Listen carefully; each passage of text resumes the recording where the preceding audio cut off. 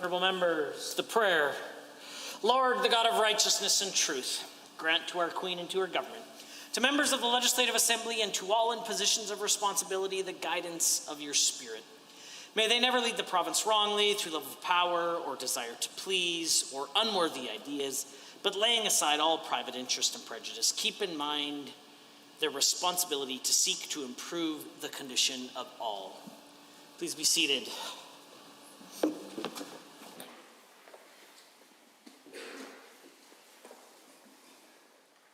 Honourable members, go ahead. It's okay. Honourable members, before we proceed with the afternoon routine, I would like to acknowledge the 5th anniversary of the election of the member to this Assembly. I would like to ask the Honourable, the Associate Minister of Mental Health and Addictions, to please join me here at the dais. Many of you will know that the Honourable Member served a 3-year term, and then today marks the 5-year anniversary, so it's my sincere pleasure to commend the Honourable Minister on his election as the MLA for Calgary Foothills and congratulate you on reaching this milestone, as well as your dedication to your service and your constituents. In the name of keeping all protocols, I invite you to grab your pin and congratulations.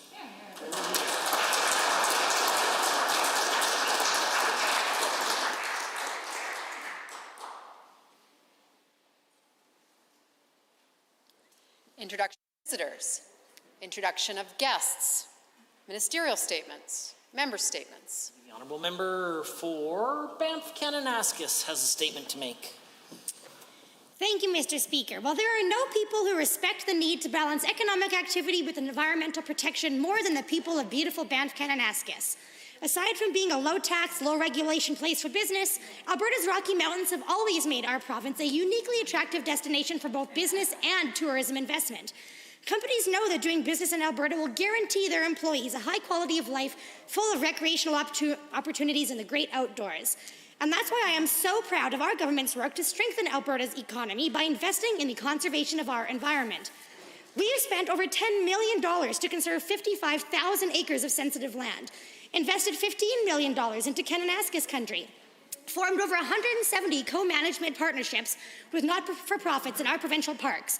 We've hired over 20 conservation officers to protect our eastern slopes and doubled a provincial park in northeast Alberta to become the largest area of protected boreal forest in the world. And recently, we announced that we would be transitioning Alberta to a circular economy to reduce waste in Alberta landfills by shifting the cost and management of recycling off of municipal taxpayers and onto the private companies who produce and consume these goods, ensuring that materials such as paper and plastics are reused, recycled, and remanufactured in Alberta, not dumped in a landfill. Not only is this exciting news for people like me who meticulously clean our sour cream containers for recycling and do our laundry with woolly dryer balls instead of dryer sheets, but this is expected to grow recycling to a $148 million industry in Alberta and reduce our emissions by the equivalent of 120,000 cars every single year. And on top of it all, our government also is establishing an environmental social governance secretariat who will help our energy producers continue their world-leading production and environmental standards while making sure that global investors know just how environmentally conscious we are. So in 2 short years, Mr. Speaker, our government has invested an unprecedented amount into conservation of our environment, and that is a legacy that I am proud of. The Honourable Member for Lethbridge West. A year into COVID-19, Albertans are witnessing some of the most regrettable leadership by a premier in Canadian history, with mass unemployment and loss of public confidence in UCP decisions. For a year, the premier could have taken concrete action to help workers and the businesses they work for.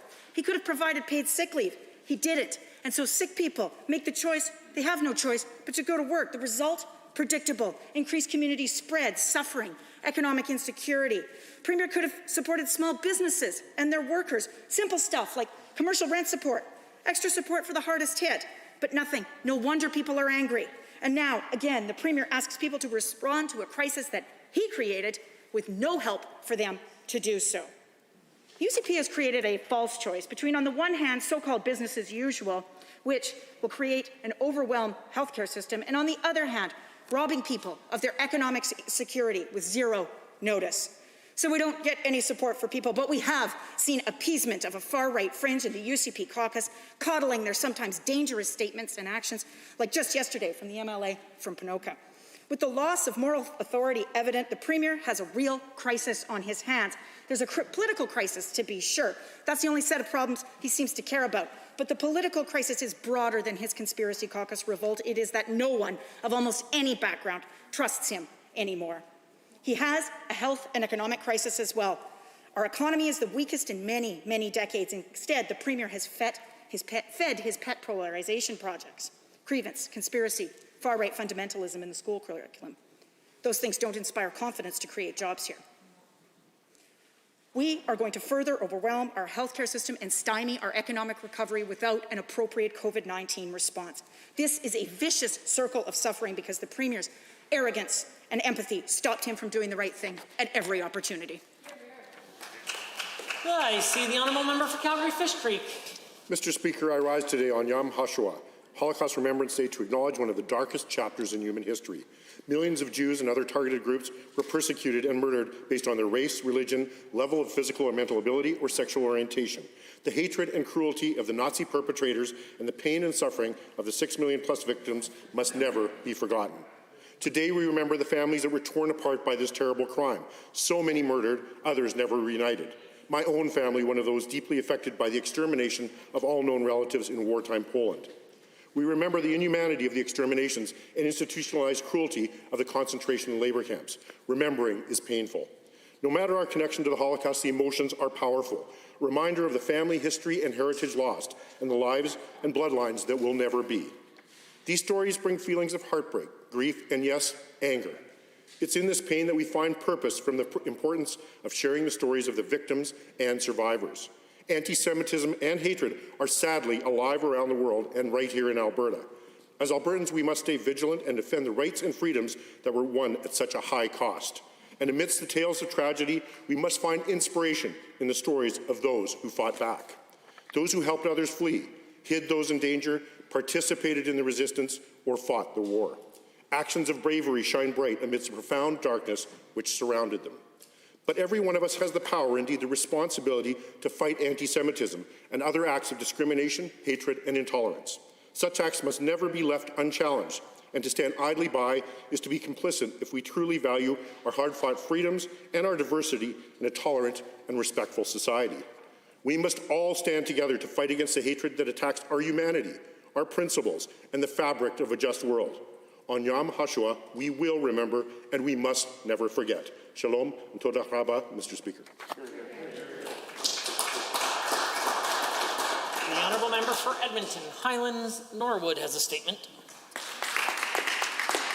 Teachers, students, parents, grandparents, babies. These were just some of the folks who I met rallying yesterday in Calgary to reject the UCP's regressive curriculum. This government can try to dismiss our concerns as the opposition, but it's getting harder and harder for them to ignore the pleas of tens of thousands of Albertans. People are fired up because they care, because this is about what's best for kids. And since this government, I'm sure, will claim that they've only gotten 7 or so emails on this topic, allow me to share with you just the tiniest fraction of what we've heard. Rebecca from Spruce Grove. This curriculum is an attack on Alberta's teachers, Alberta's children, and will have devastating, far-reaching effects for generations to come. Jocelyn from Sherwood Park. You can teach all the facts in the world, but if you don't build curiosity and creativity, you're not engaging learners or promoting lifelong learning. Joshua from Falher. In a time where students are often challenged with finding relevance in our current curriculum, this new one is completely irrelevant. Carla from Calgary. The vast majority of students who speak English as a second language, have learning disabilities, or neurodivergences will be left behind. And Mosey from Edmonton notes that a successful curriculum looks like a young Indigenous student still living the effects of intergenerational trauma, being able to believe that school is a welcoming place where she belongs and where there is evidence of truth and reconciliation in every grade level. Premier, these are real Albertans with personal connections to the curriculum. These are folks with genuine concerns. They must be heard. They will keep demanding better from their government because our kids deserve a modern, evidence-based curriculum, and we won't accept ever that they deserve anything less. The member for Livingston-McLeod, please. Thank you, Mr. Speaker. This pandemic and the public health restrictions have had negative impacts on the mental health of many Albertans. This is scary because mental illness can often be difficult to notice. Men are much more likely to hide their mental health issues for fears that they may be viewed as weak or unmanly. These fears are stronger among rural Albertan men, especially if they are in the trades or farmers. But, Mr. Speaker, acknowledging your mental health concerns does not make you weak. Mental illness can affect the most hardened roughneck or the most stoic of farmers. And although mental illness is often hidden beneath the surface and may seem inconsequential compared to the other stresses of the day, untreated mental illness can have dangerous results. We can see this through the disturbing trend of family violence and addiction issues that have increased since the pandemic began. And, Mr. Speaker, there are certain professions where the mental health concerns are less apparent, but even more impactful, such as in farming. According to a 2016 study by the University of Guelph, quote, farmers face higher levels of stress, anxiety, depression, and a higher risk of burnout than the general population, unquote. Farmers face a tremendous amount of uncertainty due to the weather and many other factors, and they often experience long periods of isolation during many parts of the year. I've seen it in my own experience with my own dad, seeing the lights of his combine in the middle of a dark field as he worked late to finish the harvest. Farming is an essential and deeply respectable occupation, but it can also be a very lonely one. And this pandemic, along with the public health restrictions, has made it even more difficult. Mr. Speaker, I urge everyone in this House and across Alberta to please pay attention to your mental health and to the mental health of others. Please know that you are not alone, and there are fantastic resources available if you struggle with mental illness or addiction. And let's be kind to one another, because we never know if someone is quietly going through their own mental hell. Thank you. The honourable member for Edmonton Northwest, please. Well, thank you, Mr. Speaker. Last week, we learned about the further impacts to reckless cuts this UCP government has had on our post-secondary institutions. At a virtual town hall, University of Calgary President Ed McCauley made it clear that his university's budget has been cut by 18% since 2019, resulting in the loss of 550 jobs and 200 initiatives at the University of Calgary alone. These cuts are in addition to the devastating cuts we saw at the University of Alberta and other institutions. We know last year the U of A expected to eliminate 650 jobs by 2022, a number that will increase with additional cuts that we're seeing from this UCP government. These layoffs are devastating to the families of employees and will force them to look for jobs at a very difficult time. Loss of 550 employees is also a loss to the students at the U of C, to the City of Calgary, and to the province as a whole. Their work was important to the student experience and supporting projects that were having an impact on creating new economic opportunities. Their contributions were important, and their loss will be felt deeply at the University of Calgary. U of C Student Union President Frank Finley recently warned that this reckless approach can also lead to a brain drain, with more and more of our most talented and best educated young people leaving the province of Alberta. We can simply not afford to do this. It will cost us much more long-term than the minister could ever save in the short term. And we know that this could only get worse. We know that the government is looking for further cuts, for an example, by implementing performance-based funding models. We know what this will mean: further job losses, reduction in services, and more costs downloaded to students. At a time when the minister should focus most on creating new opportunities and creating the best experience for our future leaders, this minister is simply added to the unemployment line and reducing job opportunities in Alberta. The member for Fort McMurray-Lac-La-Biche. Thank you, Mr. Speaker. Alberta is filled with intelligent, talented youth, and I want to shine a light on three amazing young women we have in northeastern Alberta. This March, Arushi Vasal, a grade 9 student at Westwood High School in Fort McMurray, received a National Gold Medal from the Royal Conservatory of Music for her music speech arts examination. She had to compete with hundreds of other students from all across Canada. During her exam, Arushi presented a scene from a Shakespearean play, performed a monologue, recited poetry, and gave a self-written speech. Last year, another young woman from my area made headlines when she was cast as Tiger Lily in the upcoming film Peter Pan and Wendy. In 2019, Alyssa Wapanak was selected for a $20,000 grant to create a short film as part of her first Indigenous storyteller edition of the TELUS-funded story program Story Hive. And then she wrote, produced, and directed a short film called The Boy and the Braid, exploring the experiences Indigenous boys face growing up in today's society. And recently, a grade 12 student at École McTavish was the very first Canadian to win the Breakthrough Junior Achievement Challenge. This international competition challenges youth to bring their creative talents to science by making a short video on life sciences, physics, or a math concept. 17-year-old Miriam Sugai rose to the top, beating 5,600 applicants and 30 semifinalists. She was awarded a $250,000 US scholarship, $100,000 for her school science lab, and $50,000 for her teacher. But she wasn't in it for the reward. In Miriam's own words, she said, "I did it for the sake of the challenge and the fun of it." Mr. Speaker, as you can see, there is absolutely no shortage of youth talent in northeastern Alberta. I am so proud of the accomplishments of these young ladies. The honourable member for Edmonton Castle Downs has a statement. Mr. Speaker, when we were in government, I was honoured when the Premier approached me to be the military liaison for the government, the first woman in Canada to hold that position and the first NDP representative in Alberta. As the military liaison, I worked with regular and reserve force members, veterans, and families to ensure that they were supported by the provincial government, and together we made real, meaningful changes. The reality of military life is that they frequently move, taking their children and spouses with them. This means changing schools, changing doctors, changing careers. To address these issues, we created a cross-ministerial working group along with regular and reserve force members, veterans, and families to find out what supports were needed. We also created a working group with all Alberta Military Family Resource Centres and the Lieutenant Governor. Coming from all of this work, Alberta took the lead in Seamless Canada, a national initiative to assist families in transitioning from province to province. We opened the Veteran Service Centre, which provides housing and wraparound services for homeless veterans. We stood with the military and legislated Post-Traumatic Stress Disorder, PTSD, Awareness Day. We increased access to PTSD service dogs for military and first responders under the Service Dogs Act and added agencies to train these dogs, increasing annual availability from 20 animals per year to 170.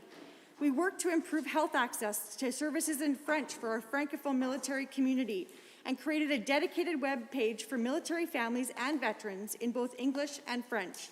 Mr. Speaker, appreciation for the sacrifices made by our Canadian Armed Forces members, whether current, veterans, or families, cannot be understated. This would be especially appreciated now, since April is the month of the military child. I am proud of the work the NDP did. I am proud to continue as a military liaison for the NDP caucus, and I know the Alberta NDP and our leader will always stand by the Canadian Armed Forces. The honourable member for Airdrie East. Mr. Speaker, now more than ever, we must stand up to the unfair treatment Alberta has experienced for decades. We must speak of a fair deal for Alberta. It is about just that, securing a fair deal in Canada and advancing our vital economic interests. Albertans are always prepared to do the heavy lifting, and we are proud to continue helping Canada flourish, but we need to be treated fairly. Mr. Speaker, I was baffled last April when Prime Minister Justin Trudeau stood in front of media and announced that to Canadians, that his government is increasing the carbon tax by 33%. The increase from $20 to $30 per ton of carbon emissions put an untold stress on farmers, small business owners, and grocers, and they are planning to increase it again by $10. When Justin Trudeau ran for Prime Minister in 2015, he told Canadians that his environmental agenda, namely his carbon tax, would grant social license to energy projects and make it easier for producers to get their products to market. The Western Canadian Wheat Growers Association pleaded with the government to delay the increase. Families are struggling enough as it is, and the last thing they need is an increased tax. But as usual, they did not listen. We need a federal government that will fight for Albertans and all Canadians. We need a fair deal. What does a fair deal look like for Alberta? It looks like Ottawa standing up for the lives and livelihoods of all Albertans. It looks like receiving fair funding allocations from Ottawa, better representation for Alberta in the House of Commons, and supporting Albertan oil and gas instead of importing from foreign sources. The Prime Minister's inaction on the cancellation of Keystone XL by the Biden administration has called into question his entire environmental and energy agenda while threatening the livelihoods of thousands of Albertans and Canadians. Ottawa needs to step up. Honourable members, it is now 1:50, and that makes it oral question period. And the Leader of Her Majesty's Loyal Opposition has the call. Thank you, Mr. Speaker. 2,000 Albertans lost to COVID-19. Mr. Speaker, in the flurry of news yesterday, our province crossed a tragic milestone. Our hearts are with their families. We owe it to them and to all Albertans to do everything we can to stop this virus.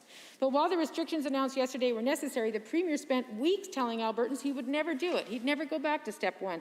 The writing was on the wall, yet he refused to plan for this possibility, and now Albertans are paying for it. Premier, why did your announcement yesterday include 0 new supports for businesses and for workers? The Honourable the Premier. Mr. Speaker, most of what the Leader of the Opposition just said is false and untrue. I was clear in the last week of January when we launched the Path Forward that if we saw exponential growth return in a way that could threaten our healthcare system, that we would step in with additional targeted measures to protect public health, to protect people's lives. That's what we did yesterday, Mr. Speaker. And in the announcement yesterday, we did announce that there will be additional support for businesses affected by these measures. The details will be announced in the very near future. The Leader of the Opposition. Mr. Speaker, Alberta business owners and Alberta employees are still waiting on programs announced months ago. They can't afford to wait even longer. Now, building public trust necessary for health measures requires strong leadership. Instead, what we have is 15 government MLAs raging against them. The member for Lacombe-Panoka is telling Albertans that health officials are spreading fear. This sows mistrust, and it's going to make this last even longer. If the Premier is going to ask Albertans to comply with health orders and show leadership that even he cannot, why won't he at least give them supports while doing it? The Premier. Well, Mr. Speaker, we have distributed over $500 million in cash support to Alberta businesses, just in the small business relaunch grants, but Mr. Speaker, billions of dollars of other support through things like WCB premiums, tax abatements, and so much more. Mr. Speaker, with respect to MLAs who have stated their position, in this province we believe in freedom of speech, we believe in democracy. Well, at least the Conservative Party does, Mr. Speaker. I know the NDP does not tolerate any variance of opinion, but this government does. The Leader of the Opposition. Well, Mr. Speaker, instead of preparing for the inevitable reimposition of restrictions, this Premier has been distracted by the so-called free speech within his caucus, which is all about rejecting and undermining public health rules. Albertans deserve a government that respects science, that respects the law, that supports public health. Instead, they've been fighting amongst themselves, and they haven't been doing the work that Albertans expect, which is preparing with actual programs and actual checks to workers. Why haven't you done the job? Mr. Speaker, it says all you need to know about the NDP, that they regard a fundamental constitutional right of freedom of speech as a, quote, so-called right, with scare quotes around it, Mr. Speaker. Mr. Speaker, this government has acted to protect lives, to protect our healthcare system, but also to minimize the negative damage of restrictions on the broader health of our society, something which the NDP refuses to acknowledge. They're the lockdown party. They wanted us in a hard lockdown from day one. They wanted the schools shut, most businesses shut. Thank goodness they're not in government, Mr. Speaker. The Leader of the Opposition is the one with the call. Well, Mr. Speaker, the Premier's caucus's rejection of science is going to undermine public health orders and put Albertans at risk. Speaking of science, let's talk about this curriculum. Treaty 6 chiefs say it furthers systemic racism. Educational experts say it isn't age appropriate. Tens of thousands of Alberta parents are organizing against it. The draft is such a mess that several school boards are refusing to pilot it. Yesterday, when asked about this, the education minister stated if they didn't pilot, they won't get to give their feedback. Why is the Premier punishing school boards for not experimenting on kids with a broken curriculum? The Honourable the Premier.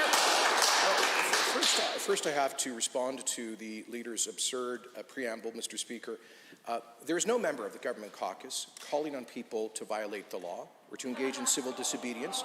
There are members of the Government Caucus who have different views on the best way to address the pandemic in policy. Mr. Speaker, if elected representatives cannot speak their minds about matters of policy, then what are they elected to do? Mr. Speaker, with respect to the curriculum, I'm proud, Mr. Speaker, to see a wide spectrum of experts, of parents and others endorsing this knowledge-focused curriculum. The Leader of the Opposition. Government caucus members are elected to follow and support the law. Here's Medicine Hat Public School Board announcing their decision not to pilot the curriculum. We do not support the curriculum as presented, as it would set back Alberta's world-class education system in a manner that is damaging to the learning and well-being of our students. But while we won't pilot it, we are committed to working with Alberta Education to support its review and will provide feedback as soon as we're able. Can the Premier commit to this board that, notwithstanding what his education minister said, that they will be allowed to provide feedback and they will not be punished? The Honourable Premier. Mr. Speaker, the only person in this place who's obsessed with words like punishment is the Leader of the NDP.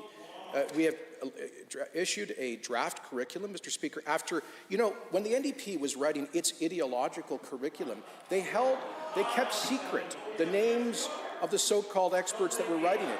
They were afraid of the sunlight of transparency. We committed to Albertans to do this in an open and transparent way, to consult not just unions, but also parents. We've done that, and now we'll take on board advice, constructive criticism from all manner of stakeholders, Mr. Speaker. The Leader of the Opposition.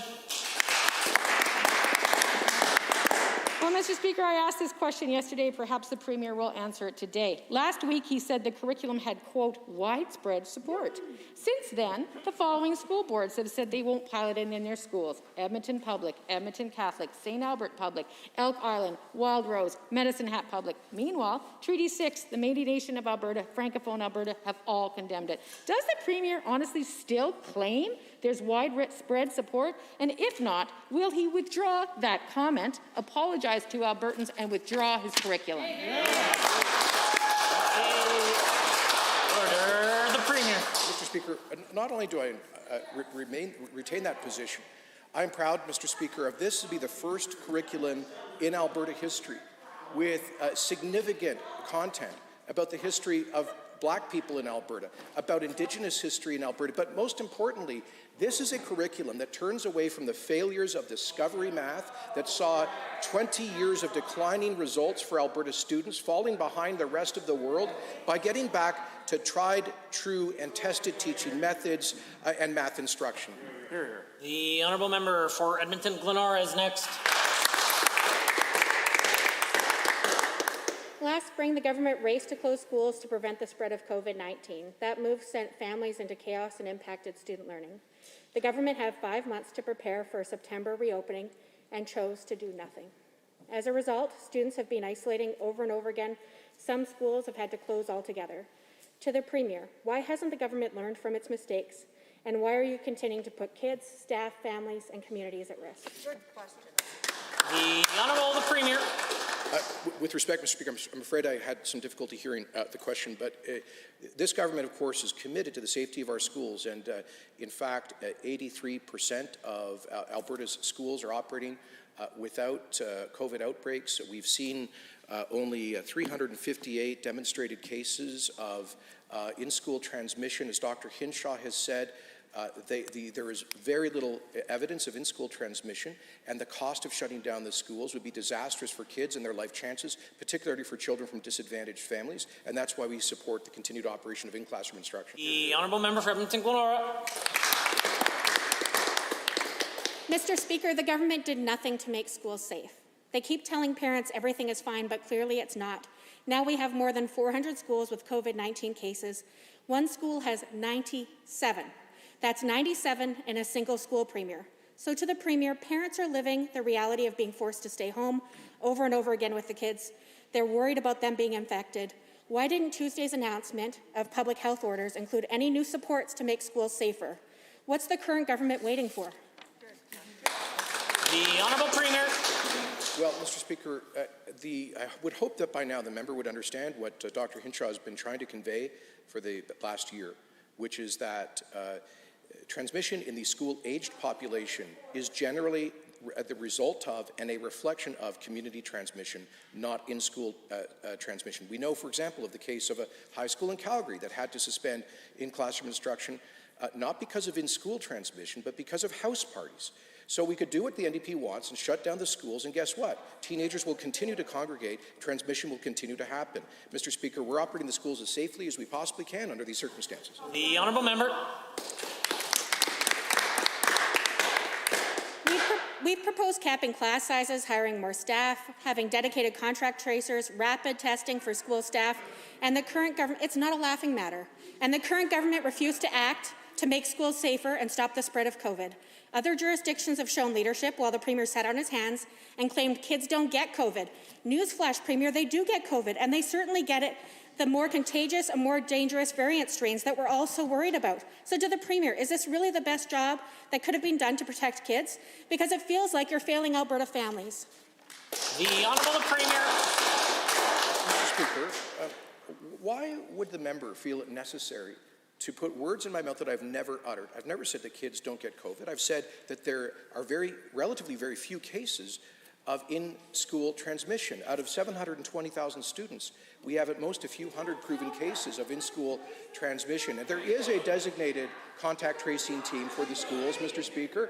As Minister of Education will confirm, that expert investigatory team has been turning around cases within 24 hours. And there also is the rollout of rapid testing in dozens of schools across the province. The Honourable Member for Edmonton City Centre has a question.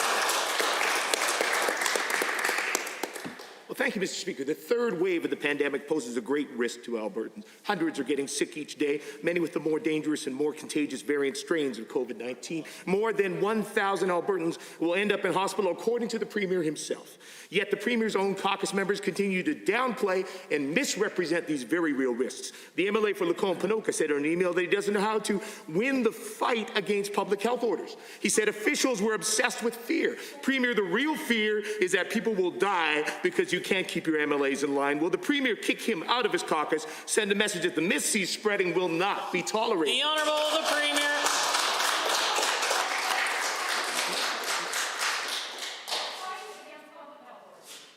Mr. Speaker, yesterday the government announced important measures to ensure that we protect our healthcare system lives from the, Mr. Speaker, the NDP leader. I can't even hear her heckling, Mr. Speaker. All I know is they continue to disrespect this place while this government continues to act in order to protect lives, but also livelihoods, Mr. Speaker. With respect to MLAs, the notion that members speaking to government policy jeopardize people's lives is absurd and insulting. Member for Edmonton City Centre. What's absurd, Mr. Speaker, is the member of Drumheller-Stettler joining this crusade against the health of Albertans by writing on social media this morning that he doesn't support the public health measures. 2,000 Albertans have died, Mr. Speaker. The Premier's own caucus, they're focused on undermining public health measures, so perhaps hundreds more will too. And instead of condemning his own members, this Premier turns to Albertans and blames them for the drastic rise in cases we've seen in recent days. To the Premier, why doesn't he admit that the blame lies with himself and his caucus members who are supposed to be leaders in the community, but instead are actively undermining the very rules we need to keep people alive? The Honourable the Premier. Mr. Speaker, I sometimes think that the NDP's favourite word is blame. That's all they're interested in is blame. Mr. Speaker, no one is to blame for COVID.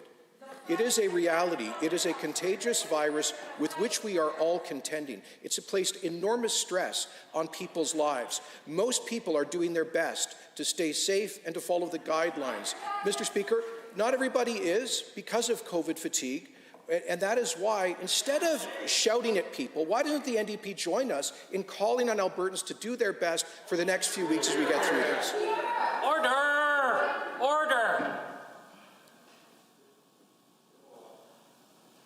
The honourable member. Mr. Speaker, we have been supporting Albertans while this Premier has been absent. The MLA for Airdrie East also joined in the campaign, jumping on social media to tell those already campaigning against public health, quote, please don't lose hope. You're not alone in this fight. You know who needs help? Our healthcare workers and public health officers, our doctors who gathered in Calgary today to warn that hospitals are going to be overwhelmed in a matter of weeks, even with new restrictions to the Premier. They've put their lives on the line for a year. They faced their toughest challenge today. Explain to them why your MLAs seem set on sending even more people to hospital with dangerous myths and rhetoric about COVID-19 after it's killed 2,000 people. The Honourable the Premier. Mr. Speaker, thanks to the tremendous response of Albertans to this historic challenge. We, as a province, have done well in rising to the challenge, Mr. Speaker. While we mourn the loss of 2,000 lives, we also note that the per capita fatality rate in Alberta from COVID-19 is substantially below that of the national average of the United States and of Europe. But, Mr. Speaker, the alternative policy that the NDP supports is a permanent, hard lockdown that would be devastating to people's lives. Thank goodness they're not there to inflict that on people. The Honourable Member for Banff Kananaskis. All right. Thank you, Mr. Speaker. Alberta is uniquely positioned for economic relaunch thanks to our experienced and entrepreneurial people, who I've always said are our best natural resource. That's why Budget 2021 contained measures to not only help our economy rebound, but to grow and diversify it. $50 million for film, $30 million for tech, $166 million for innovation, $22 million for tourism, $500 million for growing other sectors like pharmaceuticals, and more. So can the Minister of Jobs, Economy and Innovation please tell this House more about our government's plan to diversify Alberta's economy? The Honourable Minister of Jobs, Economy and Innovation. Thank you, Mr. Speaker, and thank you to that member for the question. Our recovery plan is the largest diversification effort of my lifetime, Mr. Speaker. And when it comes to a couple of the items that they've hit on, film and television, for example, we're off to our best year on record, Mr. Speaker, in film and television. We actually have private sector investment going into film studios right now in Calgary, Mr. Speaker, and many of them want to shoot in the beautiful constituency of Banff Kananaskis. When it comes to tourism, we want to have that rebound in tourism as fast as humanly possible. That's why we put an additional 50% into Travel Alberta in this budget, because we want to get people back in this province once it's safe to travel, Mr. Speaker, and have them enjoy our beautiful outdoors. The Honourable Member for Banff Kananaskis. Well, thank you, Speaker, and thank you, Minister. Well, given that countries around the world have endured a global economic crash over the past year, but that news outlets, major banks, and even the Conference Board of Canada have been reporting good news announcements about our province's economy, including almost daily private sector announcements, and announcements that we are going to lead the nation in both GDP and employment growth this year, can the same minister please highlight some of these good news announcements for us? The Honourable Minister of Jobs, Economy and Innovation. Thank you, Mr. Speaker. And again, they're right to point out, Alberta is set to lead the country in GDP growth and job growth right now in 2021, Mr. Speaker. We're seeing the baseline of our economy when it comes to commodities around oil and gas, the forestry and lumber sector. It comes as well agriculture. All of the foundational elements are there having a good year in 2021. We're looking forward to that continued success. We also have a whole bunch of other areas of our economy growing rapidly. The tech sector, Mr. Speaker, their venture capital record in 2020 was, again, doubling. The 100% growth in venture capital, where the rest of the country went down 30%. The Honourable Member. Thank you, Speaker, and thank you again, Minister. Well, given that Alberta entrepreneurs have potentially world-altering innovative ideas, but often lack the capital necessary to bring those inspirations to market, and given that many of those same innovators may also struggle to network during these times and raise funds, either because of challenges brought on by the COVID-19 pandemic or by being a relatively new entrepreneur, could the Minister also tell Albertan innovators just about what government grants and programs exist that could open up any opportunities for them for venture capital investment? The Honourable Minister of Jobs, Economy and Innovation. Thank you, Mr. Speaker. Last summer, we launched the Innovation Capital Working Group to give us advice as to how we could accelerate the growth of our emerging technology sector. Two items that they highlighted for us. One, access to venture capital. So we put an additional $175 million into the Alberta Enterprise Corporation. That's going to help us long-term attract that venture capital. The other part of it, research and development. So we put in place the Innovation Employment Grant, Mr. Speaker. Again, one of the best possible employment grants to encourage research and development in the entire country. That's the foundation for us to build for the future. The Opposition House Leader. 2 days ago, an outbreak was declared at the Cross Cancer Institute in Edmonton. Workers have tested positive, and tragically, one patient lost their life. In January, Medical Director Dr. Charles Butts wrote to AHS to express his frustration that, unlike other cancer facilities, the staff at the Cross Cancer Institute had not been vaccinated in Phase 1A. Dr. Butts warned that a COVID outbreak at the Cross Cancer Institute impacting the staff would jeopardize the delivery of vital cancer care. Can the Minister of Health explain why Dr. Butts' warnings were ignored and why the staff at Cross Cancer weren't vaccinated prior to this outbreak? The Honourable Minister of Health. Thank you, Mr. Speaker. And first, let me say that we would like every Albertan, including those in the cancer centre that is mentioned by the Honourable Member, to be vaccinated today. The difficulty is that we have not been receiving for the last 3 months the vaccines that we were promised by the federal government. And that means we have to be deferential to the medical advice that we were receiving, not just from Dr. Henshaw, but as well the Vaccine Advisory Committee, made up of physicians who are advising Dr. Henshaw and trying to find alignment with other provinces, and also getting advice from the NAACI, the National Advisory Committee on Immunization. The official Opposition House Leader. Given that the physicians who signed this petition stated that excluding these workers from vaccination was, quote, causing increased anxiety and uncertainty on already burdened by the pandemic healthcare workers in these settings, end quote, and given the concerns raised by Dr. Butts, who warned that without vaccinations, the quality of the cancer care at the Institute could be jeopardized, will the Minister please explain why these practitioners were excluded in the first place from being in that Phase 1A when so many other frontline healthcare workers were included? The Minister of Health. Well, Mr. Speaker, they're excluded because of the federal government not providing the vaccines that we need in this province. And I thank the Honourable Member for highlighting that, and I share with her frustration in the federal government in not being able to provide those vaccines to this province. But the difficulty was that the advice that we received from not even just the NACI, the National Advisory Committee on Immunizations, but also our Provincial Advisory Committee and Dr. Hinch on her office in trying to be able to allocate the small number of doses that we received in Q1. So anyways, thank you for the Honourable Member for having the same frustration we have with the Trudeau government. The Honourable Member. Given that AHS has now decided to offer vaccinations to the staff because of the outbreak involving a case of the variant, and given that, had the staff been vaccinated beforehand, this outbreak may have been prevented, and given that many Alberta physicians signed a petition and sent it to the Minister of Health calling for community practitioners to be granted priority vaccination, will the Minister please tell this House when all community health practitioners at Cross Cancer and others across Alberta can expect to be vaccinated, and if he can provide specifics, that would be very appreciated. The Honourable Minister. Thank you, Mr. Speaker. And yes, those health professionals who have direct contact with patients are included in Phase 2. I think it's Phase 2C. And so we look forward to those physicians and their staff and other health professionals being able to get the vaccines into their arms as quickly as possible, as soon as we are provided those vaccines by the federal government. Unfortunately, if you were to add up every vaccine that we have received since December, Mr. Speaker, a third of them were received in the last 5 days. That's the frustrating situation we face ourselves in Alberta with.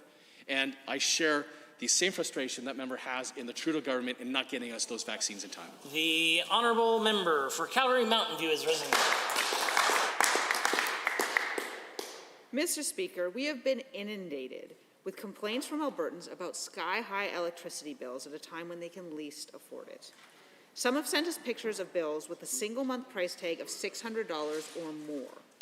Airdrie mother Lisa Gilling said her electricity prices per kilowatt hour nearly quadrupled in March. She said the bill was catastrophic to her household budget, adding, quote, "Do I cut back on groceries in order to have lights and hot water?"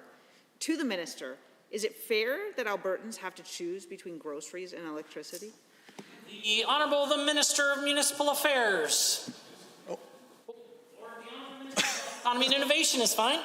Thank you, Mr. Speaker. I think it's time for a little trip down NDP lane, Mr. Speaker, and the disruption that was caused to the power market by the irresponsible decisions of the previous government, Mr. Speaker. Shame on them for even coming up in this House to talk about electricity bills when they were so irresponsible on the other end, costing taxpayers billions, Mr. Speaker. The irresponsibility of the NDP in handling the electricity file, Mr. Speaker, is a legacy they have to hand on to, similar to that member's legacy on rural crime.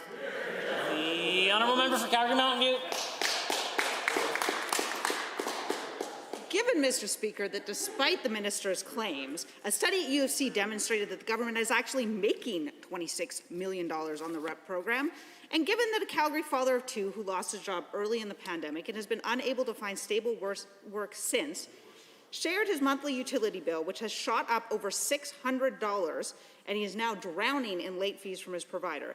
To the minister, will you today commit to re-implementing a deferral program on utilities during the third wave of the pandemic and providing some type of relief? The Honourable Minister of Municipal Affairs. Well, Mr. Speaker, it seems appropriate to answer the question, what do Albertans need relief from? Perhaps they need relief from the NDP closing down the more reliable baseload coal plants earlier than expected. As a result, Mr. Speaker, costs ever since have gone up and up and up. The folks want to know who to blame. They need to actually look at themselves. The policies the NDP put in place will have long-term damage on the affordability of electricity. Albertans know this. The NDP knows this. This is them trying to deflect their own mistakes. Order, order. Had some difficulty hearing the Honourable Minister answering the question. I didn't, however, have any challenge hearing the answer. I hope that I'll be able to hear both this time. The member for Calgary Mountain View. Given that Alberta currently has the second highest unemployment rate in Canada, and given that a recent Angus Reid poll found that the percentage of Canadians reporting that they are worse off than they were a year ago is the highest in Alberta, and given that the NDP government actually took action to protect consumers from wild price swings like the ones we're currently experiencing now, can the minister explain to Albertans why he isn't taking action to protect them from skyrocketing costs? The Honourable Minister of Municipal Affairs.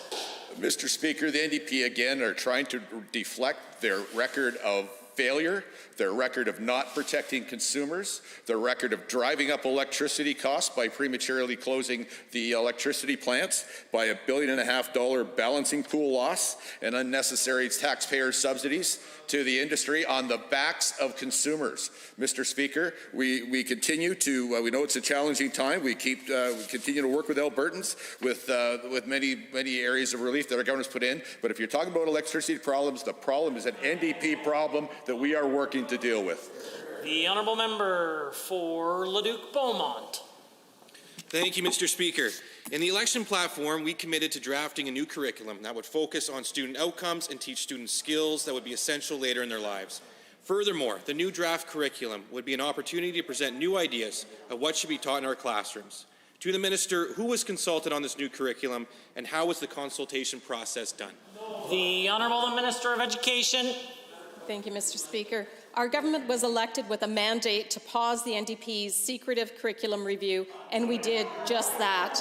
We broadened consultation for a new ministerial order on student learning, which sets the vision for curriculum development to include a wider range of views, including parents, teachers, subject matter experts, post-secondary representatives, and employers. And now we want to hear from every Albertan, so I encourage every Albertan to go to alberta.ca/curriculum.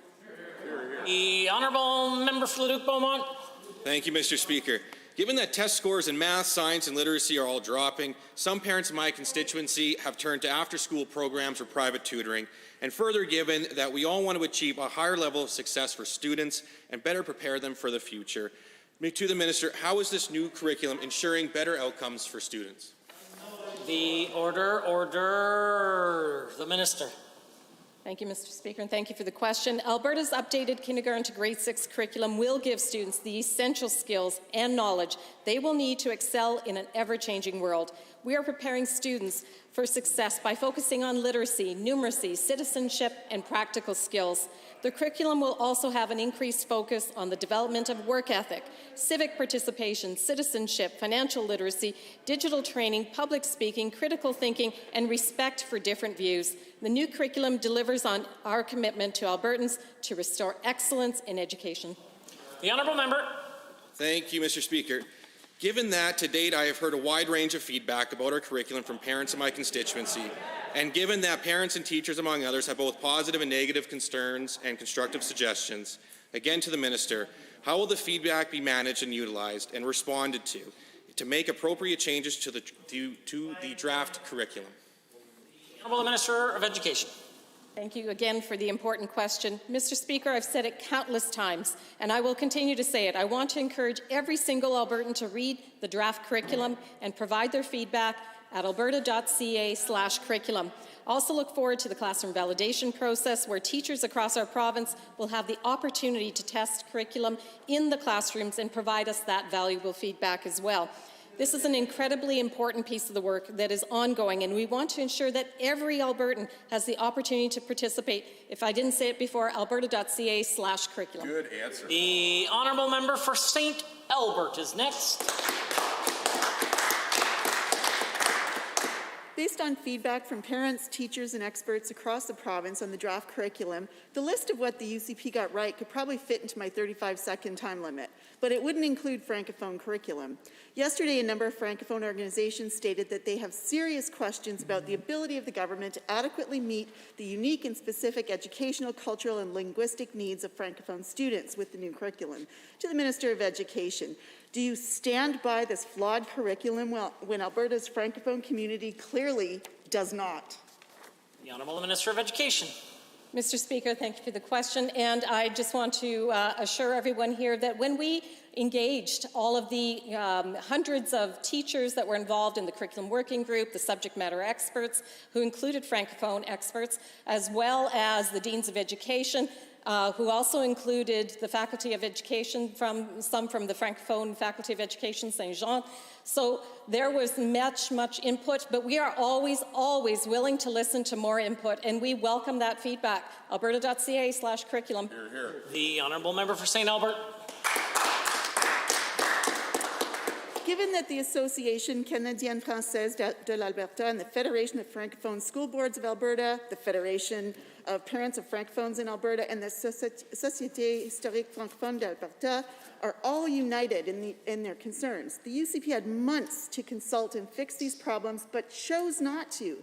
And the only mention of Francophones is in grade 4 social studies, a virtue signal that's about as meaningful as flying a flag for less than a day. To the same minister, will you stand up for the Francophone community and demand better than what this disastrous curriculum delivers? The Honourable Minister of Education.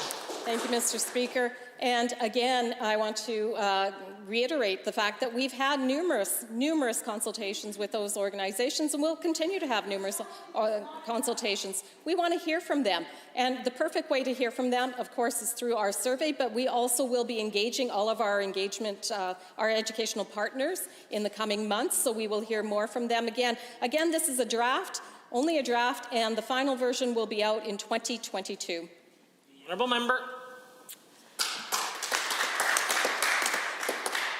Given that stakeholders view the draft curriculum as a step backwards in Francophone education, and given that despite the availability of Francophone works from Albertans and Francophone Canadians, the curriculum relies on translated, grammatically incorrect English works, and given that the consultants on this curriculum were not Francophone, and to the Minister of Education, how does forcing groups to seek legal options to improve education in this province, and how much money should taxpayers expect to spend for you to defend a curriculum that puts us backwards about 40 years?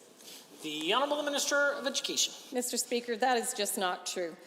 In fact, we had numerous consultations We continue to have those open-ended dialogues. As I've said, this has been the most transparent process ever. When you look at what was implemented previously, this is by far the most transparent. All of the names are up on the website. There is an ability to go on and fill in the survey. Please go and have a look at it. This is, and in fact, it's the first time ever that we've been able to provide the French curriculum at the same time as the English curriculum. That's a huge feat for us. So thank you. The honourable member for Calgary-Buffalo. Mr. Speaker, Calgary is in a jobs emergency, and yet this UCP government continues to listen to everyone but those who will benefit and use the Green Line. The Green Line project creates 20,000 jobs. It's also vital to connecting Calgary's downtown and to the economic future of the city. That's what Calgarians who will use this Green Line are saying. To the Minister of Jobs, will you commit today to do whatever it takes to begin construction of the Green Line? Calgary is the second highest unemployment rate in the province. The Honourable the Minister of Transportation and Municipal Affairs. Well, thank you, Mr. Speaker, and I listened carefully to the honourable member's question, and he said to get downtown, which indicates he's not aware that we started working with the city when the line they had planned doesn't get downtown. It actually gets to that member's riding in Inglewood, which is a beautiful neighborhood, Mr. Speaker, a beautiful neighborhood, but it doesn't connect to the rest of the line. We're busy working with the city right now to solve the technical problems to connect to the rest of the line so we can get downtown. The honourable member ought to get on board and help instead of complaining about what needs fixing. The honourable member for Calgary-Buffalo. Really a commitment. Given that the Minister of Jobs is listening to opponents of this project over those who will benefit from it, but given that the minister is also responsible for the vitality of Calgary's downtown, and given he's also responsible for actually creating jobs, although he's actually made the unemployment situation worse. To the Minister of Jobs, why is putting the people who oppose this Green Line ahead of the people who will most benefit from it, namely those who will build it, operate it, and use it, acceptable? Why is that acceptable? The Honourable the Minister of Transportation and Municipal Affairs. Well, again, the honourable member wasn't listening the first time, so I'll remind him that getting the Green Line to the downtown is actually the best way. He wants us to help fill up the buildings downtown with a line that wasn't going to get there. So now we're working with the city to make sure the line gets to the downtown, which will help not only fill up those buildings in the morning, but empty them out at night. The honourable member should have actually pre-read his questions before he said them out loud in this room. Honourable member. Given that the vacancy rate in downtown Calgary is skyrocketing, and given that the Minister of Jobs said he's going to create a committee to revitalize the downtown core, but given that the city is reporting right now in the Planning and Urban Development Committee, and it says that an important action that could be done right now to help the downtown is to begin construction of the Green Line, a project that will put 20,000 people to work and connect the downtown with another light rail transit line when finished. Come clean, Mr. Minister. Is your government trying to kill the Green Line once and for all? The Honourable the Minister of Transportation and Municipal Affairs. Mr. Speaker, just for the record, I want to thank the City of Calgary, who's been working terrifically cooperatively with us. Their technical officials, with the technical officials from transportation, to solve the gap to get the Green Line downtown, which will do all the good things the honourable member is talking about. This is what we're at. We're on the same team. We're working with the city. The only one that doesn't seem to understand that is the honourable member that just asked the question.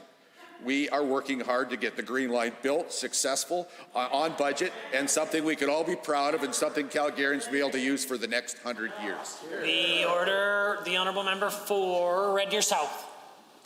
Thank you, Mr. Speaker. I stand not in anger, but to raise a voice of warning. Notwithstanding the destructive impact of COVID and a harmful federal government, neither of these facts negate the truth of our duty to compel us to confront a multi-billion-dollar structural deficit.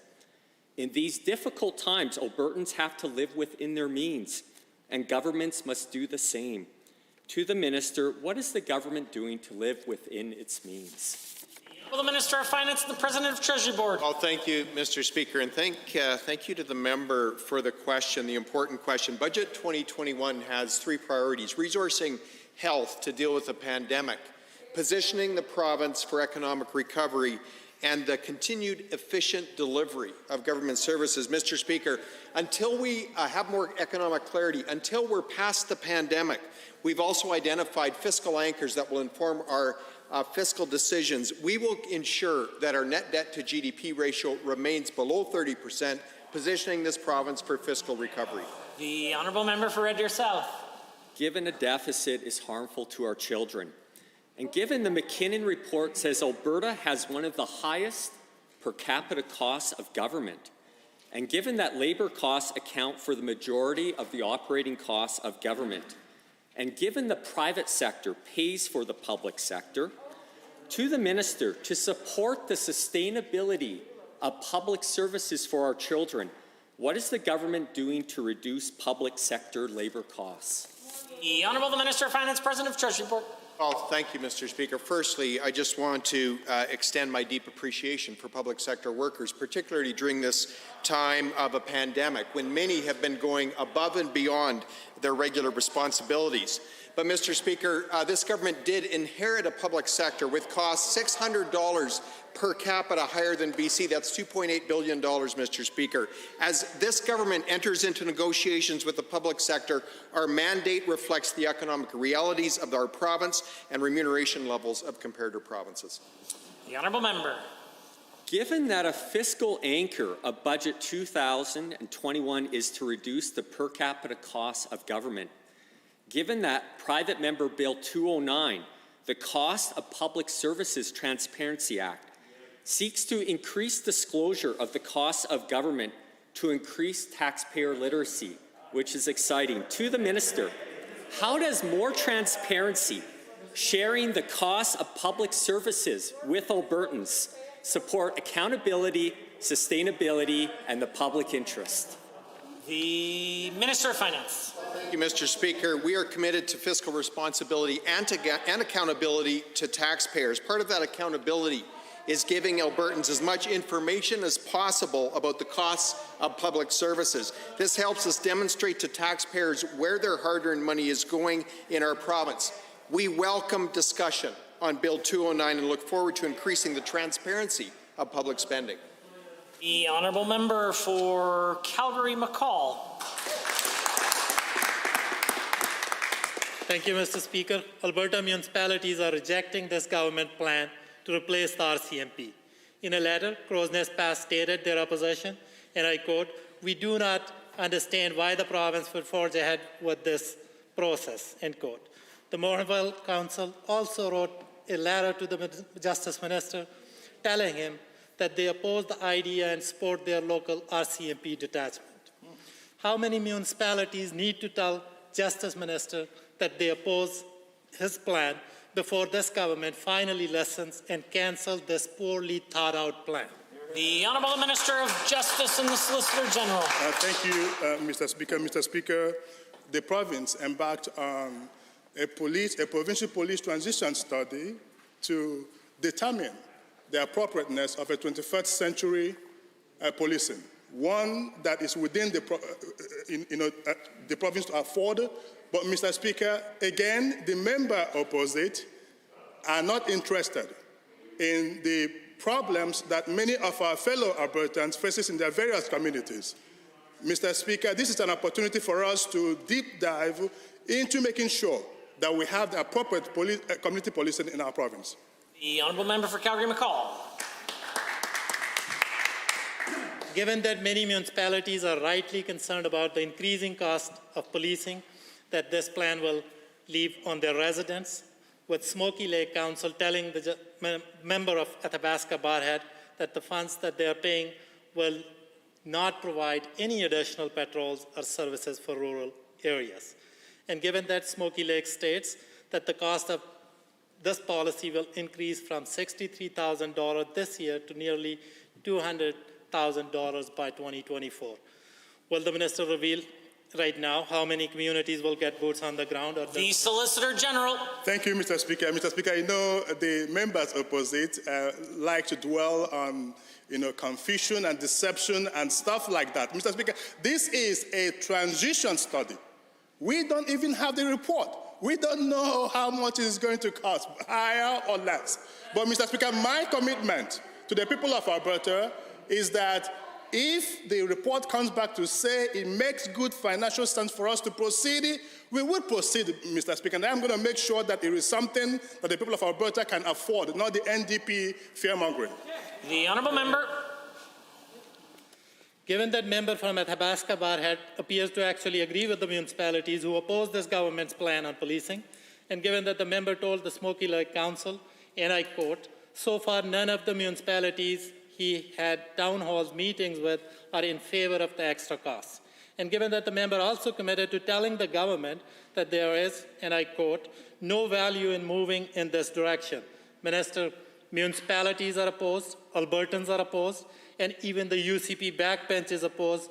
Who are you listening to when everybody involved is opposed? The Solicitor General. Mr. Speaker, I can assure the municipal partners across our province that I hear them when they raise concerns around cost.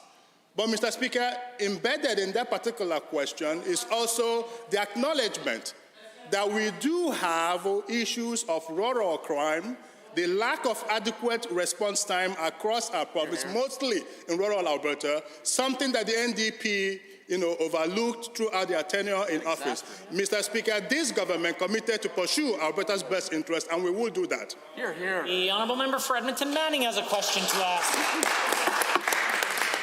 Well, thank you, Mr. Speaker. Farmers are excited about federal investment in irrigation, which will help grow their industry and ensure that they are sustainable for years to come.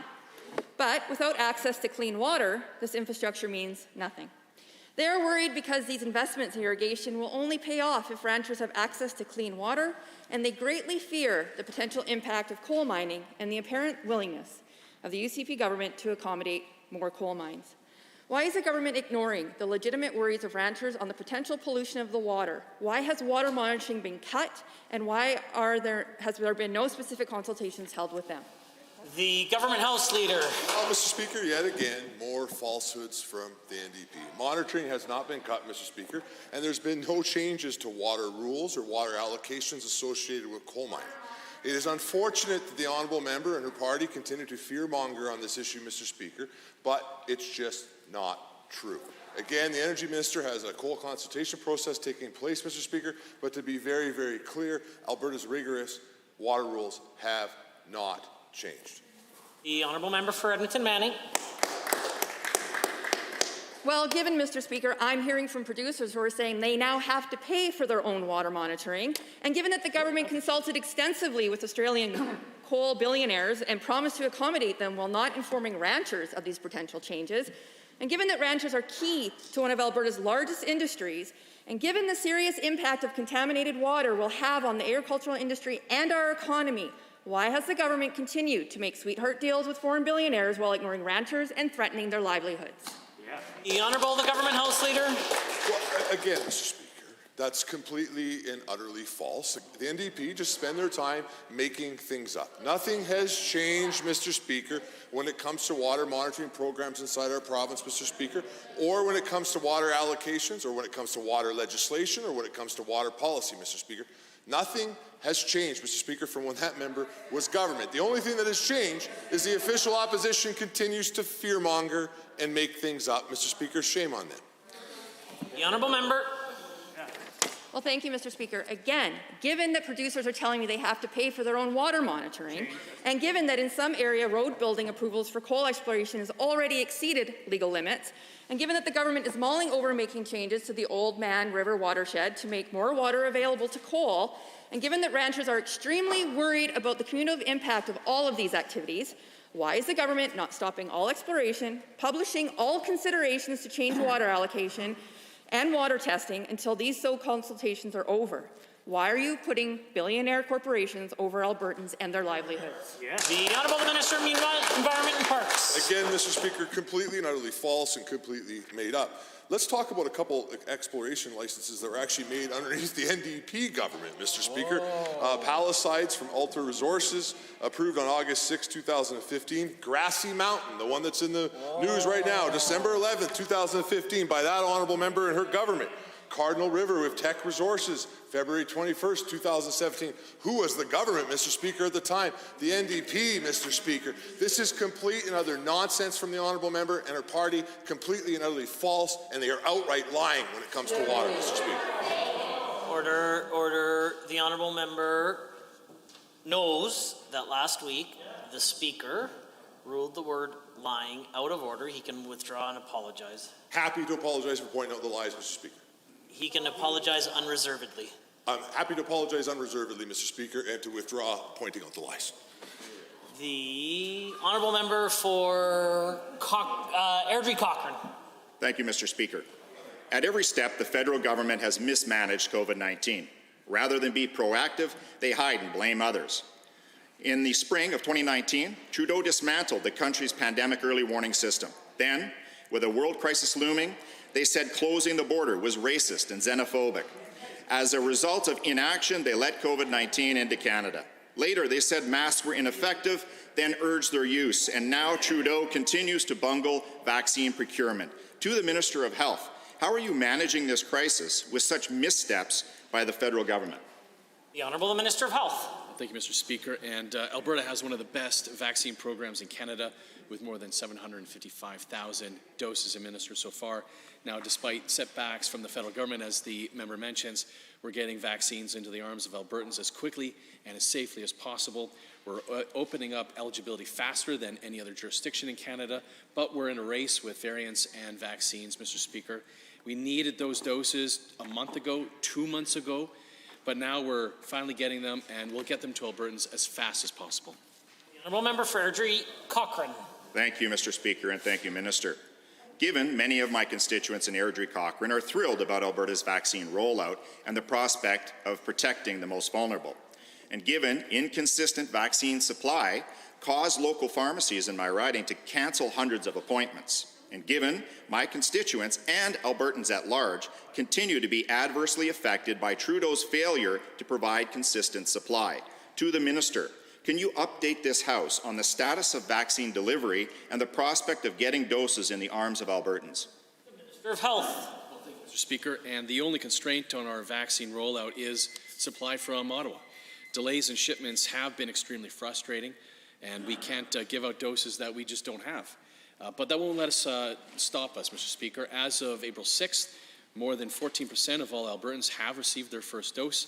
We were the first province in the country to offer vaccines to all residents in long-term care and what we call designated supported living sites across the province.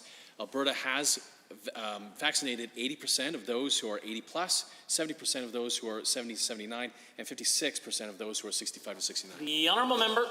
Thank you, Mr. Speaker, and thank you again, Minister.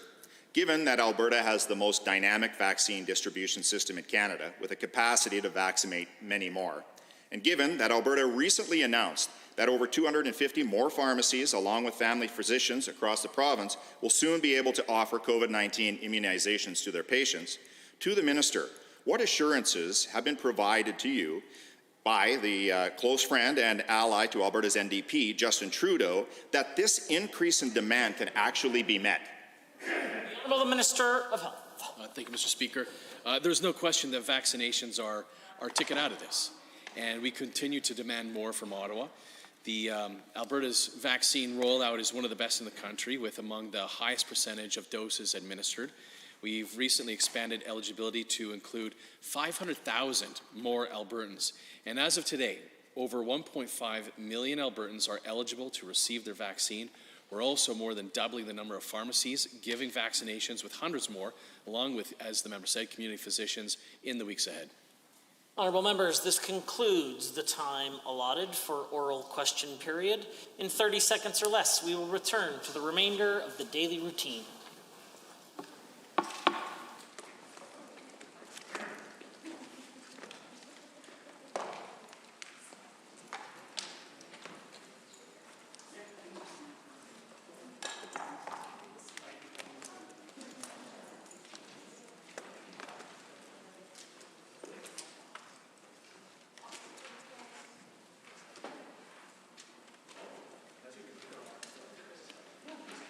Presenting reports by standing and special committees.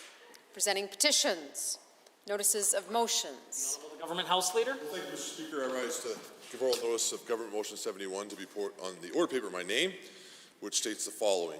A, be it resolved that despite any standing order, practice of the Legislative Assembly or the 2021 sessional calendar at any time during the second session of the 30th Legislature, the Government House Leader may, upon providing a minimum of 24 hours written notice to the Speaker, advise that the public interest requires the Assembly to sit extended hours, A, on Thursday beyond the normal adjustment hour, or B, on Friday or Saturday from 10 a.m. to 5 p.m., commencing with prayers followed by I, the ordinary daily routine to consist of those items set out in Standing Order 7.1, with oral question period commencing at 10:20 a.m., and for the purpose of Standing Order 7.7 and 8, the daily routine shall be deemed completed at 11:30 a.m.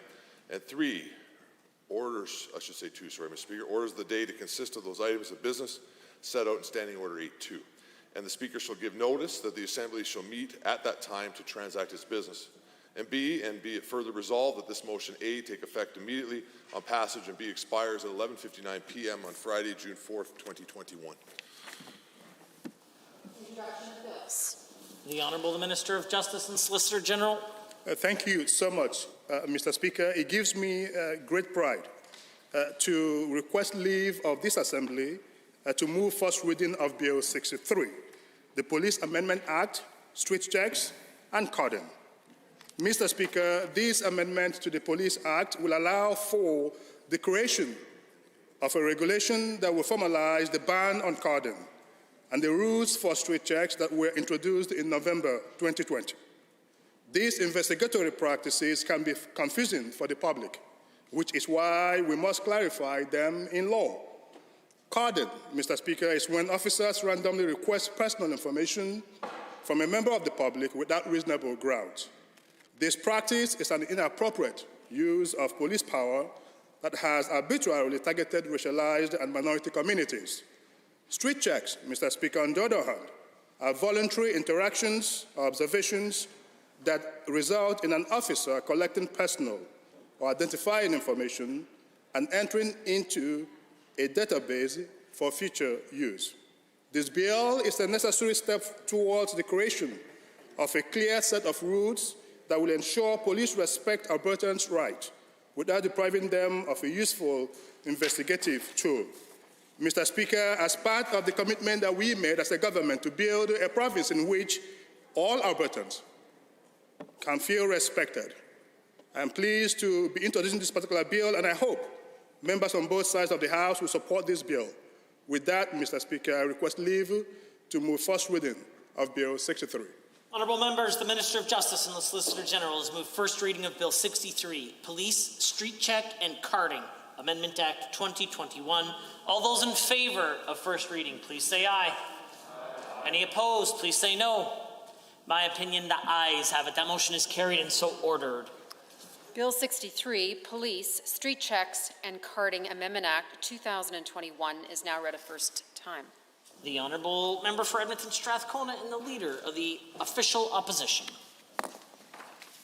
Thank you, Mr. Speaker. I rise and request leave to introduce a bill, the Eastern Slopes Protection Act. The Eastern Slopes Protection Act responds to the incredible groundswell from Albertans of all walks of life, calling for the protection of the Rocky Mountains and its sensitive headwaters for future generations of Albertans. If passed, this bill would protect sensitive lands and watersheds, including the Oldman River Basin. These lands and waters support communities, businesses, biodiversity, and the drinking water of so many Albertans. The bill upholds Indigenous treaty rights and other Indigenous rights and traditional activities.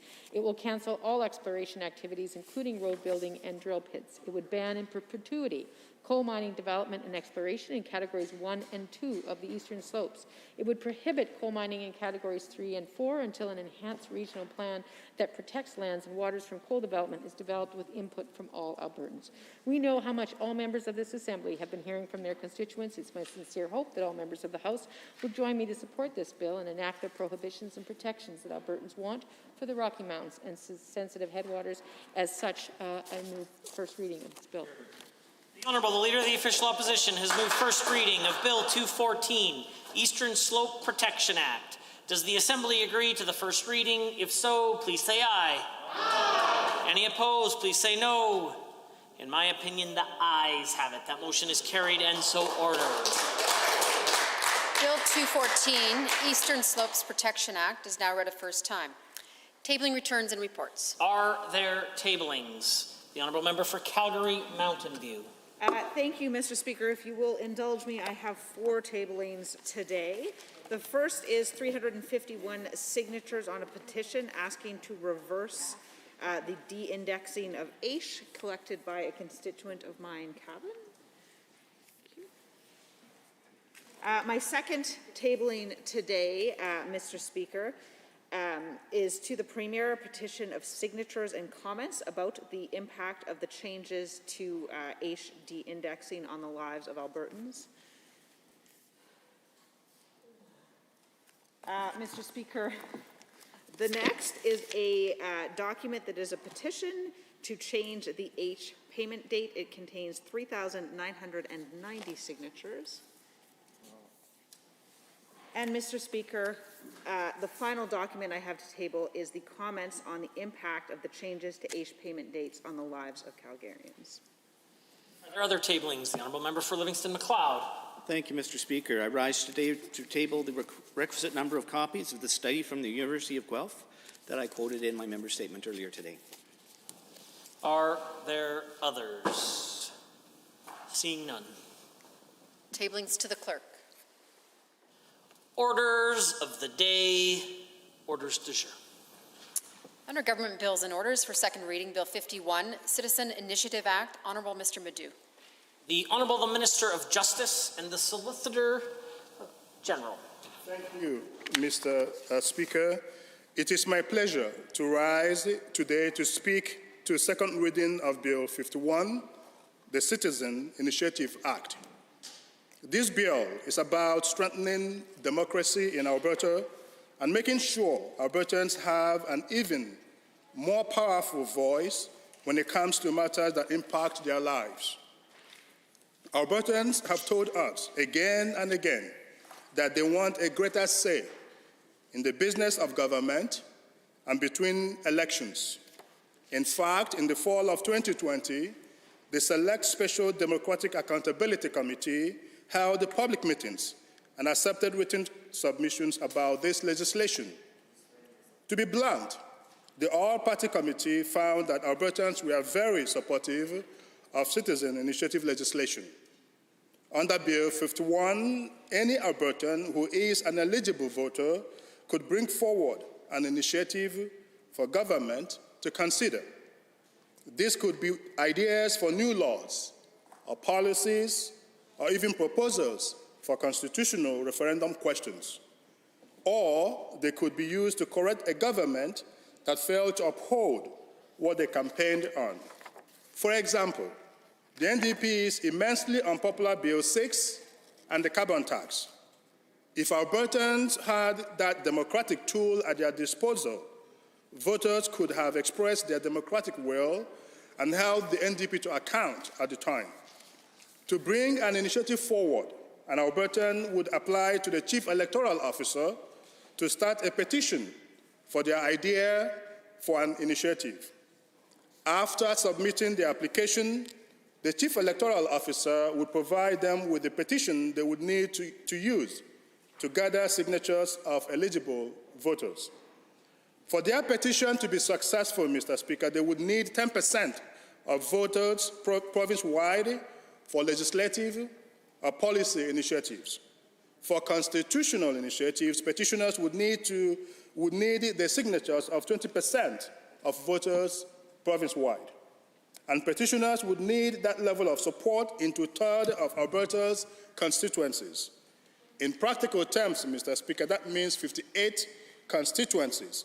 And to be clear, that is 20% support in each of those 58 constituencies.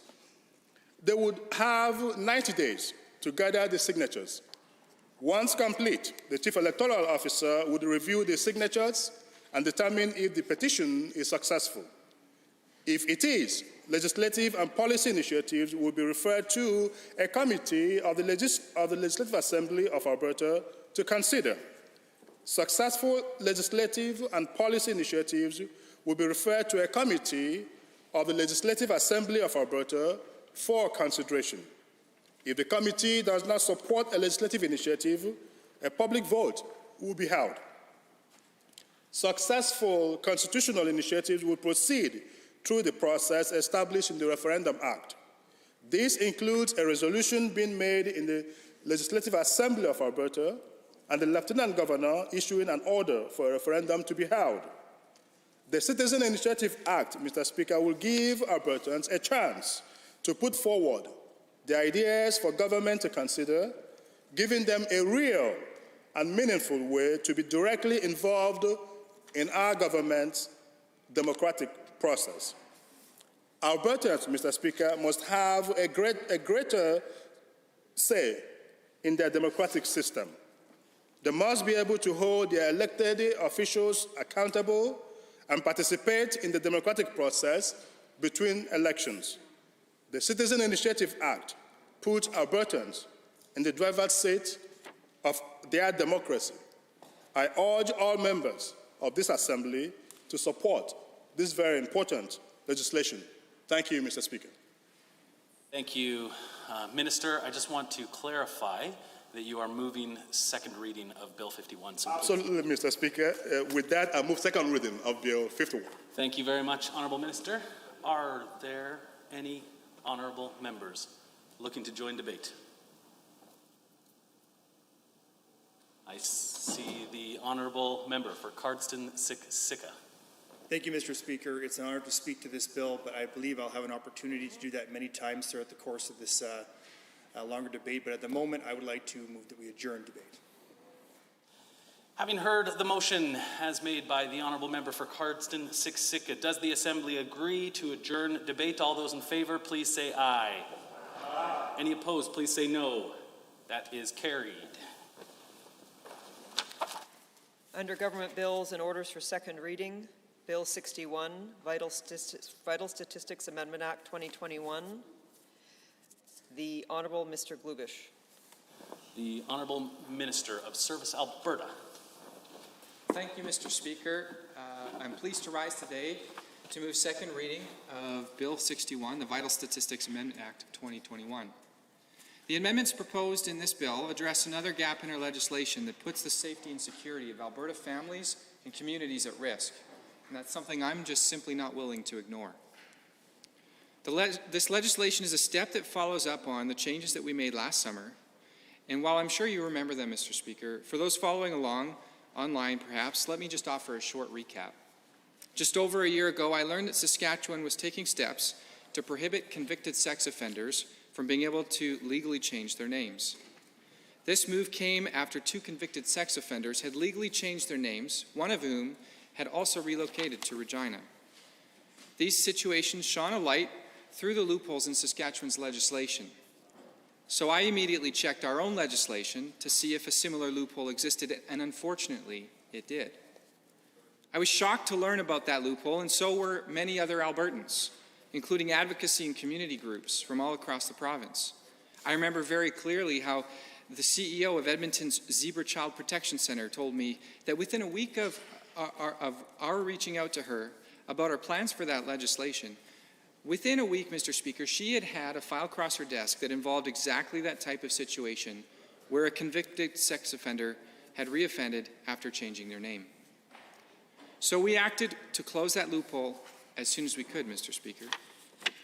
Alberta families and communities should know that such vile criminals cannot hide their identities, hide from their past, or hide in our communities. We know that survivors are left with no choice but to live with the effects of their trauma for the rest of their lives. It only makes sense that we should make sure that their offenders have to live under their own names. Mr. Speaker, the legislation that we have before us today is an important next step. The amendments in this bill will ensure that dangerous and long-term offenders will have to live with the names they were convicted under for the rest of their lives. In addition, high-risk offenders will not be able to legally change their names as long as they are deemed to be high risk. This is a simple but significant step that we can take to protect Alberta families and to keep our communities safe. Unfortunately, Mr. Speaker, just like last year, this is a real problem. In fact, only a few months ago, a dangerous offender in Edmonton made it clear that he wanted to change his name, and he wanted there to be a publication ban on that name change.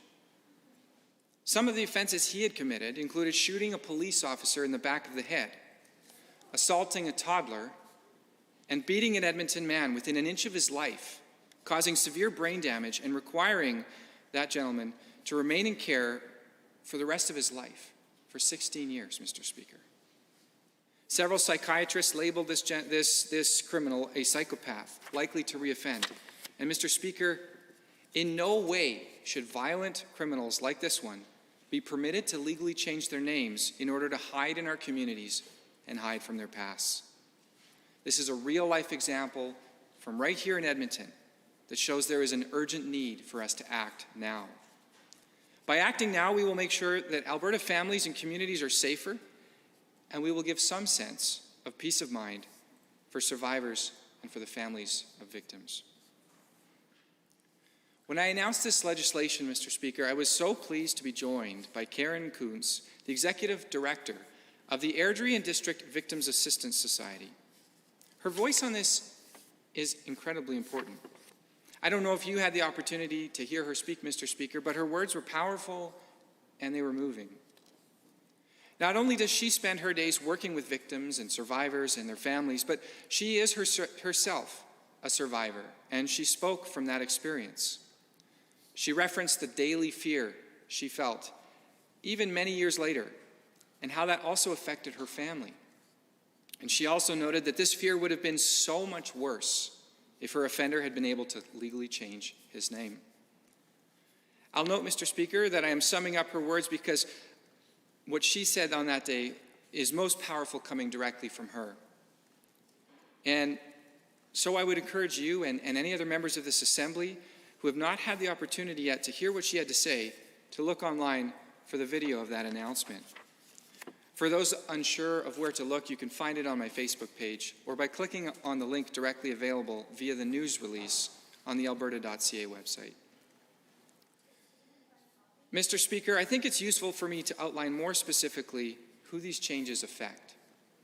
The changes proposed in this legislation affect a small subset of the most violent of criminals. For a violent convicted criminal to receive either the dangerous offender or the long-term offender designation, the Crown must have serious concerns about the crimes committed and the convicted criminal's possibility or probability of rehabilitation.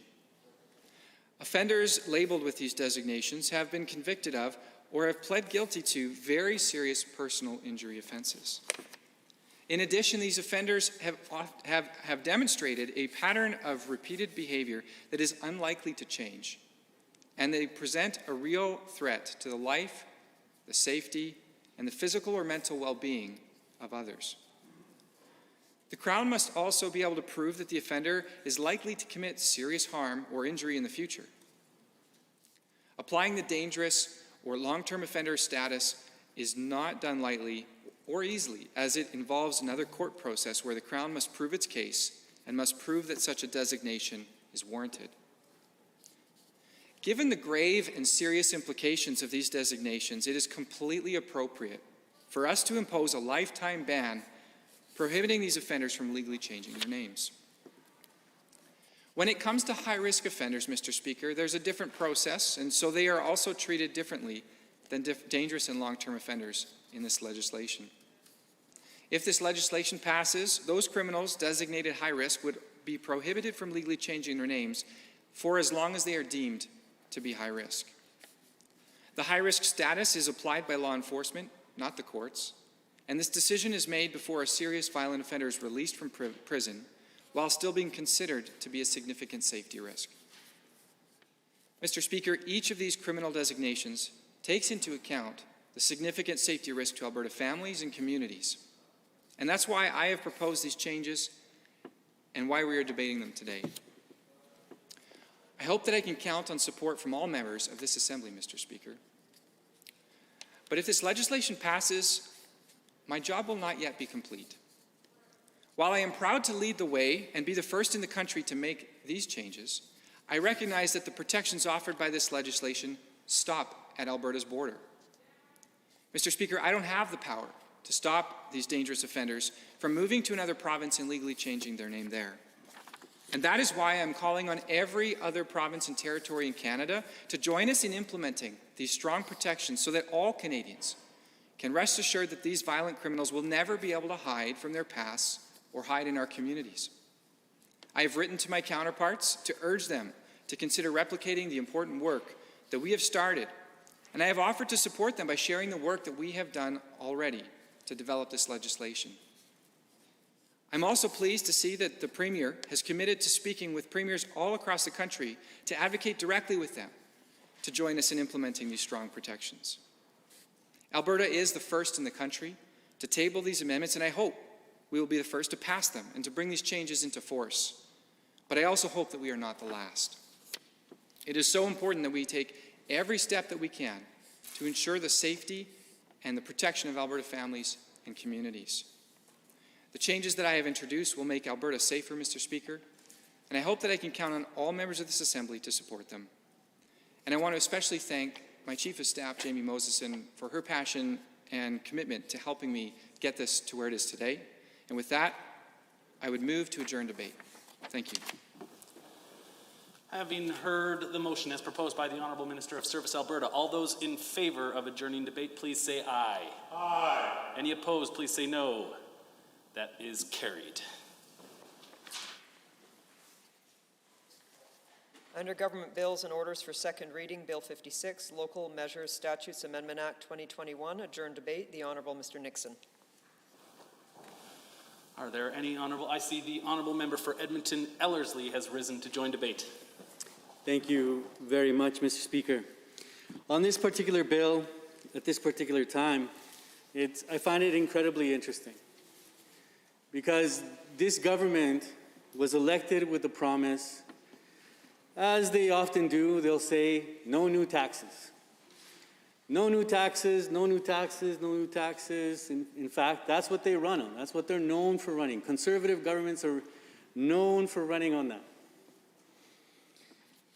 And of course, when Albertans hear that, what they're hearing is, well, we're not going to have to pay more. We're not going to have to pay more out of our own pocket for things. And see, this is where conservative governments like to confuse it all. Because what they're saying is no new taxes, even though they've broken that promise in this particular bill, but I'll get to that, Mr. Speaker. But what conservative governments like to do is they like to create user fees. So then they end up passing on to the Alberta citizen costs for services from the government on a number of things. But what Albertans find that they have to end up doing is then taking more money out of their own pocket. And this is something that I have to stress because so many people will argue, well, you know, with progressive governments, we end up paying higher taxes. When essentially, if the personal income tax is at 10%, year after year after year after year, Mr. Speaker, and you know this, if it's 10%, it's 10% this year, 10% next year, then 10% the year after that. The only way that you're going to end up paying more taxes is if you yourself make more money in that particular year. And that's after you've crossed a certain threshold. So I personally don't understand when conservatives go out there and they tell Albertans, well, you're going to have to pay more in taxes if you vote for a progressive government. If you vote for the opposition, you're going to end up paying more in taxes. And yet here we find ourselves with this particular Local Measure Statutes Amendment Act, and they're actually, well, they're introducing a tax, but like I said, I'll get to that. It's very important to understand that when it comes to government and the difference between the way that the other side governs and the way that we govern has to do with specific priorities. and how we listen to the priorities of Albertans and what they want us to be focusing on as we continue to make Alberta a better province for all Albertans. So essentially, your taxpayer dollars end up going from one particular priority to another. So where this government likes to focus on giving billions of dollars to corporations, because they continue to believe in trickle-down economics, and they think that by giving these big corporations these tax breaks and handing all this money over to these big corporations, that's actually going to create more jobs here in the province of Alberta. That's not the position that we have over on this side of the House. What we would rather do is take those taxpayer dollars that belong to Albertans, those taxpayer dollars that belong to Albertans, and make sure that we're investing in the future of Alberta. Investing in important programs and services for the people of Alberta, rather than giving those billions of dollars over to corporations with the illusion that these corporations are then going to create good, stable jobs for Albertans. Now, I understand. You do need foreign investment. You do need foreign investment in the province. You do need that foreign investment to come into the province. But I would stress even more importantly, we need to strengthen the local economy by investing and providing opportunities for small business in the province of Alberta. Something that this government has failed on. And I've spoken about it a number of times in the House already, and I continue to do so because I continue to advocate for small business here in the province of Alberta. So many small businesses within Edmonton, Ellerslie, and all over Edmonton, and all over Alberta have been stressing to this government, demanding from this government that they help support small business in this province as we continue to try to get to the end of this pandemic so that they can survive till the end of this pandemic. And I've seen it for myself, businesses that have had to close here in Edmonton, Ellerslie themselves, small mom and pop coffee shops that have had to close their doors because they just weren't getting the supports that they needed from this government to make it to the other side of the pandemic. So, Mr. Speaker, it has to do with priorities. It has to do with priorities. And here we find in this Local Measures Statutes Amendment Act that, and I find it so ironic, Mr. Speaker, because in the last election, this UCP alternative went to the people of Alberta and they said, look, trust us. We are better for the economy. We're going to create jobs. We're going to make Alberta better. And they ended up getting the vote from a lot of the rural communities, a lot of municipalities from around Alberta, because those people trusted this alternative to actually come into this House and create that kind of those opportunities for them and their families. The same people that they constantly preach to, saying, we're going to make life better for you, no new taxes. And yet here we have this bill where they've essentially just passed on all of the costs to municipalities. This government is finding every possible way to increase costs on Albertans They're increasing the provincial park fees, de-indexing the income tax system, more property tax. This is the reality behind the decisions and the priorities that this government is making. And what's happening is that your average Albertan that lives throughout the province is having to pay more out of their own pocket for the services and the programs that they're accessing, while the income tax that they're paying, although they're de-indexing the income tax system, year over year over year will tend to remain at 10%. So what have they done? I don't know what else to call that, Mr. Speaker. I don't know what else to call that but a misguidance. I'm using parliamentary language because I could call it something else. I can tell you what other Albertans are calling it. Because they believed this government. They believed that this government was going to do better for those average Albertans out there. So here we are now that these Albertans are paying their 10% personal income tax, and then on top of that are having to pay the user fees for accessing the same kinds of services that under previous governments they wouldn't have had to, because the amount that they were paying in taxes was going to cover that particular service. So what else can you call that but duping? Duping the Alberta public.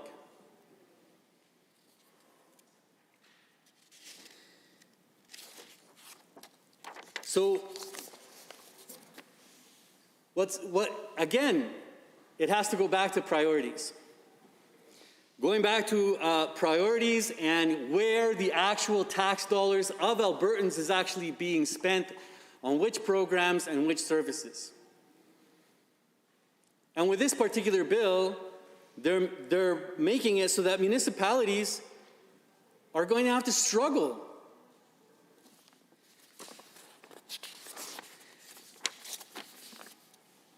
It legislates the cuts to the MSI program. And if we look at it in line with the budget 2021, the UCP argues that although there's a cut, they are front-loading some of the cash to ease the burden on municipalities. So 2021-2022 is $1.2 billion. Then the following year, it goes down to $485 million. And then the same in 23-24. That's less than half of the budget being provided in 2022-2023, and then again, less than half compared to 21-22, less than half. So,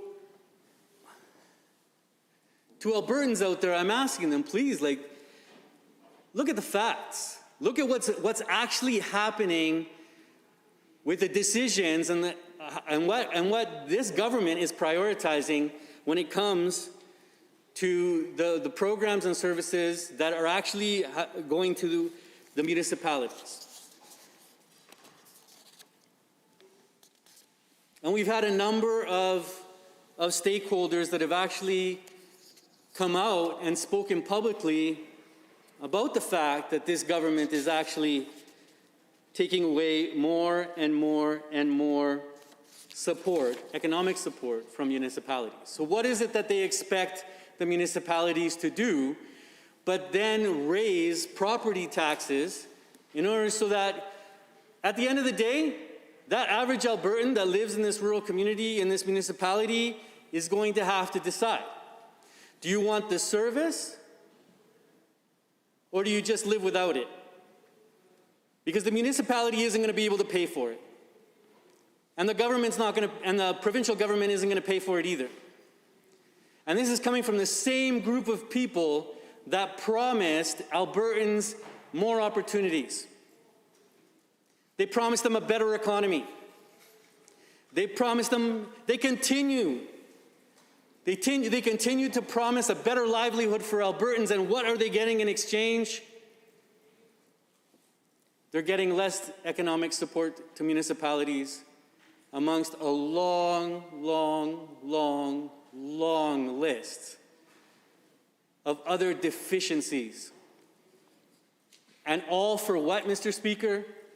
Because this government decided to prioritize giving billions of taxpayer dollars over to corporations, some of which have actually taken those taxpayer dollars and actually moved away to other jurisdictions, not only other places in Canada, but other places in North America. And those taxpayer those dollars that belong to those Alberta taxpayers, I'll remind them, are supposed to be for providing services and programs for Albertans. I don't understand how they can justify this. At the very least, you would have thought, okay, well, we're going to give these corporations this money, then at least make it so that they got to stay inside the province. Actually tie it to creating jobs right here in the province. But they didn't even do that, Mr. Speaker. How can they claim to be fighting for Albertans when all they did was they just handed over this chunk of money. They just handed over this big, huge chunk of money. And then these corporations walked away with it. Does this sound fair? Does this sound just?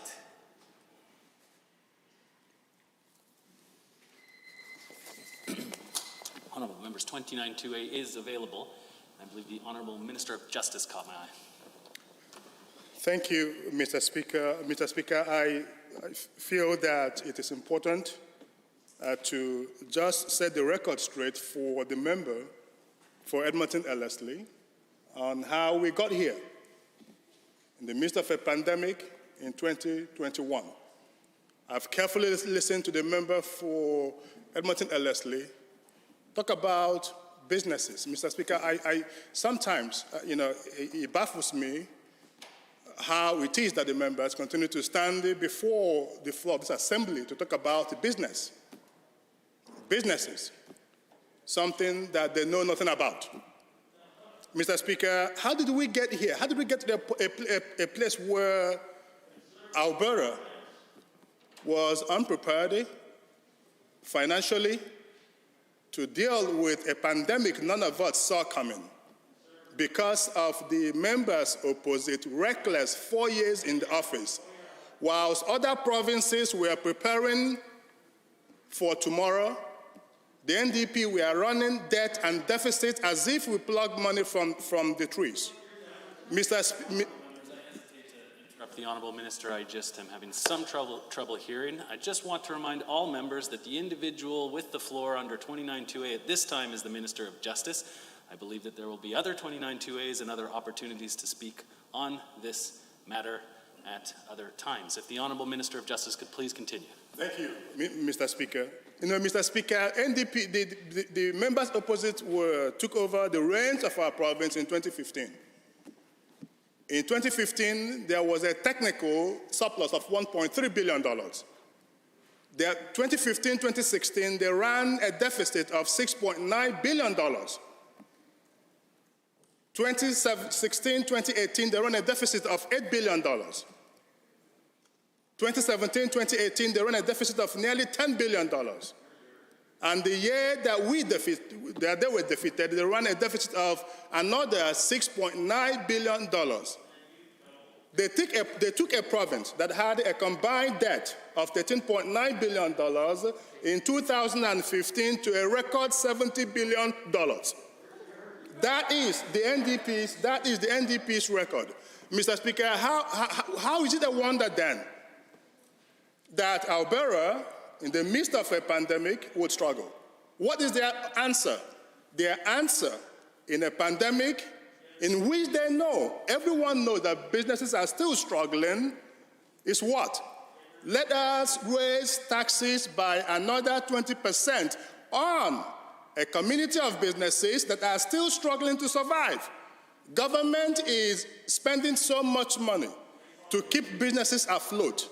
The NDP's record of managing the economy is to further drive businesses into bankruptcy and out of our province. And that is precisely what they did, Mr. Speaker, if you will recall, that when they took office in 2015, the corporate income tax in this province was 10%. They raised it by 20% from 10 to 12%. What was the result? Hundreds of billions of dollars fled our province. Record unemployment rate, more than 170,000 Albertans lost their jobs. That is the record of the members opposite that wants to stand before the floor of this House to talk to us about support for businesses. Mr. Speaker, I come from Edmonton Southwest, great small businesses. And what I do here every single day that I am in the community from small businesses is to thank goodness that the United Conservatives is in charge of this government at this point in time in our history. Otherwise, they would have been locked down since March of 2020 with zero income, with zero business activity. And the members opposite continue to advocate for an absolute lockdown. What do they think will happen to businesses?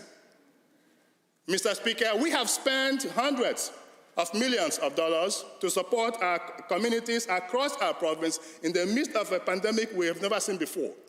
And this government will continue to front-load billions of dollars to support our municipalities. By the way, Mr. Speaker, as Minister of Municipal Affairs, $500 million in capital infrastructure, plus more than $10 billion in capital infrastructure for our municipalities.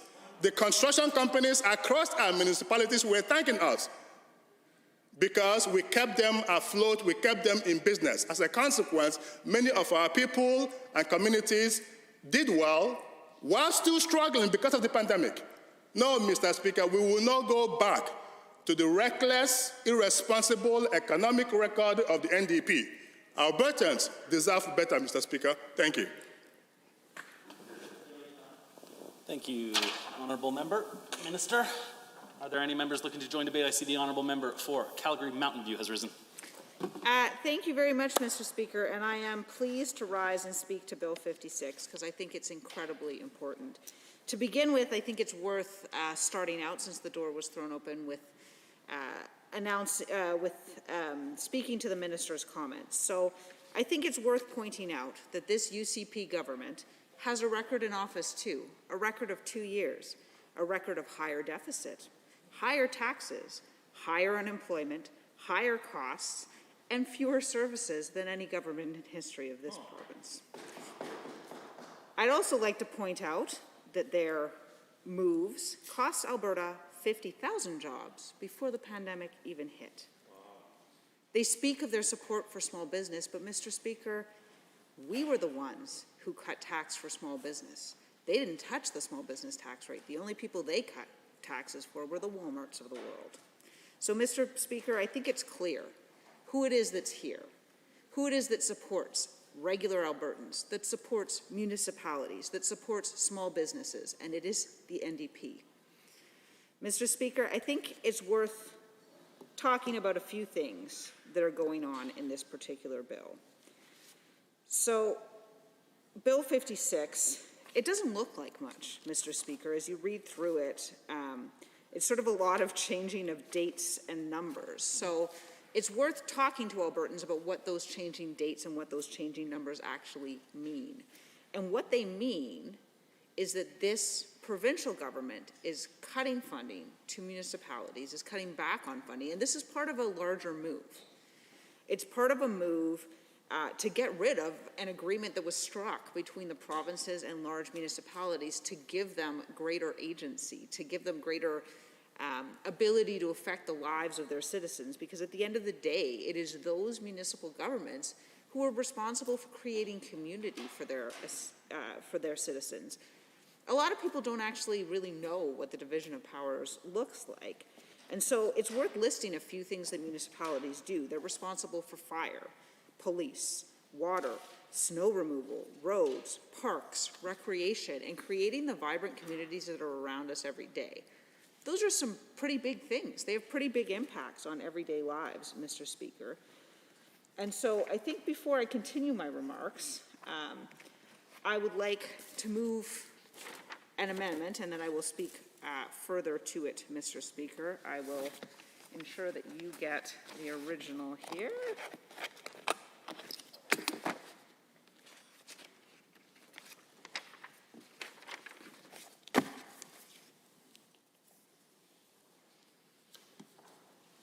And I will just wait for that to reach the table.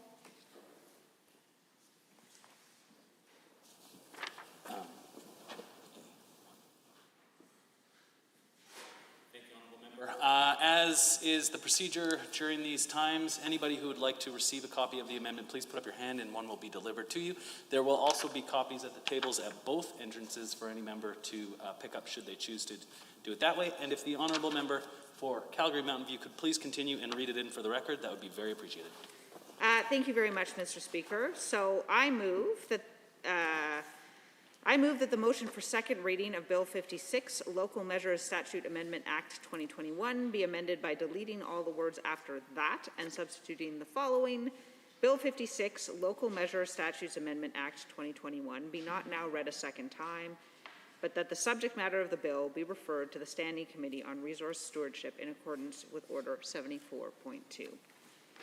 And the reason, Mr. Speaker, that And I hesitate to interrupt the honourable member, but just for everybody's reference, this will be referred to as Amendment REF1. Thank you. Please continue. Thank you. The reason that I make this amendment is that I think we need to take the time to consider the implications of this bill. The things I just listed, fire, police, water, snow removal, roads, parks, recreation, community, these are all responsibilities of cities. And these are a big part of our lives. And so I think that before we make these cuts, particularly in a time right now, when Albertans are relying on their municipalities more than ever, that we need to consider the impact that these things will have. Because municipal governments are not like the provincial government. They're not allowed to support Albertans by running a deficit in difficult times. They have to balance their budgets. And what that means is that costs which are, when grants are removed, when costs are downloaded to them, and there have been a lot of costs, in addition to cuts to MSI, we're seeing delays in Green Line funding, we're seeing the downloading of costs for RCMPs, we see cuts to police funding, specifically tickets and fines in larger municipalities. And so all of these costs add up for cities. And they either can cut services or they can raise taxes on their residents. Now, many of the smaller municipalities who are also facing companies deferring the payment of their taxes, in addition to, multi-million dollar bills for policing, will have no choice. They'll have no choice but to raise taxes on their residents. And those, I think, can be attributed fairly to the UCP raising those taxes for those individuals. But I think it's worth considering too what the other options are, in terms of what a municipality could do. So obviously some portion of these costs, some portion of these cuts will be downloaded onto residents and they will show up in their property tax. And that's challenging. It's challenging at a time when we're facing an unprecedented economic downturn, when we're facing a pandemic, when everyone is struggling so much already. So I think it's something to consider, and it's a huge concern. That's going to affect a lot of my constituents. It's going to affect constituents throughout the province, rural ones even more so. And I think that's, wildly problematic for those individuals. I think it also, is worth considering in this time of pandemic, if ever there has been a time when we can look around and say, community is important. It's incredibly important to us. It's right now when we're being sort of taken out of that community. And it is cities which are largely responsible for that community building. And in fact, community building itself is incredibly important to public health. Walkable, livable cities where people can come together impact mental health, but they also impact physical health. You know, we talk a lot about physical health and sort of long-term diseases that are afflicting our population. But we always seem to place these things on the individual, but I don't think they're rightly placed there in all cases. You know, in a lot of cases, it is the design of our cities, the ability to walk to work, the ability to bike to work, the ability to, you know, walk to the neighborhood grocery store. We design our cities so that everyone comes out of their house, they don't interact with anyone else, they get in their cars, they drive a long way to work, and they get out. And then we wonder why people exercise less. So I think, you know, these cuts to cities at a time when cities are finally in this province making moves to ensure we can see bike lanes, making moves to ensure that neighborhoods are walkable, making moves to see that people can commute on transit, which usually involves walking. In our cities, I think this is a terrible time to be cutting back on them. It's a terrible time to be taking from cities their ability to build these communities. It's also a terrible time for this UCP government to be downloading these costs onto families. You know, with the policing costs alone, our calculation, or the calculations of the RMA had indicated that, you know, average families could see their property tax bills go up $400 a year. That's a significant increase for a lot of people, and an increase that they probably would have had trouble bearing at the best of times, but especially right now is incredibly difficult for individuals. We see also, you know, a situation where families will be asked to pay more on their cell phone bills. This just all adds up to an increasing problem, a problem where Albertans are asked to pay more and more by this provincial government and to get less and less in return. And I think that's incredibly problematic because we know how many people are struggling. I know all of the MLAs in this place must be getting the same emails that I'm getting from constituents struggling with basic costs. These aren't people who are spending their money on luxuries. They're trying to afford shelter and food and their utilities, and they're genuinely struggling with those costs. And, you know, I think that's a big problem. And certainly, there are a lot of factors that impact that struggle, but the moves made by this UCP government are all in the direction of making it worse.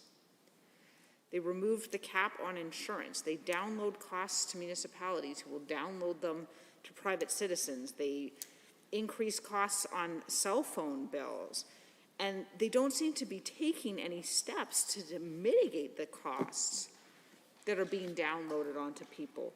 Worse, we see them cutting back on services at a time when Albertans can ill afford that. And so, you know, families struggle. They struggle more and more. And this, again, just sort of indicates a problem with relationship between this provincial government and municipalities, some of which are very big and complex actors now who are capable of taking on more responsibility and doing more things for their citizens, who are capable of sort of making local decisions on the basis of local needs. But this government is taking that ability away from them. This is another order of government. It's an order of government that does things that are very important to our lives. You know, I feel like roads, water, fire, police, these are things that are important. It can't be argued that they aren't.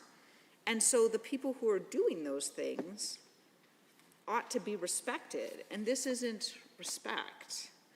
Breaking a deal you had previously made, I mean, it certainly seems to be the general way of being of this UCP government, to break promises you had previously made.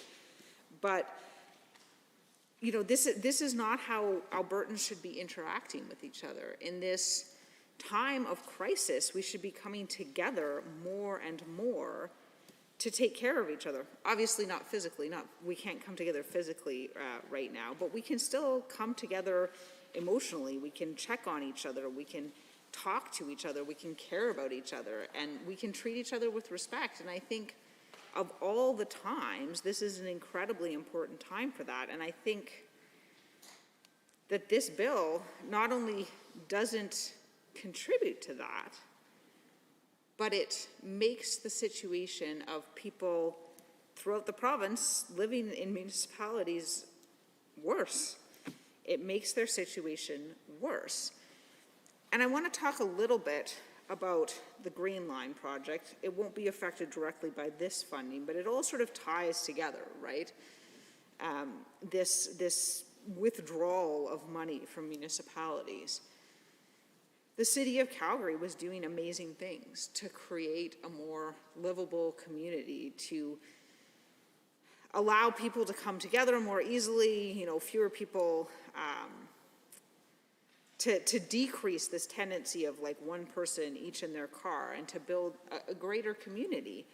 And this government has now stalled it to the point where it definitely won't commence construction this season. I mean, they claim to continue to be committed to it, but it certainly wouldn't be the first time they've claimed one thing and then done another. So I think that all of these things are a huge concern. And ultimately, the cost of this is going to be downloaded to Albertans. And in a way that's very non-transparent. It's obfuscated on purpose almost. The costs are downloaded to municipalities, who in turn have to download to individuals, and ultimately that is the province raising your taxes. That's what it is. But it doesn't look that way. And so they're hoping to sort of hide behind this veneer and hoping that Albertans won't see through it. Well, I think that this government has hoped that a lot about Albertans, that they won't see through it in a number of instances, and I think that it hasn't worked.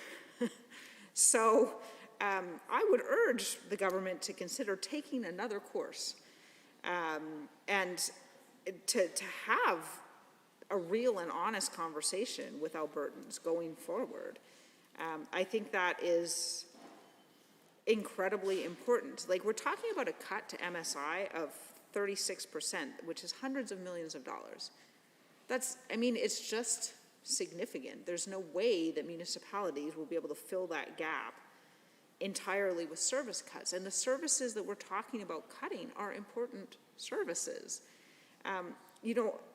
Personally, I think it's important to pay for these services. I think that the clearing of roads and the policing of cities and the putting out of fires are very important services. And I think, we should care about them, and we should be willing to fund them. And I think that most Albertans agree with me. I think that costs are going up. We've had conversations about all sorts of different costs that are sort of weighing. It's sort of death by 1,000 cuts for Albertans. They're going to see their property taxes. Everyone The Honourable Member 29-2A is available. I see the Honourable Member for Edmonton McClung has risen. Thank you very much, Mr. Speaker. I'm so saddened to know that a speaker is cut off in mid-flight, and I know that there was almost a mid-sentence stoppage to the words that were being so well prepared and delivered by the member who recently spoke to the bill, and I'd like her to be allowed to continue and finish her thoughts, if she would. The Honourable Member for Calgary Mountain View with about 4.5 left. Thank you very much. I will try to be more diligent about watching the time this time, Mr. Speaker. Yes, so Bill 56, and the reason I think it ought to be referred to a committee for further consideration is to consider the impacts that these things will genuinely have on people's lives, because, again, the services which municipalities have available to them to cut are pretty important services. They're services that I don't necessarily agree ought to be cut. Cities have taken over some provincial jurisdiction in providing certain supports and social services, and I think that withdrawing those services, for instance, they contribute to FCSS, at this time would be very, very bad. I think, roads and transit and parks and recreation and fire and police and water and snow removal, these are things that we're going to continue to need. We're going to continue to need to fund these things. Now, that isn't to say there's never anything that can be looked at, but when you look at the cost of the cuts versus the total budgets of municipalities, there is no way to achieve it without deep cuts or else downloading those costs onto people. And as I've been saying, at this time, people are struggling. They're really struggling with the cost of things. People in Calgary, I hear from my constituents every day on this. And this isn't the time to be raising costs. This isn't the time to be raising costs on people. And I think it's going to create more stress. It's going to create more bad situations for families here in Alberta. And it's ultimately going to cost us more in the long term, because that stress and those people falling into poverty, that has an impact. It really does on the lives of those people, but on our entire communities as well. And one of the protective factors against those things is community. It is the building of community. And I think it is cities who have been working on that. Certainly in Calgary, there has been an enormous amount of work done around building communities that feel integrated, where everyone can come together, where everyone is included and everyone is respected. And I think that these cuts will impact that. And so they impact on Albertans and their lives by increasing their costs, by taking away their communities at a time when they can ill afford it. And I genuinely think that that is sad. So I think that this bill should be referred to a committee so we can consider what those impacts can be, so we can consider what the cumulative impact of this and so many other UCP decisions are going to be on these municipalities, and ultimately on the families who are going to have to pay the higher property taxes to support these decisions. Because I think that for many of those families, that couple $100 a year more is going to be a really big deal. I think that that's going to be a challenge for a lot of people. I think it'll be a challenge for my constituents, and I think it's something that we should further consider in advance of making any sort of decision on this bill. Because, again, Albertans are not in a position to afford this. So I think, Mr. Speaker, at the end of the day, I urge all members, and I hope my colleagues will support this call to refer this bill to a committee. I think it's worth taking the time to have the conversation, to decide what the impacts are. And maybe the members opposite will still feel that those impacts are okay. Maybe they'll still be okay with rising property taxes and rising costs for their constituents. But I'd like the opportunity, and I'd like the opportunity to bring in witnesses to try to convince them that that isn't okay, Mr. Speaker. Thank you. Thank you, Honourable Member. I see the Honourable Government Deputy Whip has risen. Thank you, Mr. Speaker. I appreciate you recognizing me and allowing me to speak on Bill 56 on this referral amendment. It's always a pleasure to rise in this House and respond to members opposite and some of their concerns. Often I think they are genuine in their frustrations and their concerns, but I think some equally misguided. So that is why I would like to begin my remarks by saying that I will not be supporting this referral amendment, and I would encourage my caucus colleagues as well in this chamber and anyone who may be voting on this bill that they also not support this referral amendment. The reason why, Mr. Speaker, is that this government has taken steps since being elected in April of 2019 to get the province back on track, to take into consideration the many concerns that Albertans had going into that election with the way the province had been managed for the previous 4 years under the NDP government. Now again, I do say that, understanding that members opposite did what they thought was best. So this is not me trying to cast aspersions, we simply see things differently. But I do believe that this bill is a good piece of legislation aimed at ensuring that we are bringing our province in line with other jurisdictions across the country. For example, the federal government, through the Canadian Radio, Television, Telecommunications Commission, the CRTC, has mandated that Canada's 911 system be upgraded to next generation 911 or NG 911 technology by March 30th, 2024. This is in line with other provinces and is crucial to cover the costs of the system upgrades. Saskatchewan, our neighbors to the east, has announced that their levy will be $1.88 per month due to the differences in provincial systems. This is just one of many examples, Mr. Speaker, that this bill is taking into consideration. We are responding to the demands put on our province. And I also recognize that, again, this may not be popular with members opposite, and they may take this time to stand up in this chamber and throw every kind of piece of misinformation across the aisle, which tends to be commonplace. And it is unfortunate because while I think there is things we will disagree on in this bill, I would also hope that there are places where the members opposite might find some common ground, where they might actually feel like there's some good pieces of legislation they can actually give credit where credit is due. I have been on record many times in this chamber standing and giving credit specifically to the member from Edmonton Millwoods for some of her work as Minister of Labour when she was in government. I would expect maybe some of the same courtesy from members opposite. Now, I'm not holding my breath, but with that said, Mr. Speaker, I will conclude my remarks by simply saying this. I think this is a good piece of legislation.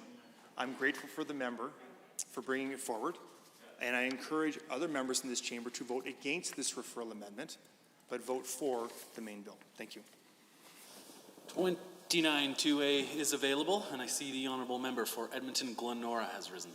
Thank you for recognizing me, Mr. Speaker, and to my colleagues for this opportunity to engage in consideration of the referral. But right now I'm taking this time to respond to the comments of the previous speaker. And I have to say, I would love to be able to come into this place and enthusiastically celebrate the work that the government is doing. I think that would be excellent. I was elected to come to this place and to advocate for the best interests of the people of Alberta, and that's what I will do. And when the government gets it right, I will be happy to celebrate that. There's one example I can think of from education, which was finally making the decision to make diploma exams optional for this year, other than the summer period. They weren't optional for that, but those days seem to be fewer and further between, Mr. Speaker. It's an interesting thing for the Deputy Government House Deputy Whip, to say that he comes into this place and celebrates the work of the former Labour Minister when pretty much all of the Labour bills have been working intentionally to undermine, to erode the protections that minister put in place to protect workers, to make sure that there was more balance and more fairness. One of the earliest acts was to roll back the minimum wage for those who were under 18. Making a totally different minimum wage, to take essentially $2 out of the pockets of teenagers, who many right now, especially in the economy under the UCP, have to work to support their families, have to work to contribute to their own economic futures and well-being. For example, many of them that I represent talk to me about working in high school to save up for a car. And of course, car insurance has gone up considerably under this UCP government. Many will also talk about working to save up for post-secondary. And the government immediately eliminated the cap that was put in place on tuition. And also, the government got rid of the tax credits that used to be in place, so that at least that student who was saving up, or the parents who were helping to contribute, or other family members, could have a tax credit for making the decision to further themselves through post-secondary. So when I think about some of the actions that this government has taken, I would absolutely love to come here and be able to celebrate positive moves. This bill is not a positive move. This bill is downloading significant increases to ratepayers and property owner taxes for the citizens of the province of Alberta. That's going to be the direct consequence of this bill. So I'm not going to come in here and congratulate the government on jacking up rates for property taxes. I'm not. I'm also not going to come into here and congratulate the government for going after every Albertan who has a cell phone to add a tax to be able to call 911. I'm not. Like, calling 911 should be a basic right that all Albertans have without being taxed to call in a case of an emergency. So when we come to this place and we say, it'd be really nice if we had more of a culture of collaboration, you betcha it would. And right now, the majority government has decided to bring forward a number of pieces of legislation that aren't collaborative, that are downright downloading significant cuts and impacts to municipalities and in turn to all of our voters. So I'm not going to come here and congratulate the government on downloading more costs onto ordinary families. I'm going to fight for ordinary families. I'm going to fight for the people that live across this province in my constituency and in Cardston-Siksika. I'm going to make sure that they have a voice in this place that's fighting for affordability, that's fighting for a better Alberta, that's fighting for justice.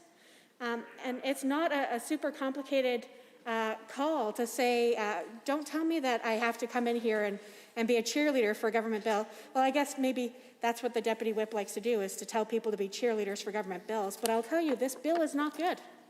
This bill is going to make life more difficult for all constituents, and it's going to make it harder for people to be able to make ends meet in this province. It's going to download more costs onto municipalities.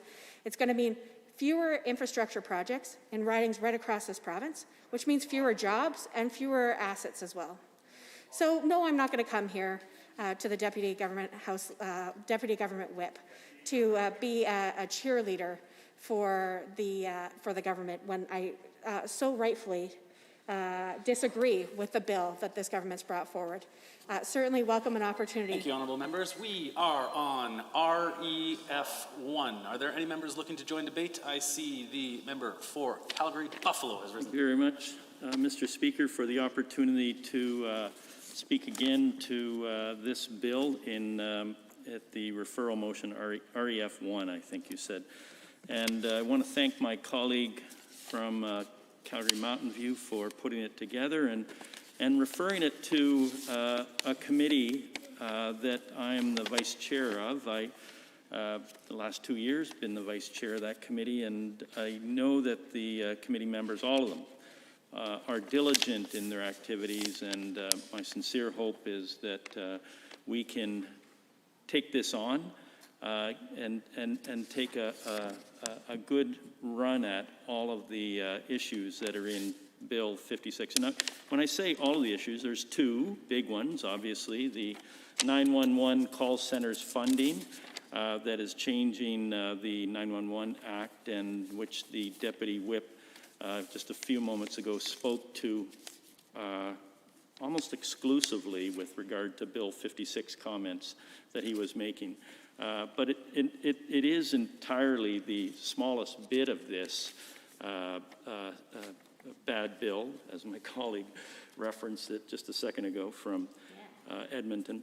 The biggest piece of it, the biggest bite that will be felt by municipalities across the province is not the $41 million that's in this change for the 911 Act, and of course some of that will be borne by people who own cell phones in terms of increased costs, but there'll be a dispersal of some of that $41 million to municipalities around the province. And don't get me wrong, I think the issues that the changes make to the 911 system are better as a result of that investment. What does bother me, though, is that the limited thought process that went into the dispersal or the breaking out of the funds. there was no thought given to the difficulties municipalities are having because there was no, so I understand it, no offer from this government to front end or to help with some of those costs for municipalities. They just layered them on. Like my colleague from Calgary Mountain View talked about the layering on of impacts of charges and costs onto municipalities and to ultimately Albertans, but to kind of keep their hands clean and say, we're not doing that. That's somebody else who will do it. That somebody else is going to be the bad guy in many of the eyes of local ratepayers, taxpayers, and that will be municipalities. But the biggest part of this bill that I certainly hope members of this legislature refer to the Standing Committee on Resource Stewardship is around the local government fiscal framework changes. First MSI, and then eventually the LGFF kicks in after a significant delay to municipalities. So why is it a good thing to refer this to committee? Well, just earlier today, we talked about or just introduced the Citizens Initiative bill. The Justice Minister stood up and talked about how good that will be and how important it is. And that was the work of the Standing Committee on Resource Stewardship in terms of hearing from key stakeholders and expert, I guess you call them witnesses, people who the members of the committee said we'd like to hear from. We want to understand their views on not only Citizens Initiative, but the recall initiative that was introduced a couple weeks ago in this House. So the way it worked was 4 members of each side, there was 4 members of the opposition side members who were there, and about 8 from the government, and we all got the opportunity to suggest stakeholders and key respondents to come to that committee for each, is what I'm trying to say. And we all put their names into a hat, and they came and they talked to us at committee. Now, some people had, well, there was a divergence of views, is what I would say. And I certainly appreciated some of the views shared, and others I think were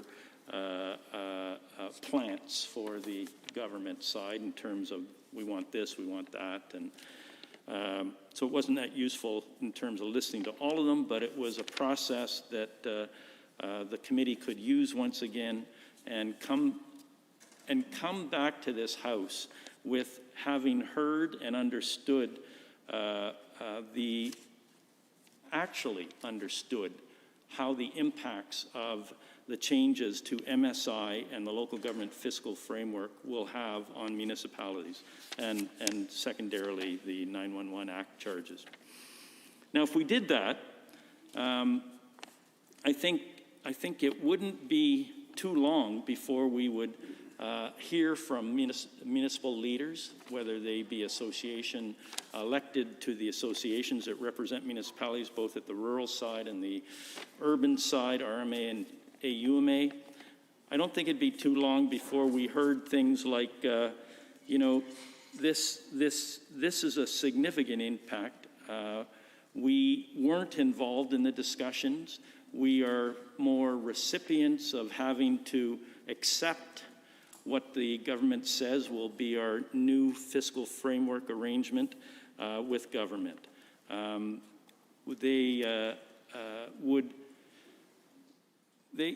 think what we would find is that it was a one-way discussion with the government saying this is going to be the arrangement. There are no validators that I'm aware of from the government of Alberta for Bill 56 on the changes to MSI and the LGFF. There is no one standing up and saying, we want this. Let's have it. We want a delay of $1/3 billion. We want not a delay, a reduction of $1/3 billion for needed capital projects in our municipalities. Let's have that. We think that makes good sense for municipalities, and we're signed up. There was nothing in terms of any of the press releases that I'm aware of that came with Bill 56 around the reduction of $1/3 billion to MSI over the next few years.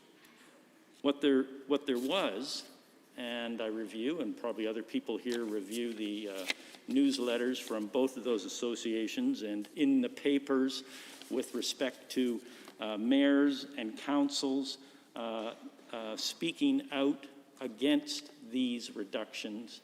What I was aware of was there was not agreement, there was not support for what's before us in Bill 56. The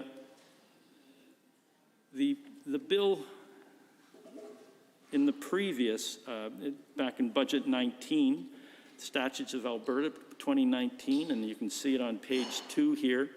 It says, whereas the government of Alberta is committed to a new funding framework for local governments beginning in the 2022-2023 fiscal year. And we know that that's delayed for 2 years now. So 2 years delay in this new fiscal framework with municipalities, and the municipalities have to put up with it. They have no say.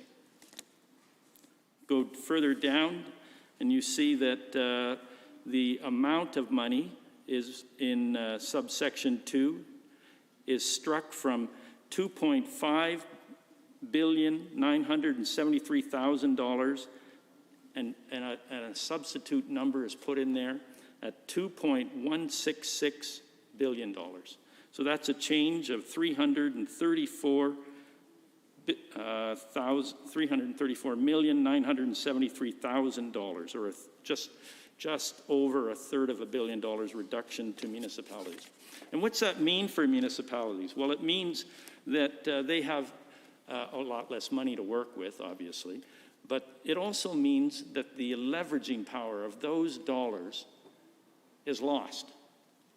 And municipalities are able to leverage up significant amounts by going to the federal government, working with federal governments, going to private interests, and many times you work with a private interest who's not totally responsible for something like an adjoining roadway or a roadway near them that they want done, but the city can bring in money, or the municipality can bring in money to help address that, build that roadway. But then they'll go to the private person and they'll say, look, you benefit to a degree, help us with this. And so the total amount of money that was originally $2,593,000 is changed and lessened, and our communities are worse off. Now, I certainly understand that the city of Calgary and the city of Edmonton are you know, they're very good at negotiating. But it looks like they were very surprised by the striking out of $455 million. That's a significant amount of money that would go to them, and they would split that monies on a formula basis. It's $73 million less with this bill. Now, I know they weren't pleased with it. They weren't happy with it. But that's what is happening. And there's a 2-year delay in that money as well. The rest of the province, other municipalities, have a $405 million original amount that is now struck to $340 million, a $65 million difference. And so together those differences are about $138 million, Mr. Speaker, reduction each year. And as I said, that's about $1/3 billion over 3 years.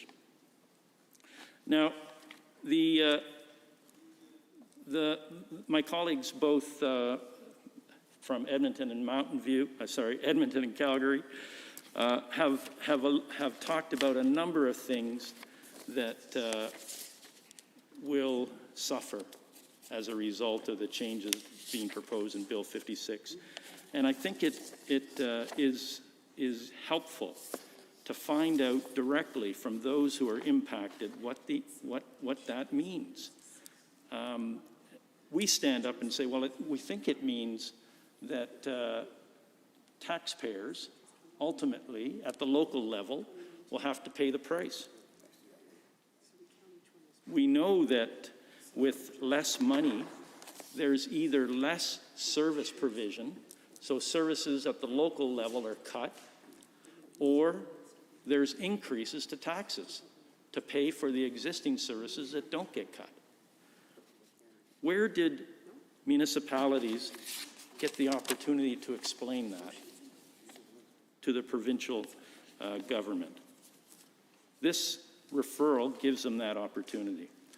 And I know members of the legislature, we all receive a number of, a great deal of feedback from our constituents.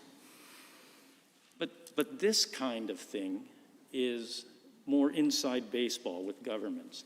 So it doesn't show up right away for constituents. It doesn't show up until they get the word from their city or municipal leaders that, we're going to have to cut back on garbage collection. We're going to have to look at the local services in your community, things like water parks or pools or recreation centers. In non-COVID times, those are very busy. They're not busy right now for obvious reasons, but when things like that change, people look around and they blame the local councils. Local councils try and explain that they have these relationships with government. They have funding relationships. They try and work these out. They want to be respected as an order of government who knows how to deal with their local citizenry and the provision of services that they require. But when they get this laid on them in the legislature with likely little kind of discussion and certainly no revision to any of these dates, they can rightly be disturbed and rightly point out that we're having difficulty because they are making it, and they being the UCP government, are making it intolerable to have a relationship of responsibility. Thank you, honourable members. 29-2A is available, and I believe the honourable member who caught my eye was the Minister of Justice. Thank you, Mr. Speaker. Mr. Speaker, I just wanted to quickly again respond to the member from Calgary and a few other members on the opposition side that have talked about Bill 56 and indeed the referral amendment before the floor of this assembly. Mr. Speaker, I think once again it's important that we focus our attention on what this bill actually does in the midst of the economic crisis that we face in this province. Economic, physical, and financial crisis that we inherited by the previous NDP government, made worse by the pandemic and the collapse of the oil prices. Mr. Speaker, the honorable member that just concluded his speech was the Minister of Finance in this province between 2015 and 2019 until the NDP was defeated. I will add the worst Minister of Finance in the history of our province.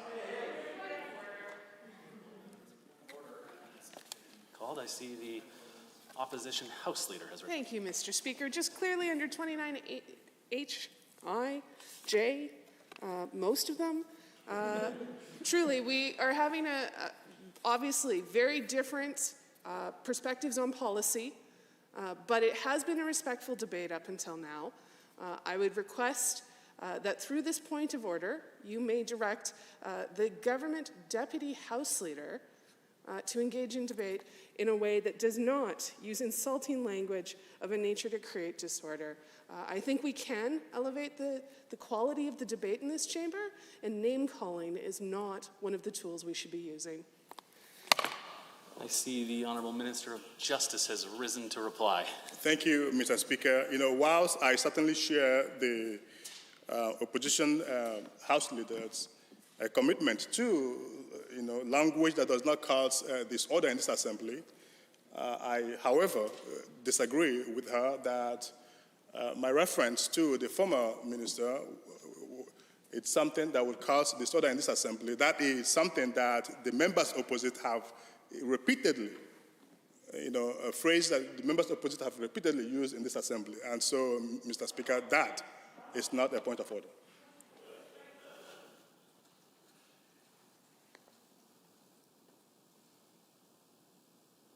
Thank you. I am prepared to rule. At this stage, I do not find that there is a point of order.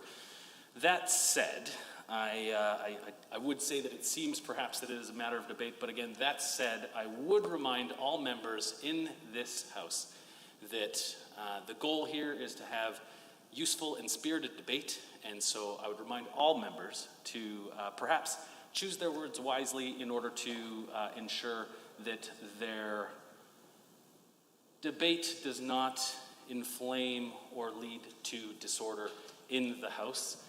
At this stage, I would ask the Honourable Minister of Justice to please continue. Thank you, Mr. Speaker. Mr. Speaker, the Local Measures Act, Support Budget 2021, by extending MSI funding to 2023-2024 to provide a front-loaded and flexible capital funding for municipalities. Mr. Speaker, and I think that is a good thing for our municipalities, rather than, to confront the consequences of the previous government's policies while they were in office. As I alluded to earlier on, Mr. Speaker, that finance minister presided over a government that ran deficit for the 4 years they were in office, multi-billion-dollar deficit. Mr. Speaker, that finance minister presided over a government that inherited a combined $13.9 billion in provincial debt, province-wide debt. They racked it up to almost $70 billion. That finance minister that wants to talk to us about how to build communities and financial responsibility. Mr. Speaker, that was how we got here. The province was unprepared for the challenges of this pandemic fiscally as a consequence of the policies of that finance minister and the previous government. Mr. Speaker, whilst other provinces in this country were making sure that they prepared their province for times of uncertainties and unforeseen circumstances, Alberta, under the NDP, were not prepared for that. For them, rack up debt and deficit as if we plug money from the trees. So no wonder that when we got sworn in 2019, we were confronted with difficult choices. Difficult choices of making sure that we rebuild our economy to make sure that we are able to afford and pay for all of the great programs and services that the people of Alberta rely on. But, Mr. Speaker, someone needs to tell the NDP that money doesn't grow on trees. And, Mr. Speaker, by the way, also, we lost more than 20% of government revenue, again, as a consequence of policies pursued by the previous government when they were in office. For example, they brought in a multi-billion dollars in carbon tax that they never campaigned for. Multi-billion dollars that enabled businesses to flee from our province. Businesses that will today be paying taxes, adding to the revenue as a consequence of their policies. Mr. Speaker, hundreds thousands of Albertans lost their jobs, jobs that would have enabled the provinces to earn taxes because of the policies of the previous government. Thank you, honourable members. We are on REF1, and I see the honourable member for Edmonton Rutherford has risen. Thank you, Mr. Speaker. I appreciate the opportunity to speak to this bill, and particularly to this amendment, because I certainly support the idea that this bill is ill thought out and needs to be sent to committee where some people who have the intent to make it better can do so. Certainly is one of the many bills brought forward by this government that just simply shows a lack of planning, a lack of thoughtfulness, a lack of consultation, and a lack of foresight in terms of the work done before the bill arrived in the House. And of course, I'm very concerned that it continues their ongoing attack on municipalities in this province that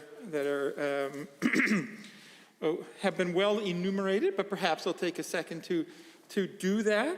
We know that the municipalities have had to deal with assaults on their linear assessment, which means a reduction of their ability to raise funds to pay for things. We know that they've had to deal with a imposed tax holiday on some of the major companies that provide taxes for municipalities by this government, the imposition of a holiday, which again has reduced the income of these municipalities to be able to provide services. We know that this government has decreased the grants in lieu of paying for provincial buildings in these municipalities. Instead of paying property taxes, but paying the grants, that has been reduced, so they're not contributing themselves to the municipal governments. We know that they have increased the police services without increasing the amount of money contributed to those municipalities, so that they are providing more RCMP, but actually putting 100% of that cost on the municipalities. A continual list of attacks on municipalities' ability to balance their budget, continued list of attacks on municipalities to provide the services that are most needed by people in the community. I mean, we know those services are very important. We know those services are about roads and sewers and garbage pickup and other things that are critically important on a day-to-day basis for citizens in this province. And this government has repeatedly attacked them. And in this particular bill, which certainly should be referred to committee, a committee which I sit on, and therefore would take due diligence to make sure that good questions were asked and good people were brought into the committee to help provide us some information. That this referral is very important in terms of correcting some of these terrible assaults on municipalities. I mean, it was just last spring I was standing out in front of this very legislature with mayors and reeves and councillors from across this province who had come to tell us how disastrous this government's policies have been in terms of the viability even of their municipalities. Some of the councillors and mayors and reeves telling me that they would have to increase their tax rate by upwards of 200% in order to pay the bills that they can no longer pay because this government has made these horrible decisions and imposed those decisions on the municipalities. We have to ask ourselves, why is it this government would do this kind of thing? Why would they use this bill to take away more money from people who are already deeply stressed at being able to provide the services? And what we find out is that it turns out the reason why is this government has to make up for its long series of significant financial disasters. This government has constantly preached to this side of the House about the fact that we had, during some difficult times, put some deficit on the books. We appreciate that. We understood that. And we set a path to balance, and we followed that path to balance for 4 years. And indeed, we met our mark every single year. In fact, we exceeded the mark toward balance in every year that we were in government. Now, in contrast, this particular government has done exactly the opposite. They came in saying, we don't want deficits. And what did they do? They had the largest single-year deficit that this province has ever seen, ever, in the history of the province of Alberta. They have the highest debt this province has ever had in the history of Alberta. Historically, they are the least successful government that we have ever seen in the 100+ years of this province, by all records. And I know they're yelling from across the floor because the facts always disturb them. They're always upset by the fact that the numbers show that while they complain about deficits, they create bigger ones. While they complain about debt, they create bigger ones. While they complain about unemployment, they create... To the honourable member, however, I think it's a good opportunity to just remind all members that the individual with the call at this stage is the honourable member for Edmonton Rutherford. And there will, of course, be an opportunity for a 29-2A, should you want to catch my eye or make that effort once the 15 minutes is complete. If the honourable member for Edmonton Rutherford could please continue. Thank you, Mr. Speaker.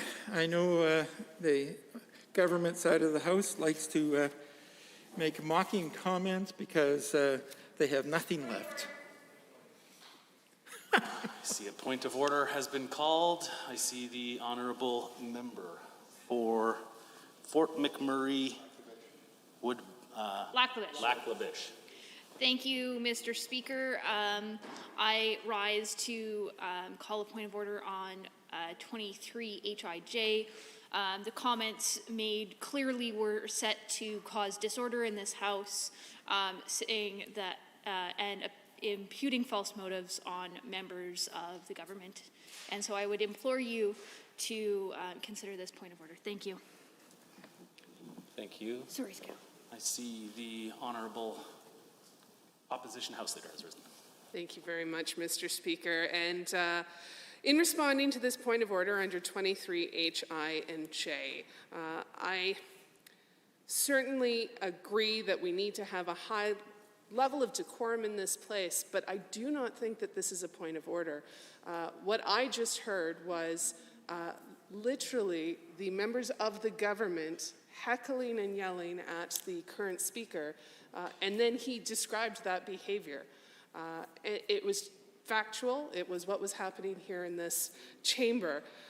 I think as we continue to talk about the record of this government and what is currently happening when it comes to debt and deficit, we've seen a pattern where government members get quite heated during this debate.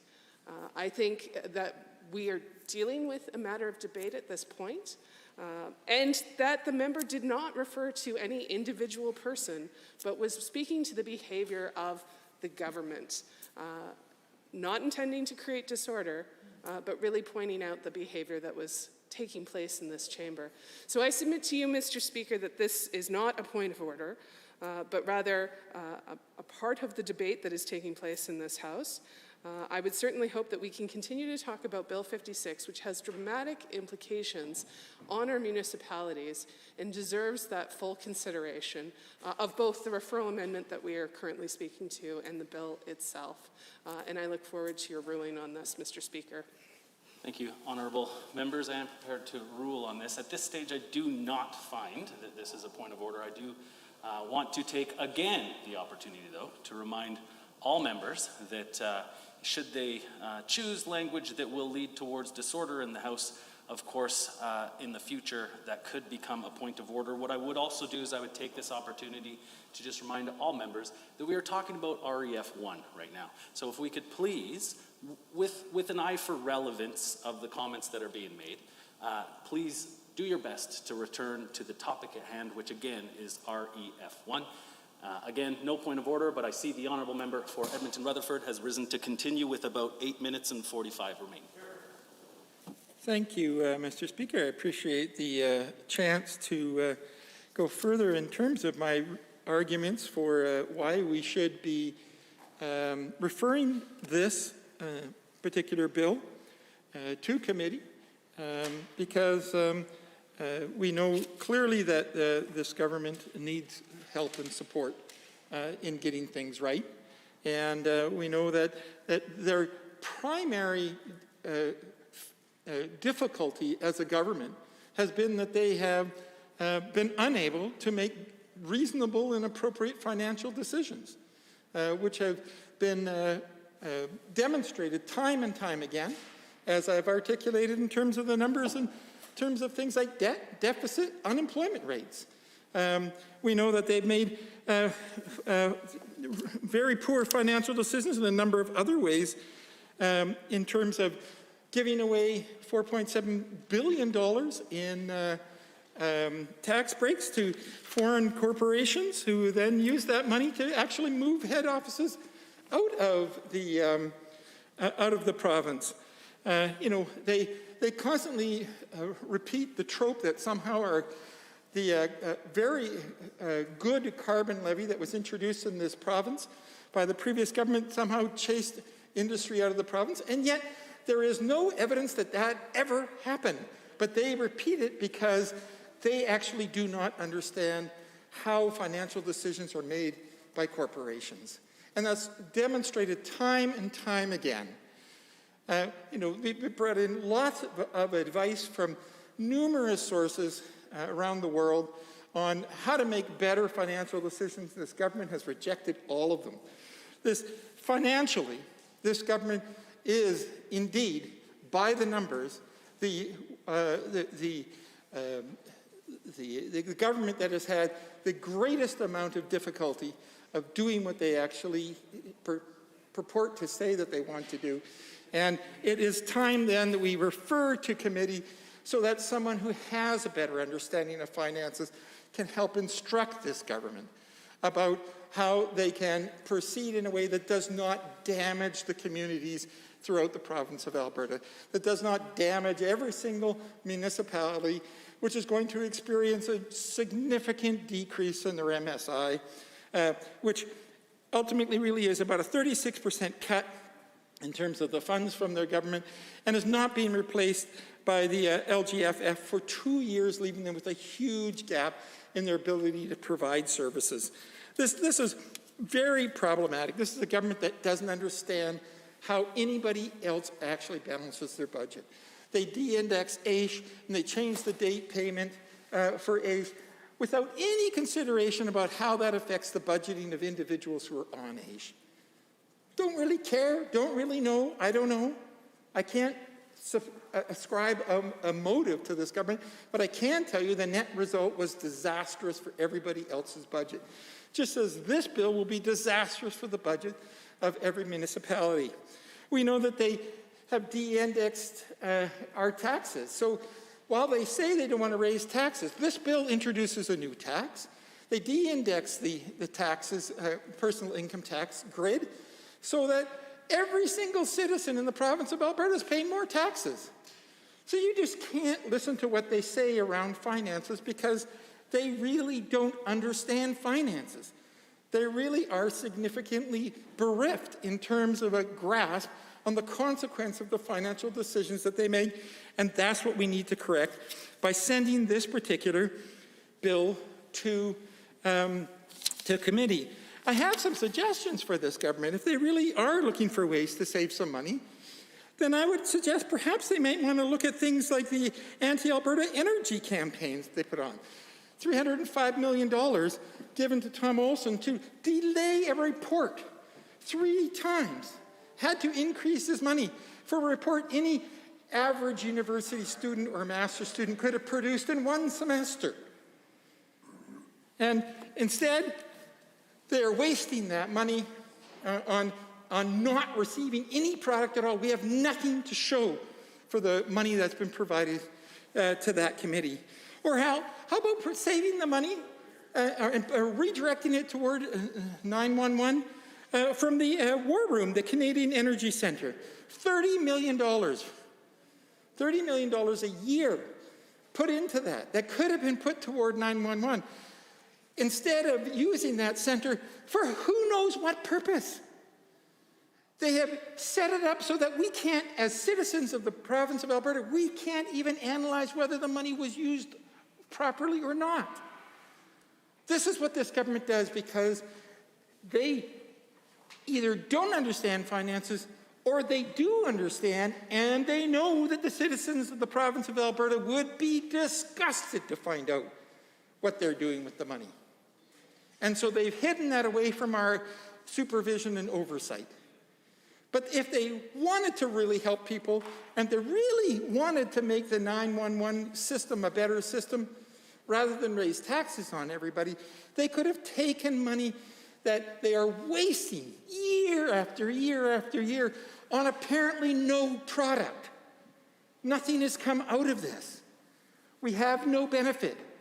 The only person that has benefited from that war room is a Belgian filmmaker who has thanked the government for increasing his personal revenues dramatically. And I can't help anybody in the province of Alberta. It doesn't help the cause that they purport to say that they support. Instead, what it does, again, is another situation where they have shipped the money from Alberta out of the province into somebody else's pocket. That's what they've done. The same way they have done with all of their various schemes.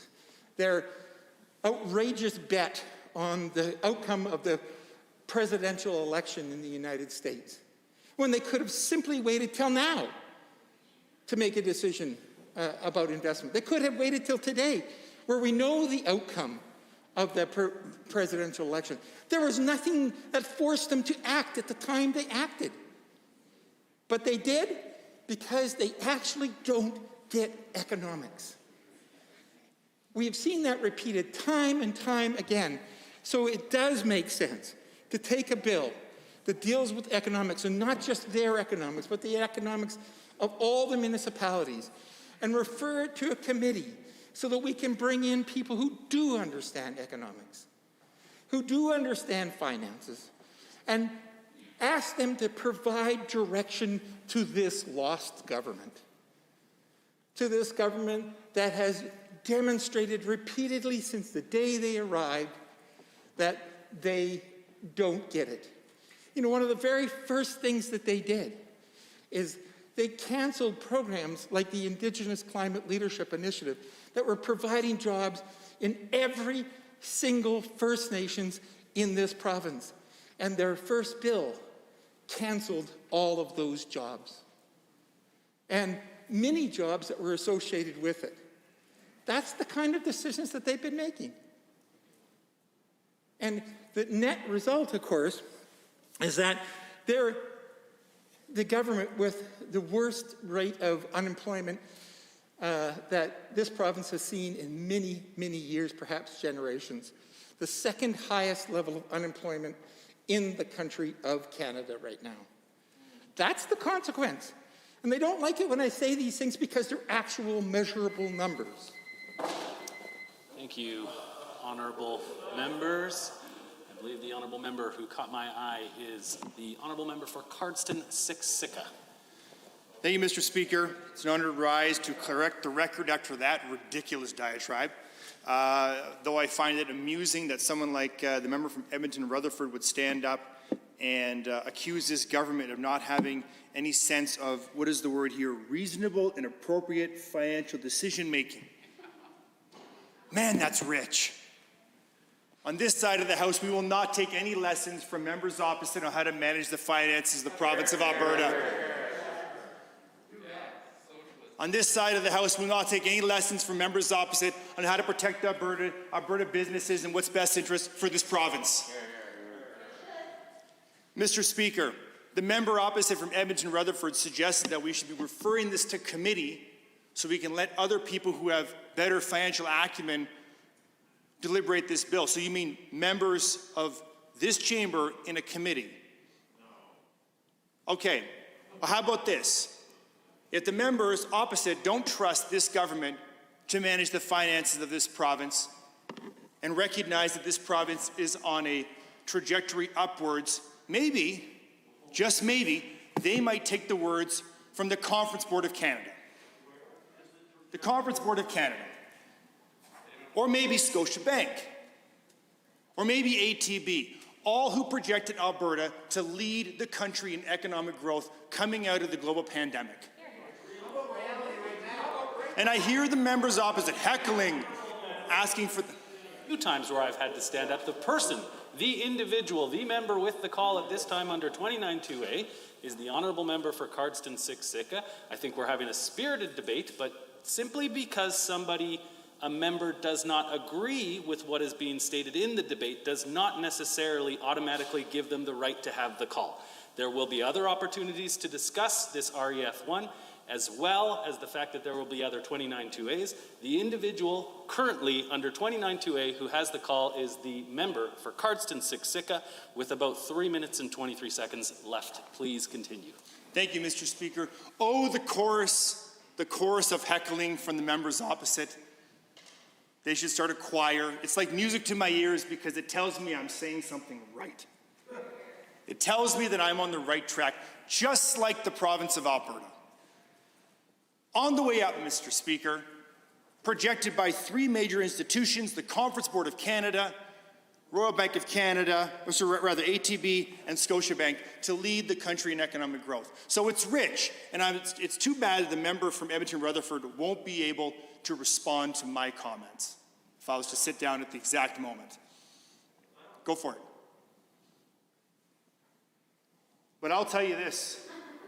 I'm not going to sit here and not respond to that nonsense, because I'll tell you what, Mr. Speaker, members on this side of the House take very seriously the responsibility entrusted in us by Albertans to lead this province through this difficult time, to regroup after 4 years of NDP mismanagement. And I hear again the member from Edmonton, from Calgary Buffalo, which is also rich, considering that member was the worst finance minister in the history of the province, Mr. Speaker. Point of order. Point of order, all right. Yep. Order has been called. I see the opposition House Leader has risen. Thank you very much, Mr. Speaker. Mr. Speaker, this may sound a little familiar, but under 23H, I, and J, again we see the government members, in an effort to make their point, resorting to name-calling. Whereas I believe the member started off very well, quoting factual data from third-party sources to make his argument. That to me seems reasonable.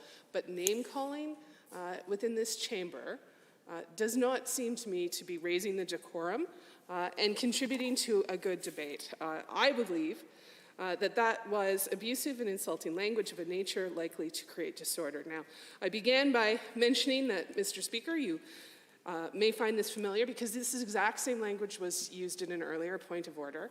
And at that time, you chose to issue a caution, which I think was very appropriate.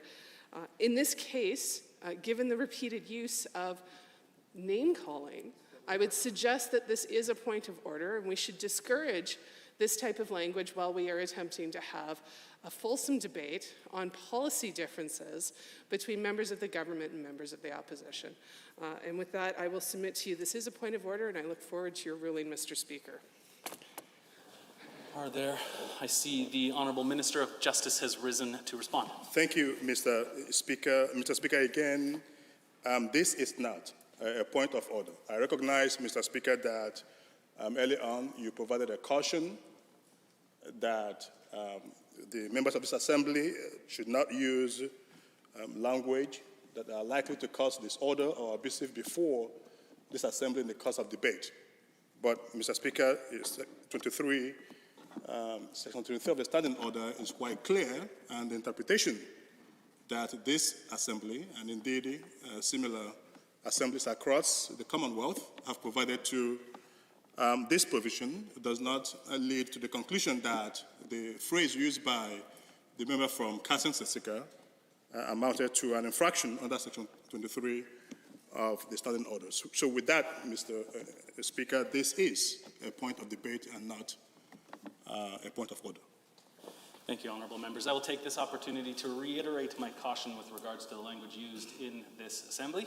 At this stage, I do not find that there is a point of order. However, I would also reiterate from that previous time that a similar point of order was called, but still not found to be a point of order, that I think that all members should do their best to ensure that we focus on the topic at hand, which is REF 1. Currently, the honourable member for Cardston-Siksika has 1 minute 52 left, should he choose to take it under 29.2a. Plenty of time, Mr. Speaker. Thank you very much. Familiar point of order, familiar ruling, not guilty. Mr. Speaker, I'd also, as I have said before, give credit where credit is due. The Deputy Government Opposition House Leader stated in her point of order that I began my remarks by citing factual data from a third-party source. Imagine that, corroborating something that I had said, stating it was factual data, contradicting what the member from Edmonton-Rutherford had said. And furthermore, as they heckle me, I'm going to talk louder, because at 6'9", I guess I can talk, louder, I don't know. But if the member from Calgary-Buffalo wants to heckle what I'm saying, then he should be prepared for what comes back, which is maybe a matter of debate, but people on this side of the House, and Albertans on April 16th, stated he was the worst finance minister in the history of this province. I hesitate to interrupt the honourable member. However, I do believe that we are pushing ourselves quite close to a situation which may cause disorder with regards to the language being used. I would take this opportunity to remind members that our debates in this House should be focused, in my thoughts, on the policies that are in place or potentially in place through legislation, not on personalities. The honourable member has 43 seconds left on Standing Order 29.2a, should he choose to take it. Thank you, Mr. Speaker. Appreciate that. And I will take your caution under advisement. I will finish by saying this.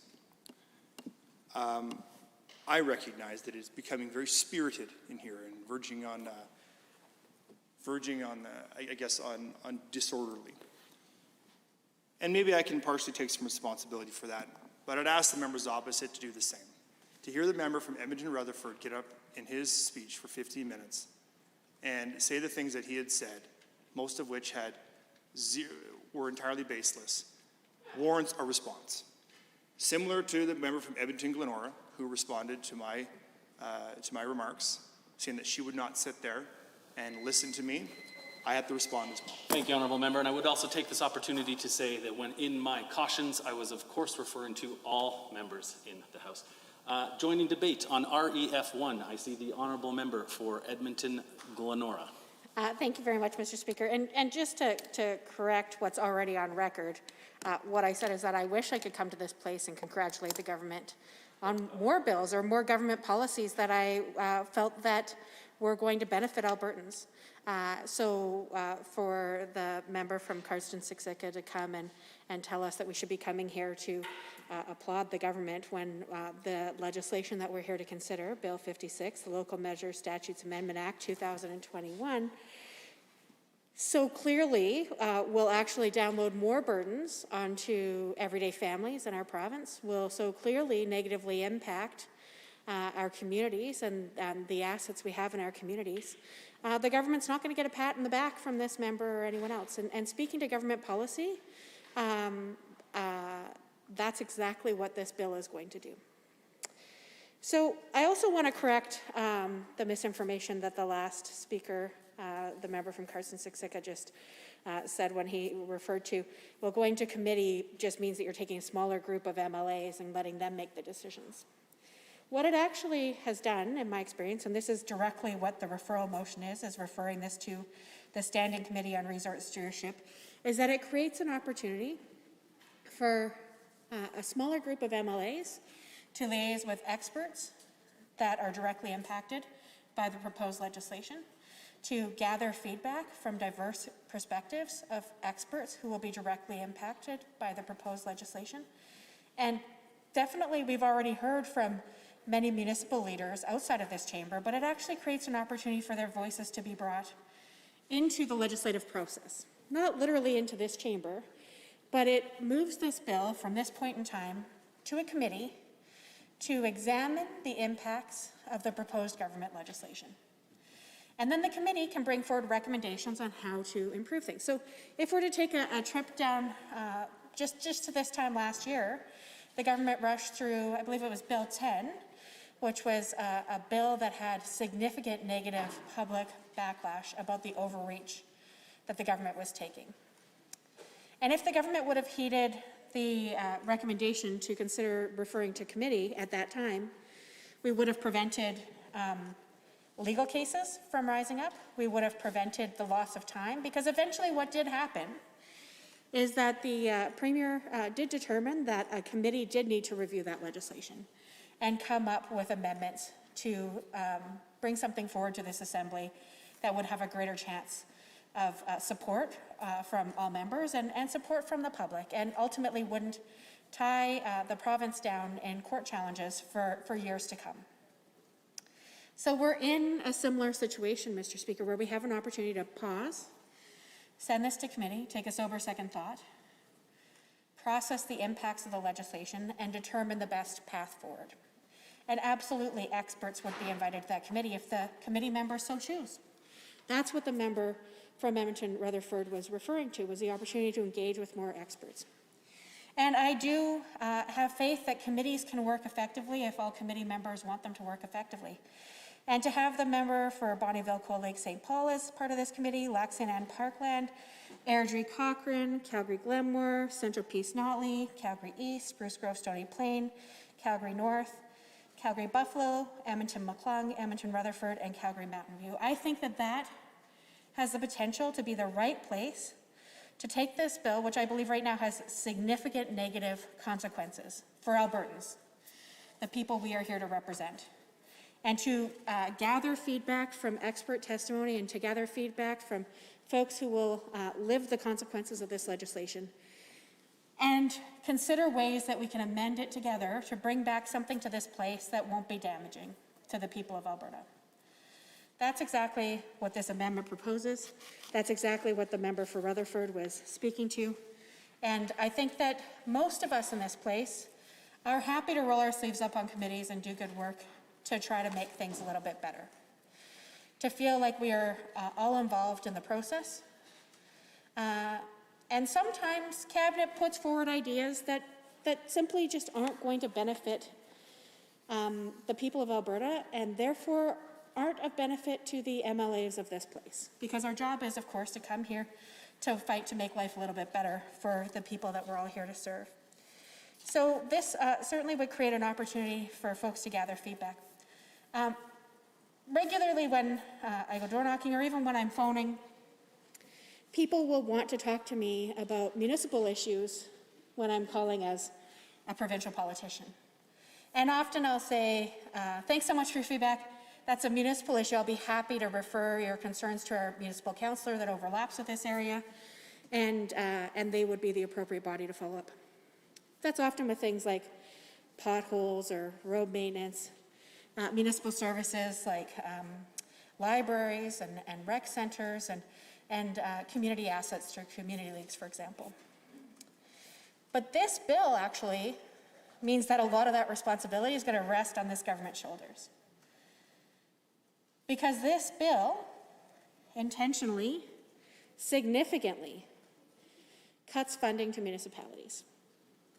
So you can bet when I'm door knocking in my riding or any riding in this province and somebody starts talking about their roads and the lack of infrastructure maintenance done to their roads, there's absolutely a direct connection between decisions that this government is making and those local issues that used to one time be considered municipal issues. Because this government is intentionally undermining the assets and the resources that municipalities have to maintain their municipalities and their infrastructure.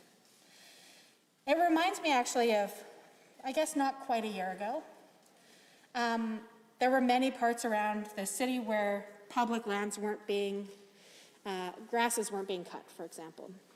And there were a lot of political staff from within the government, UCP staff, either caucus or government employed, who decided to take shots at local elected officials here in Edmonton, saying cut the grass. At the same time, the government that they worked for was cutting their grants in place of taxes, the compensation directly to municipalities for the services that they need for government buildings, buildings like the one we're in today, buildings like the law courts, buildings like seniors housing that is publicly supported, cutting grants in place of taxes, failing to meet their commitments to the partners in local government, cutting funding that was given directly to big cities through the Big City Charter process that the now Premier absolutely promised he would keep intact during the election campaign. He said he liked the big cities, he thought it was a fair agreement, he was going to keep it. And then what has he done? He completely broke his word on that. He broke that promise, rolled that legislation back, and that absolutely had a significant negative impact, especially on Calgary and Edmonton. And I would argue the surrounding municipalities that rely on Calgary and Edmonton for a lot of services. And I would argue, having been a rural kid growing up in the north, we would access a lot of services in Edmonton too. So when you attack the core foundation of funding for Calgary and Edmonton, it has a ripple effect and impacts every municipality. This bill goes one step further. This bill actually cuts MSI funding for municipalities across the board. Everyone in the province is going to see significant reductions to the money that they had available to them to help them build their infrastructure, maintain their infrastructure, and support their communities. And I doubt when MLAs go home to their ridings or are visiting other people's ridings, that people say, you know what we have too much of? Municipal infrastructure. You know what we have too much? We have too many roads. So I can tell you, when I've spent time visiting many communities, especially in the north, one of the number one things they talk about is the need for expanded roads, the need for improved maintenance to roads. These are core issues around being able to connect with one another and being able to access services as people who live in rural or in urban centers. So when the government erodes funding to support infrastructure projects like roads, they are absolutely ignoring the calls from municipal leaders and from residents of municipalities to make sure that they're keeping up with their infrastructure commitments. And we saw this before. We saw this especially in the 1990s, when we saw deep and brutal cuts that undermined the integrity of our assets here in the province. And some of them we have still failed to ever catch up on. So to say that, not wanting to engage in any of the specific name-calling rhetoric that was spoken by the last speaker during 29-2A, but wanting to correct the record. I have to say that I'm incredibly proud that we had a government and a finance minister that invested in counter-cyclical financing, which was recommended by former governor for the Bank of Canada, to make sure that Albertans could keep working and that we were getting a good return on investment. When times were tough, you get often a better deal on infrastructure projects than when times are booming and you're competing with other sectors, including the oil sands, for the same skilled trades workers. I have to say I'm incredibly proud that we had a finance minister who set forth a path that cut child poverty in this province in half. I'm incredibly proud that we had a finance minister who presented budgets that invested in schools, invested in hospitals, a long overdue Calgary Cancer Centre that many Conservative governments had neglected and had dithered on, that moved forward. And at the same time, there was a decision made to take some borrowing and to put it towards these kinds of projects to help families and to keep our economy moving. This government has absolutely taken a different direction. They've decided to give billions of dollars. The last reported number in any of their budgets was $4.7 billion to large profitable corporations, making profits in excess of $500,000 per year. Only large profitable corporations. They also have chosen to gamble $1.3 billion on the re-election of Donald Trump, at least 1.3, that 1.3 that we know of so far. And they've also continued down a path of investing public funds in an energy war room, a vanity project for some. When I talk to folks across the province about the choices this government is making, the feedback is overwhelmingly negative, especially about the energy war room. So for them to know that the government's choosing to cancel infrastructure projects for their communities, for their municipalities, and prioritize a vanity project that has been a national and international embarrassment on more than one occasion, I think is speaking to values, priorities, and intent of this government. So the policies that are flowing from that, including this bill that we are here today, don't speak well for the government's path to support municipalities, support local infrastructure, and ensure that the people of this province have an opportunity to live, work, and play in strong communities. And they also, while they cut many of those infrastructure projects, will result in taxes going up locally and ratepayers, property taxpayers, having to pay significantly more. So, additionally, at the same time the government is making all these choices, they are running deficits far bigger than any government in the history of Alberta has ever run. It's a fact. Almost as big in this single year as the 4 years under the NDP combined. And jobs have gone down. Even before the last rush, the impacts of the COVID-19 pandemic, there were 50,000 jobs lost in the province of Alberta between the first time the government decided to give money away to large profitable corporations and when COVID hit. So I know that at times it's fun to try to revisit history and to say the impacts of decisions that the government of today, the current government, is making are not their fault. But the impacts are real, the impacts hurt families, the impacts hurt our communities, and the government needs to take some ownership for that. They need to say, these are our priorities, this is what we put at the highest. Giving money away to large profitable corporations, that's number one. We all know that. We've all seen that. Bill and bill again, budget and budget again. But to continue to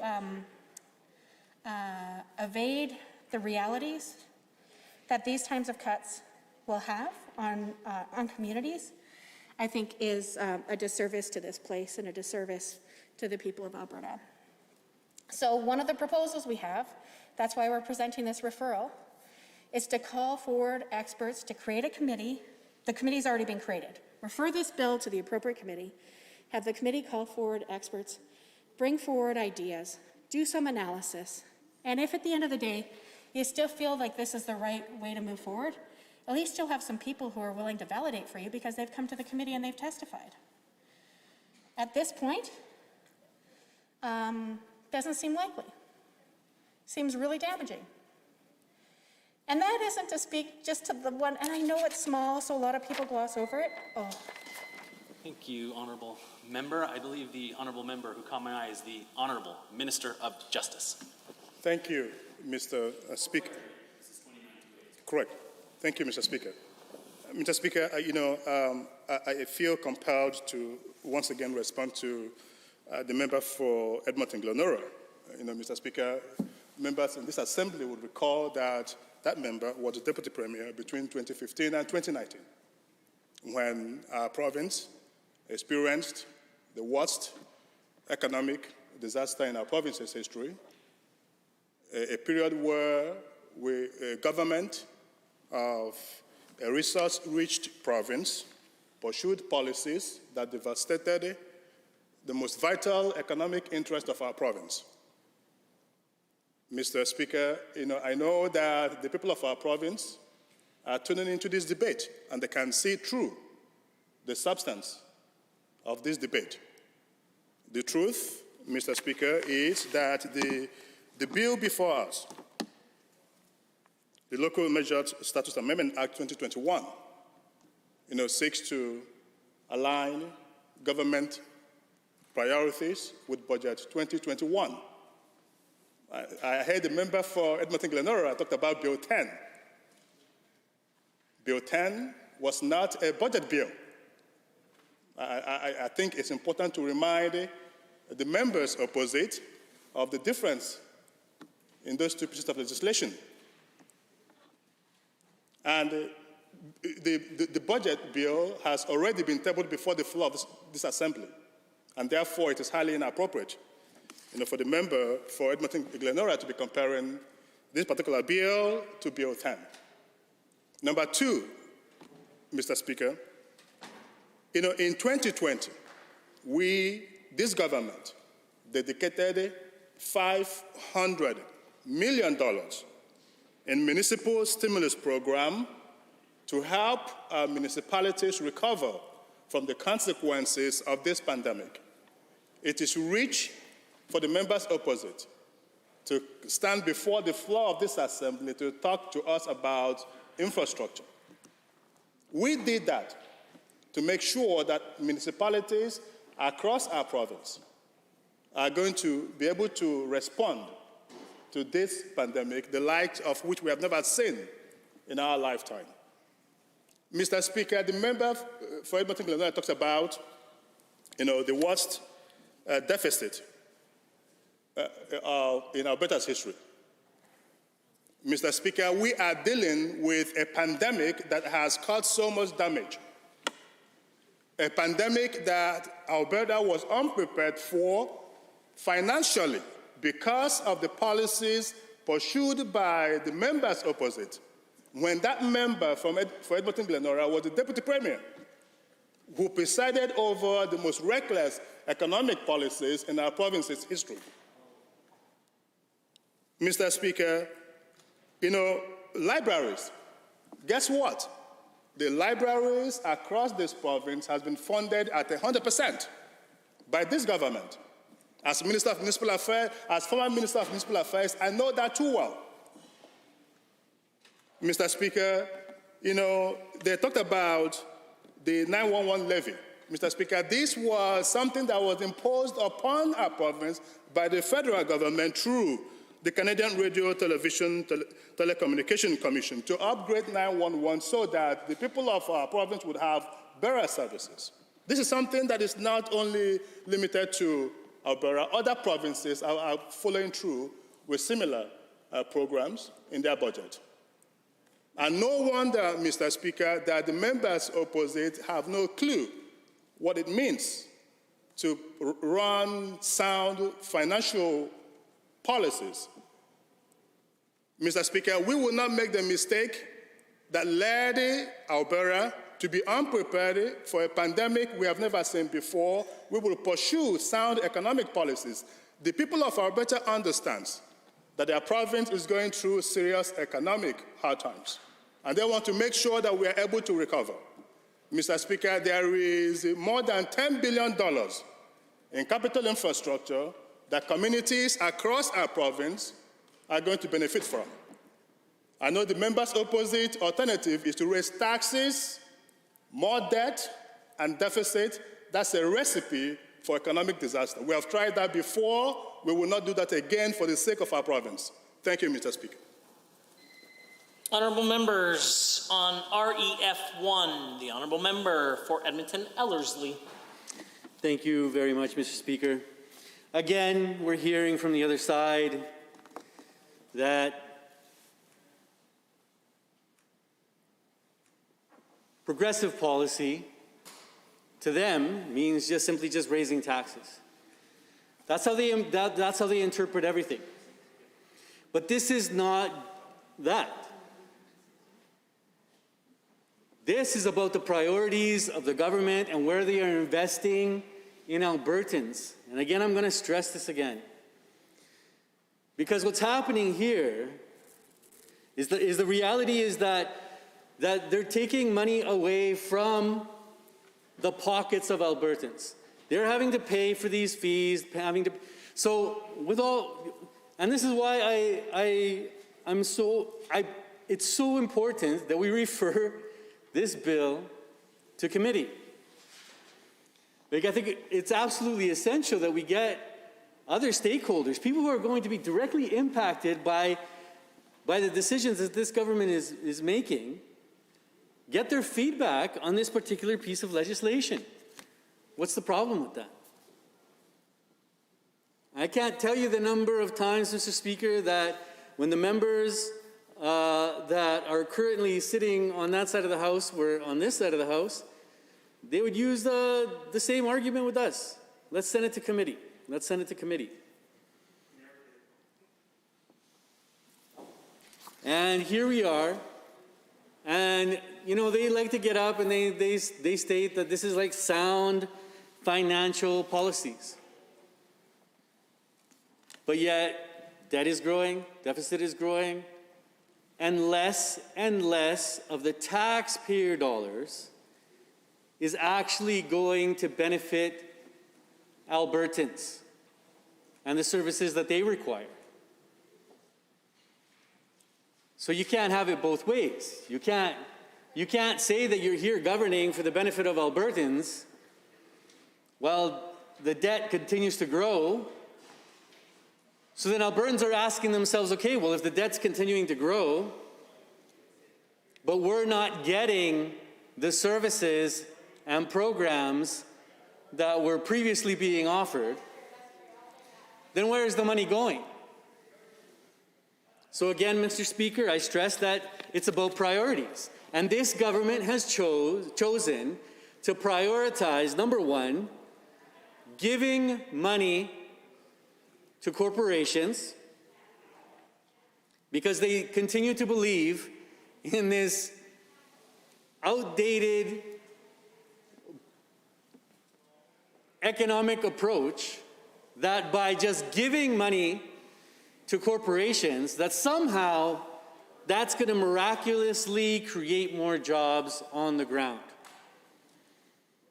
And what we're seeing is that over the last several months, since this government has actually taken power, and they decided to use this particular economic approach, that instead of jobs being created, these corporations are actually leaving this jurisdiction, going to other jurisdictions, and in investing those taxpayer dollars that are Alberta taxpayer dollars, they're fleeing with them from our beloved province. Something that this government has to take responsibility for.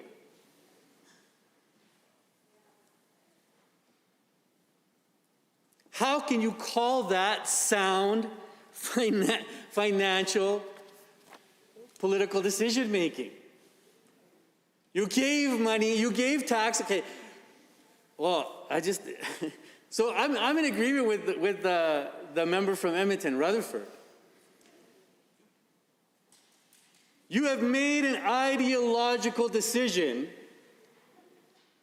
that has resulted in 0 jobs.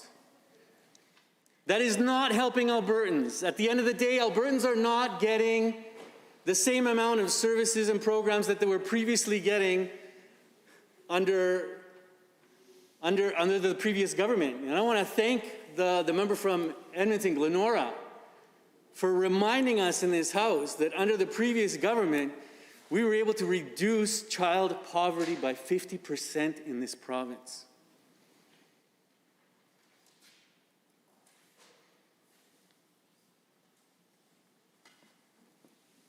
Think about that for a moment.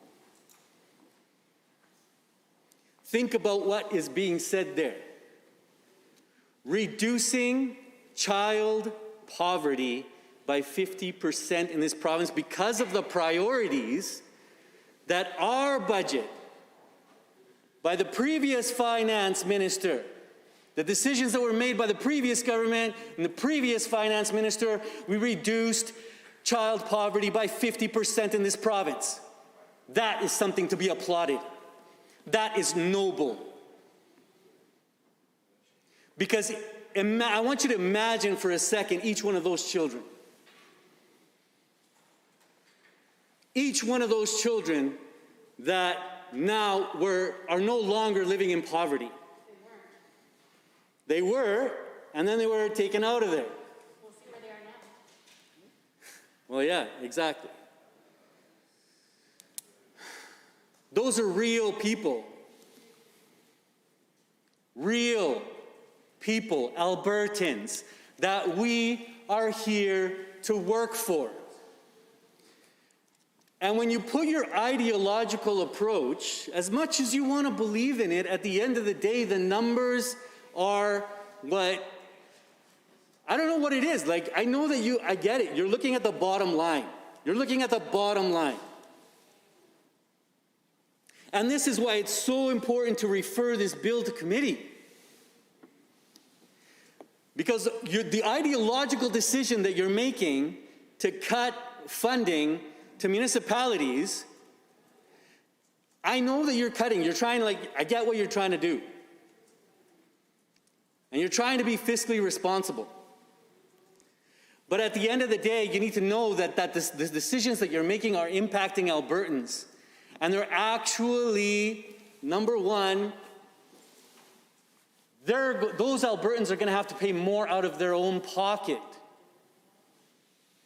The municipalities themselves are going to have to charge more taxes, more property taxes, so that they can at least provide the same level of service as before, or else those Albertans are going to have to go without those services.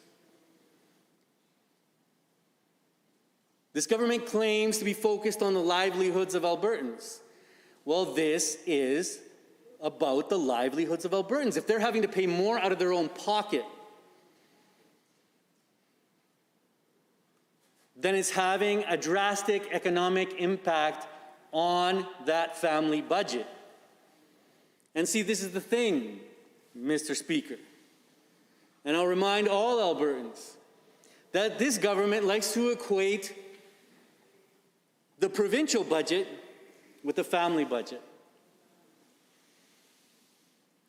And even this government is doing its own version of counter-cyclical spending by investing in infrastructure projects so that we can keep Albertans working. We also did that while we were in government because we wanted to keep Albertans working. And the reality is that now with the decisions that are being made with this particular piece of legislation, that it's having more of a drastic impact because they're actually cutting monies that the municipalities are going to be able to be spending on what are actual services for the people of Alberta. So this is why I'm asking the government to please refer this to committee so that you can have a better understanding of how you're impacting the actual lives of Albertans. They're going to have to pay more out of their own pocket. How many more, and if Albertans are having to pay more out of their own pocket for services that they need, then are they going to be able to spend on other things?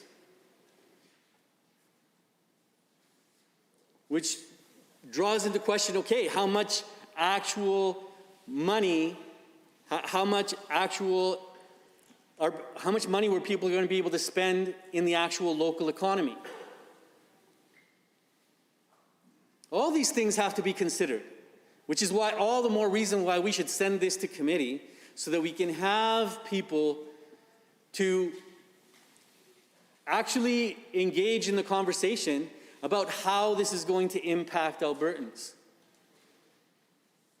And collectively, with all the decisions that are being made by this government, how it's actually impacting, and those same children that we actually pulled out of poverty because the priorities that we set while we were in government, in the budget that we put forward, how many of those children are actually going to go back into poverty? Because the decision that this government has been making with every piece of legislation after piece of legislation after piece of legislation that they've introduced in this House. And this is what this debate is about. It's about priorities. It's about what is best for all Albertans, which we are here to serve. But I get it. You know, the ideological approach of this of conservatives is to separate government from the people. That somehow the big bad government is not there to actually work for you. They're just a bunch of people that are living high on the hog and are just taking advantage of you, and they don't really have your best interest in mind, and that's how they sow division. They sow division between Albertans. And we've seen it many times before with even other pieces of legislation, Mr. Speaker. Where they try to put the public service, or put the people against the public service. As if somehow the people who work in the public service are different than Albertans.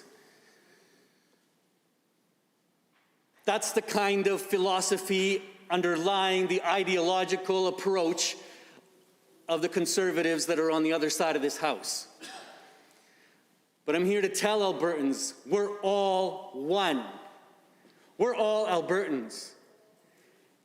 And when government is prioritizing programs that are actually pulling children out of poverty, what we're trying to do is help all Albertans. Trying to have an economy that raises everybody up, that supports everybody, rather than just a few. This is the noble cause that we are here to attempt to do. So stop sowing division with this ideological approach that somehow government is different than the people. After all, isn't it the people who vote and elect us all into this place? And then I remind us all that then our responsibility is then to serve those people. Now I get it, we have a difference in ideology.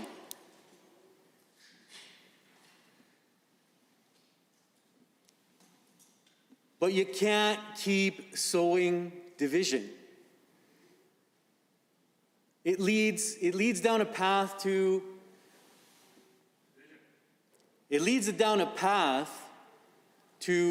greater difficulty for all Albertans. And we've seen it before in other places, where it's like history repeating itself all over again. When there's more economic difficulties, when there's less opportunities for Albertans, what ends up happening? And now I'm not saying that the members on the other side of the House are saying this, but what I'm saying is that when you sow division amongst people, then and there's less opportunities for for the people of Alberta, they start pointing the fingers at people that look different than what they look like. And this is where you have racism, discrimination, and you see the hatred that has been manifested on the streets of this city as well as Calgary with the attacks on Black Muslim women. Point of order, Mr. Speaker. Called. The Honourable Member for Cardston-Siksika. I'm rising on 23J, uses abusive or insulting language of a nature likely to create disorder.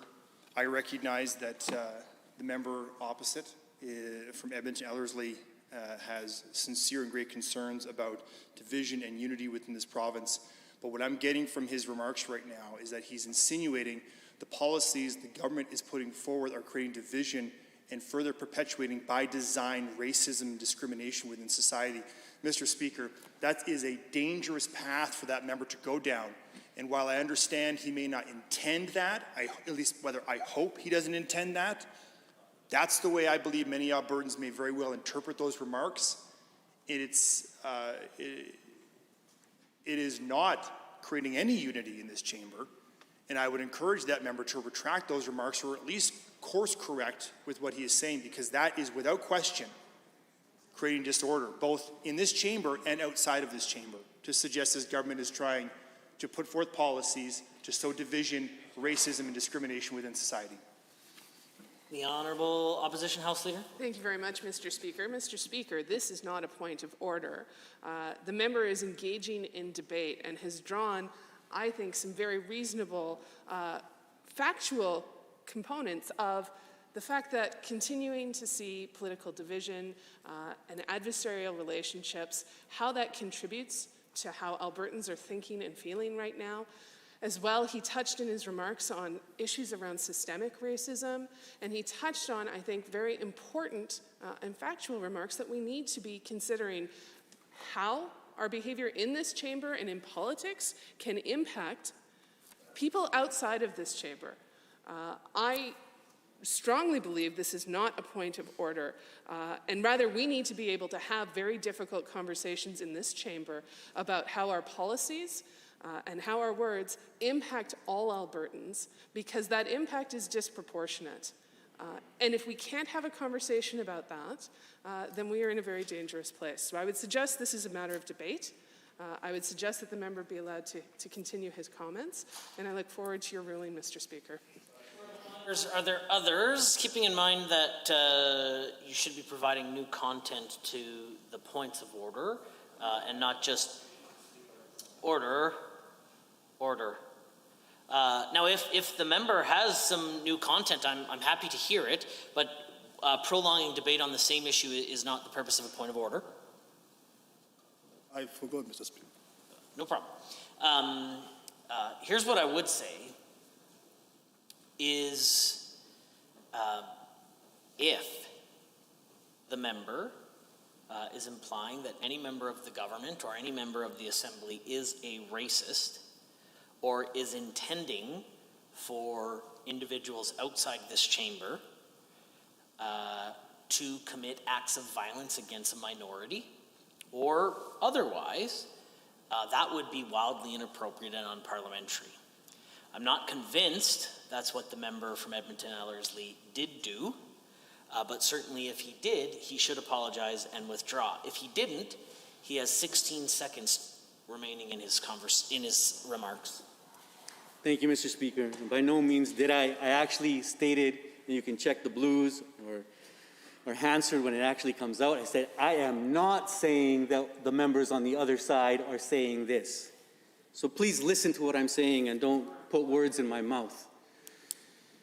Lack of opportunity is what leads to these divisions in society. Because people start blaming other people when there is a lack of opportunity. Let's do better.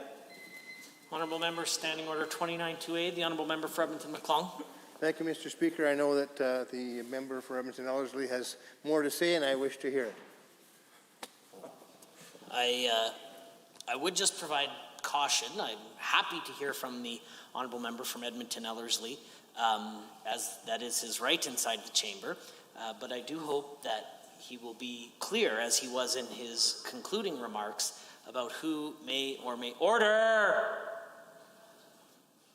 what people may or may not be doing in or outside the chamber. The Honourable Member for Edmonton-Ellerslie.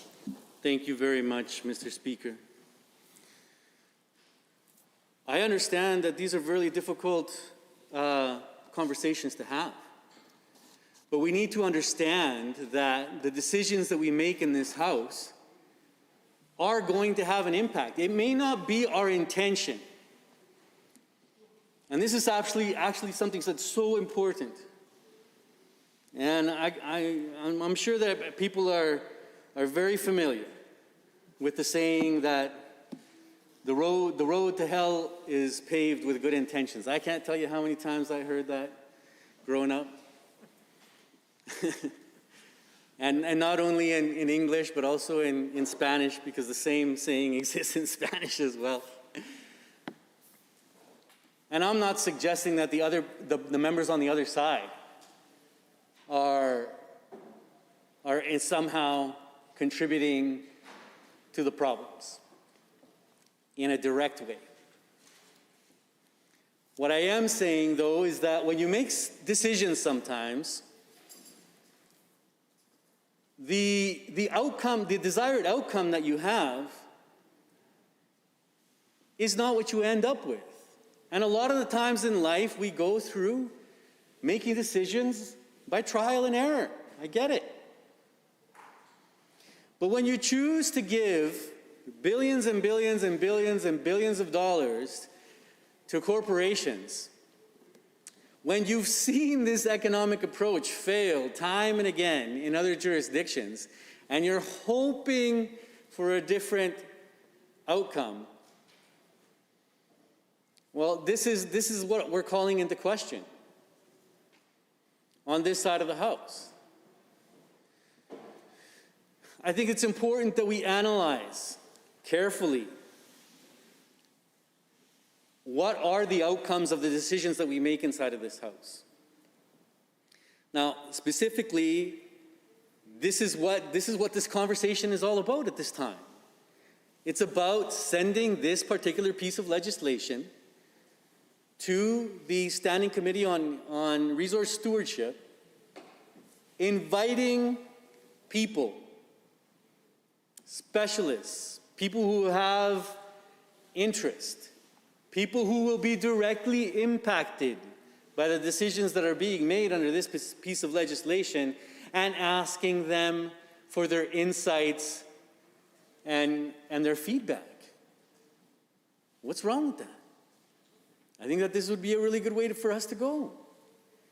To be able to understand completely what the impacts of this particular piece of legislation are going to have. Because at the end of the day, if the undesired outcome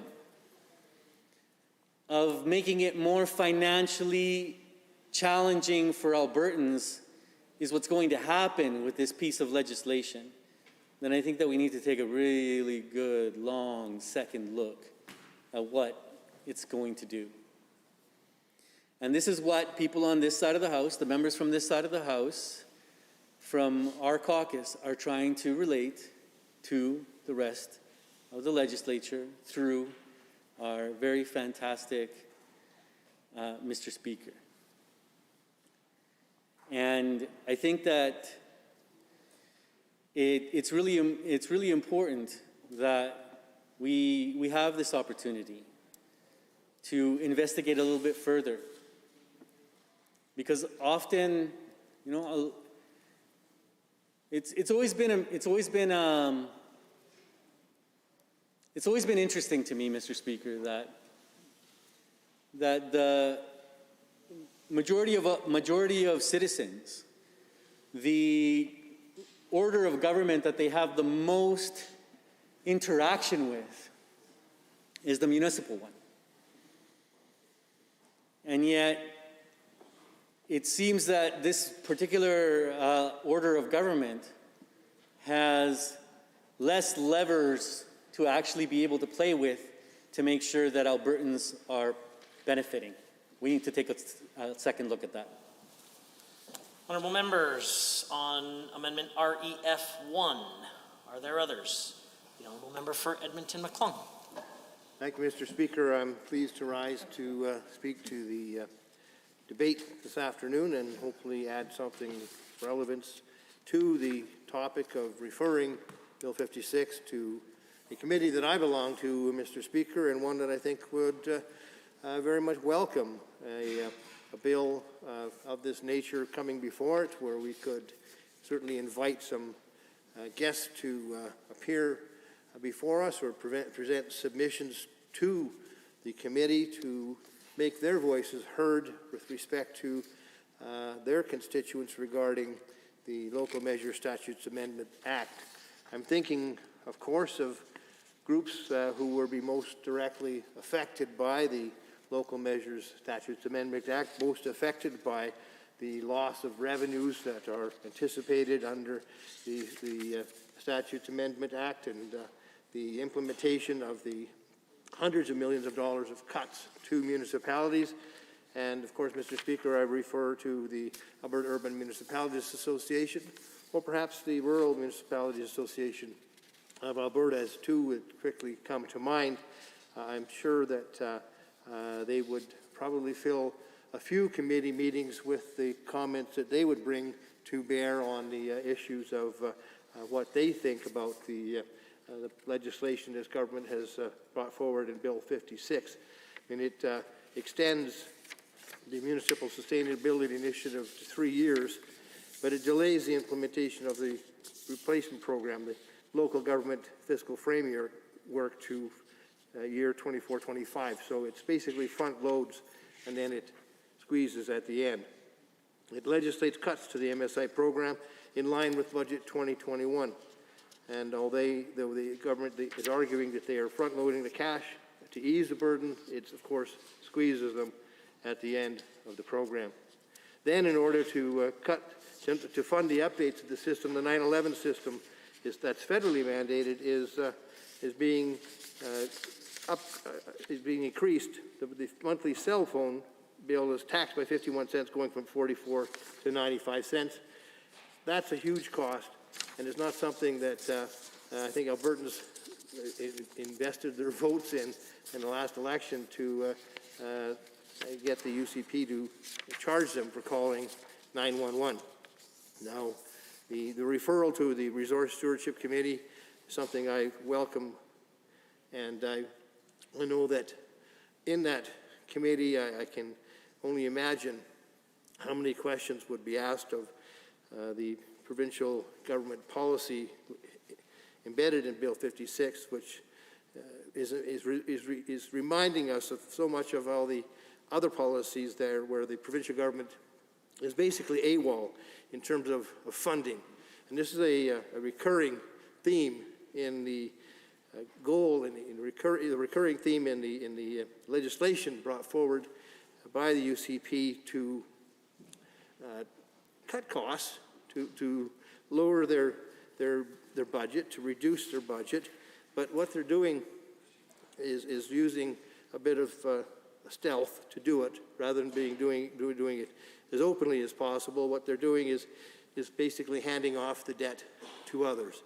They are, by giving the municipalities these reductions, telling them that they're having to suffer. It's going to be their taxpayers that are going to have to suffer, but the provincial government books will not reflect that suffering, because it's the municipalities that will have to tell their residents that they be having their roads paved less, or their culverts not upgraded, or their sewer systems pushed back to next year or the year after that for renewal.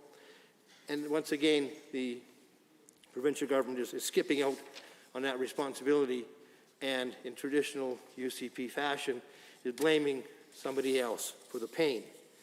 A prime example of this at the highest scale, Mr. Speaker, is how the provincial government, the UCP government under this Premier, has consistently not taken advantage of shared funding programs, such as a program that is being held up right now by the UCP government to build the largest infrastructure project in the province, that of the Green Line in Calgary. And that's a roughly $5.5 billion project, Mr. Speaker, which the provincial government has agreed to commit $1.53 billion to. The municipality, the City of Calgary, same thing. The federal government, same thing. Basically, it's a three-way split. The federal money is available. The municipality is ready to go. The province, in the words of many, is dithering on this project. And this Local Measure Statute Amendment Act is an example of the same type of lack of responsibility in terms of the provincial government pulling their own weight. In times of trouble economically, you know, you ask of your government, your provincial governments, federal governments, for assistance and for help. And what this government is providing, Mr. Speaker, is a far cry from an extended hand, an extended helping hand. It's a hand that's been extended and wrapped around and stuck in the back pocket for the wallet of the municipalities that this government is bound to serve. And these municipalities have rightfully fought back and more than expressed their dismay. They're angry about how they've been treated. And I know there's other examples that will be, I think, soon highlighted even more than they are right now. with respect to jobs and economic development in this province, where municipalities who are looking to collaborate to respond to the realities of today, where after a pandemic that is still ravaging our province, we find that many people are working from home rather than commuting to downtown offices. That includes from areas outside of Edmonton and Calgary, and they're looking to either purchase homes or work from their homes that are in more rural areas. And of course, Mr. Speaker, not only people working in their homes, but students who are now taking their classes remotely from their home computers are finding there's an extreme need and a lack of broadband capacity that will allow them to study and work from home properly. And this is something that just isn't something that they like to have. It's an urgent need that must be addressed. Yet we find once again the same pattern as we find in the Local Measure Statutes Amendment Act of the provincial government being AWOL. So with respect to rural municipalities, say around Edmonton or Calgary, where we find that during this pandemic, workers are in their thousands working from home, and students are working at their studies from home as well, it's almost impossible for them to do so because they don't have the broadband capacity required by their studies or by their business. I mean, there are people around Strathcona Sherwood Park, Mr. Speaker, who raise horses, and there's $250,000 for a horse is not unheard of, and yet they have to go and take their truck and go to the top of a hill near their farm or their ranch to actually get enough of a signal so that they can conduct their business over their computer. It's absolutely ridiculous.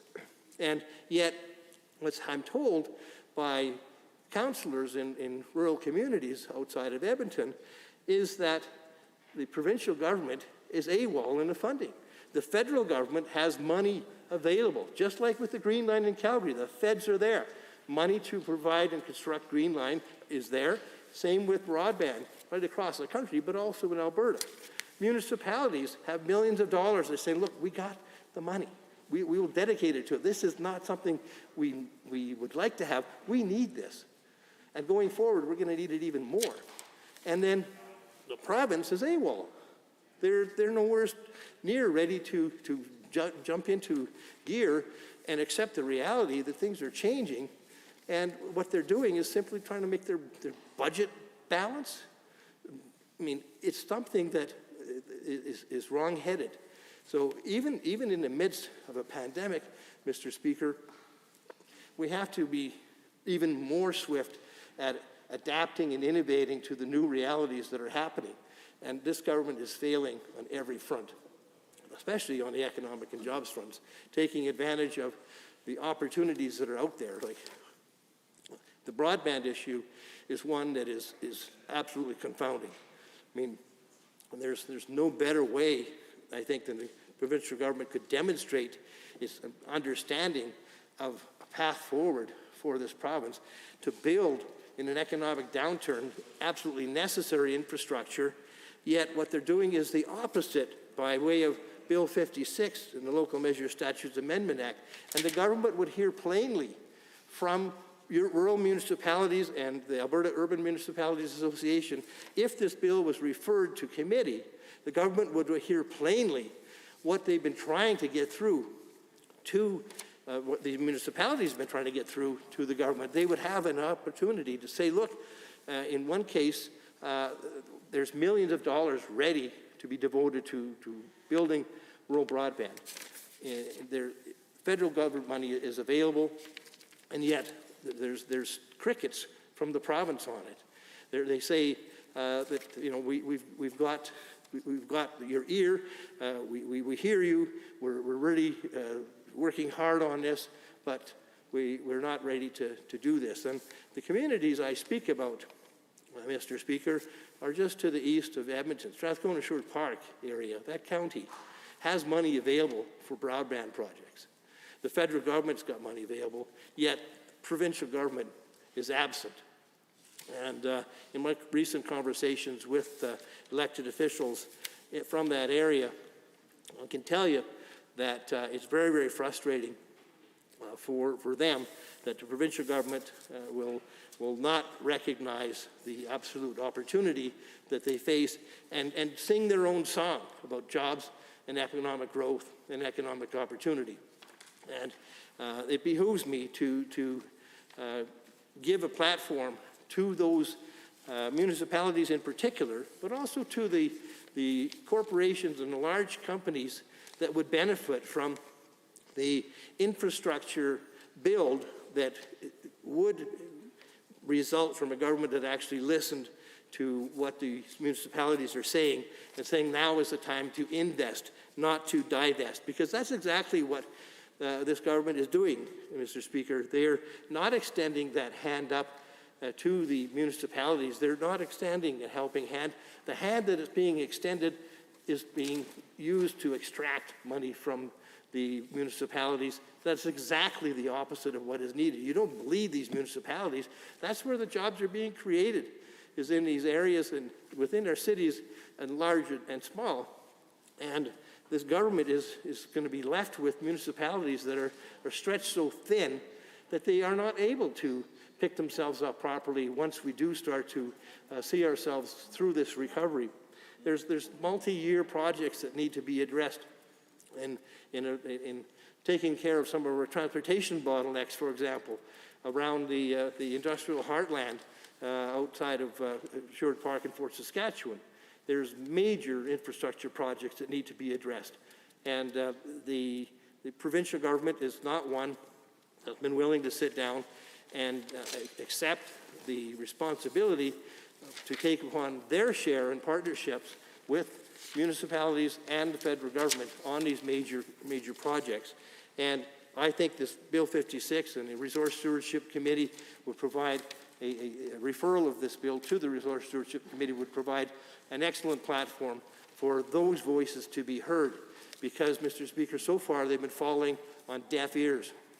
And that is not the way this province should be operating. It doesn't matter whether it's the municipalities, it doesn't matter whether it's the doctors and nurses and health professionals, it doesn't matter whether it's educators, it doesn't matter whether it's public servants of every stripe. It's everything they do and say, it seems to be falling on deaf ears. And what the government is doing in return is simply nickel and diming, making, they think, I guess, their bottom line, their budget look a little bit better, but they're certainly alienating a lot of people, and they're damaging Alberta's infrastructure, our human capital, our investment climate with these policies and with these decisions. For example, I heard today that we are having public servants who would be cleaners and janitors in the buildings we work in, this building, the federal building, the Royal Alberta Museum, be privatized. So the public service will no longer be cleaning those buildings. Apparently, the government's looking to privatize that. Another slap in the face. Honourable Member, Standing Order 29-2A. I see the Opposition House Leader. Well, thank you very much. I was listening with great interest to my colleagues' remarks, and I think you were going down certainly some interesting paths about the decision-making of the government and what you're seeing not only in Bill 56, but the need to refer it to committee. And I certainly know from my time sitting with you in this chamber through the previous legislature that there were a number of times that the then opposition called for bills to be referred to committee. And there's a number of advantages to sending bills to committee in that way. What I'm curious about, having listened to your remarks to referral one, and I'd love further thoughts from you as a colleague, is what do you think are the most important one or two reasons to refer this to committee, just to sum up that recommendation for all members to consider? Because I certainly am supportive of REF1. I've heard from members of the government they may not be. And what do you think would be the most important reasons to send this to committee? The Honourable Member. Thank you, Mr. Speaker. I'm pleased to respond to the queries of my honourable friend. And I know that the member and former Labour Minister, member for Edmonton Mill Woods, has at heart the best interest of the local municipalities that she refers to, and the process, the legislative process that we're all a part of here. Now, when I first got to this place, Mr. Speaker, I wasn't a big fan of referral to committees. I thought, well, there's nothing better than this committee we're here in right now, in this chamber, whether it's committee of the whole or speaking to bills or legislations and other stages of debate.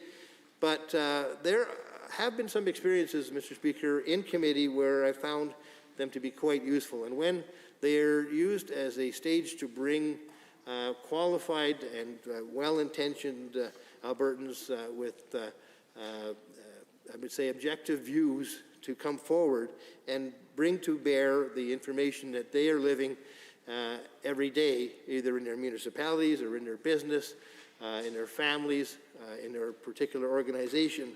If you get that information laid bare at the committee level, where you're able to have a good dialogue back and forth with the committee presenters, and after you've received on many occasions some very, very well put together written materials, and in some cases digital slide decks and so forth explaining in greater detail their positions, and they make a final presentation perhaps in person or now digitally to committee, my opinions of some of these committee presentations have changed, and I learned to see them as a very useful means for legislators to gain a better appreciation and much fuller understanding of the issues that affect the individual members appearing before the committee. And I think in this particular case, it really would lend itself well to looking at the Bill 56 and allow a much greater public exposure to the bills and to the effects of the legislation that it would have upon businesses and the members of the public in various municipalities throughout the province. Because this affects, Mr. Speaker, not only the fairly large cities that are maybe surrounding Edmonton and Calgary, it also is something that it affects the small villages and the counties as well, and the outlying areas.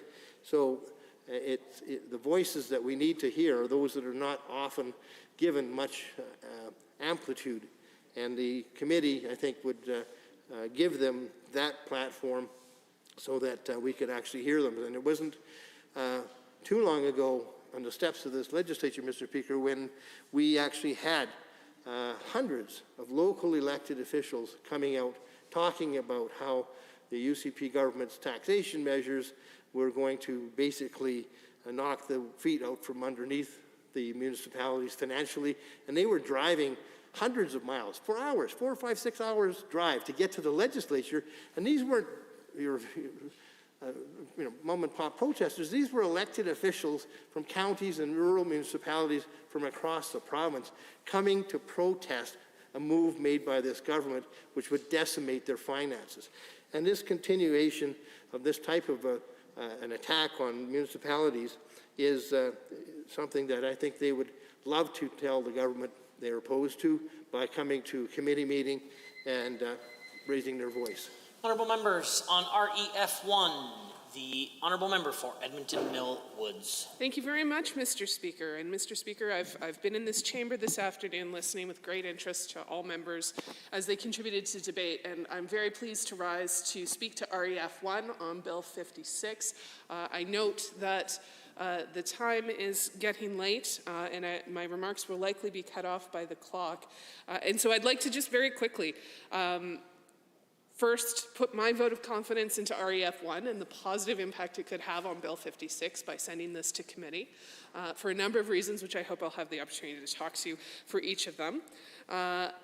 Starting off with some of the concerns that have been raised from stakeholders about the overall impact of Bill 56, and of course, Bill 56 is implementing many parts of Budget 2020-21, and the resulting impact of costs being downloaded onto municipalities. Now, a number of my colleagues have talked about these things through the debate this afternoon, and I think that it's really important that we consider the impact that Bill 56 has on already stretched municipalities who are dealing with the COVID-19 pandemic, as is the provincial government, and who have had other fees and cuts that have impacted their ability to deliver services, as well as provide the infrastructure that their citizens require. Municipalities have a lot of responsibilities and a lot of pressures facing them, and through Bill 56, those pressures are increased. And I would note just one specific item. There are included in this bill changes to 911 upgrades, and the changes have been federally mandated, but this provincial government has made a choice to download those costs onto municipalities, although the levy, which is going to add costs for Alberta citizens through their phone bills rather, is going to help offset that to some degree. There's a big difference between the amount the levy is raising and the ongoing costs. And call center operators who are often municipalities are going to have to shoulder those costs. And because Bill 56 adjusts who that levy is shared among, there are actually more operators, so some of the primary call center operators may receive smaller portions of that levy funding. And this is just one example of the pressures being downloaded onto municipalities. On top of significant cuts to the MSI funding, although they've been front-loaded, it essentially is a 25% cut over 3 years. But if we look and take a longer view, we really see through the term of this government, MSI has been cut by 36%. And that's hundreds of millions of dollars that should be going to our communities. And certainly that on top of a number of bad actors not paying municipal property taxes has resulted in a serious crisis for some of our rural municipalities. So I have to say, for some of those reasons, the opportunity to send this bill to committee, to have MLAs, but more so than MLAs, experts come and present to us, I think would be really, really helpful. During the course of this debate, there have been a variety of angles of argument being used, and I appreciate that from all colleagues. At one point through the debate, information about the Conference Board of Canada and the forecasts into the future were raised. And I did call this data from a third-party source, and I absolutely want to acknowledge that the Conference Board of Canada has said that Alberta will enjoy the largest increase in real GDP in 2021. But the context of this data is incredibly important. And what the government fails to ever mention is because Alberta had the largest drop in economic activity last year. We fell so far that it looks like, if you just quote the gain, that we are winning, but we're not actually winning. And when you're talking about financial data like that, it's really important that we acknowledge that Alberta had a decline in economic growth last year that was the largest in the country. And so when we celebrate and share the single stat that we will lead the country in GDP growth, it's because it dropped so much. But the government doesn't share that side of the story. And I'm truly just reading a bullet off of the Conference Board of Canada's site. And so I acknowledge third-party data, very important. How you interpret it and what you bring to the debate greatly changes the picture. Because if everyone is starting on the same step on a set of stairs and somebody falls to the very bottom and they go up half, it could look like they've gone up a lot, but they're still starting behind. And that's a really big problem. So that was the Conference Board of Canada data. I would note, around the same time frames, Bank of Montreal has said Alberta is going to be 6th in the country when it comes to job creation. And that's a problem for the province that has such high unemployment right now. And I'm very focused on jobs here in the province right now, particularly because this government has been given hundreds of millions of dollars to use to create jobs and has not launched their program. We continue to wait When the federal government gave the provincial government $185 million, we don't see that being put to use. Similar stat, RBC has said that Alberta is going to be dead last when it comes to restoring pre-pandemic economic activity. Again, we need to acknowledge that we have fallen the furthest. Because of that, it's actually going to set the stage for a challenge when it comes to recovery. So I certainly encourage all members to bring in factual data into this chamber. And I appreciate it when I hear sources of information from different sides, but we also need to remember the full context of that. And we need to acknowledge that bringing in that type of data can be used in different ways and interpreted in different ways. So, knowing my time is short, I will simply say that the changes to MSI and the delay in bringing in the local government fiscal framework, the reduction in funding that's going to municipalities, Bill 56, which increases 911 fees on top of energy prices and car insurance and school fees and camping fees, seems to be is part of a picture of this government making life more expensive for Albertans and downloading costs to municipalities. And I really want to echo a point that the member from Edmonton-Glenora made. Member, I hesitate to interrupt, but however, pursuant to Standing Order 4.8, the House stands adjourned until this evening at 7:30 p.m.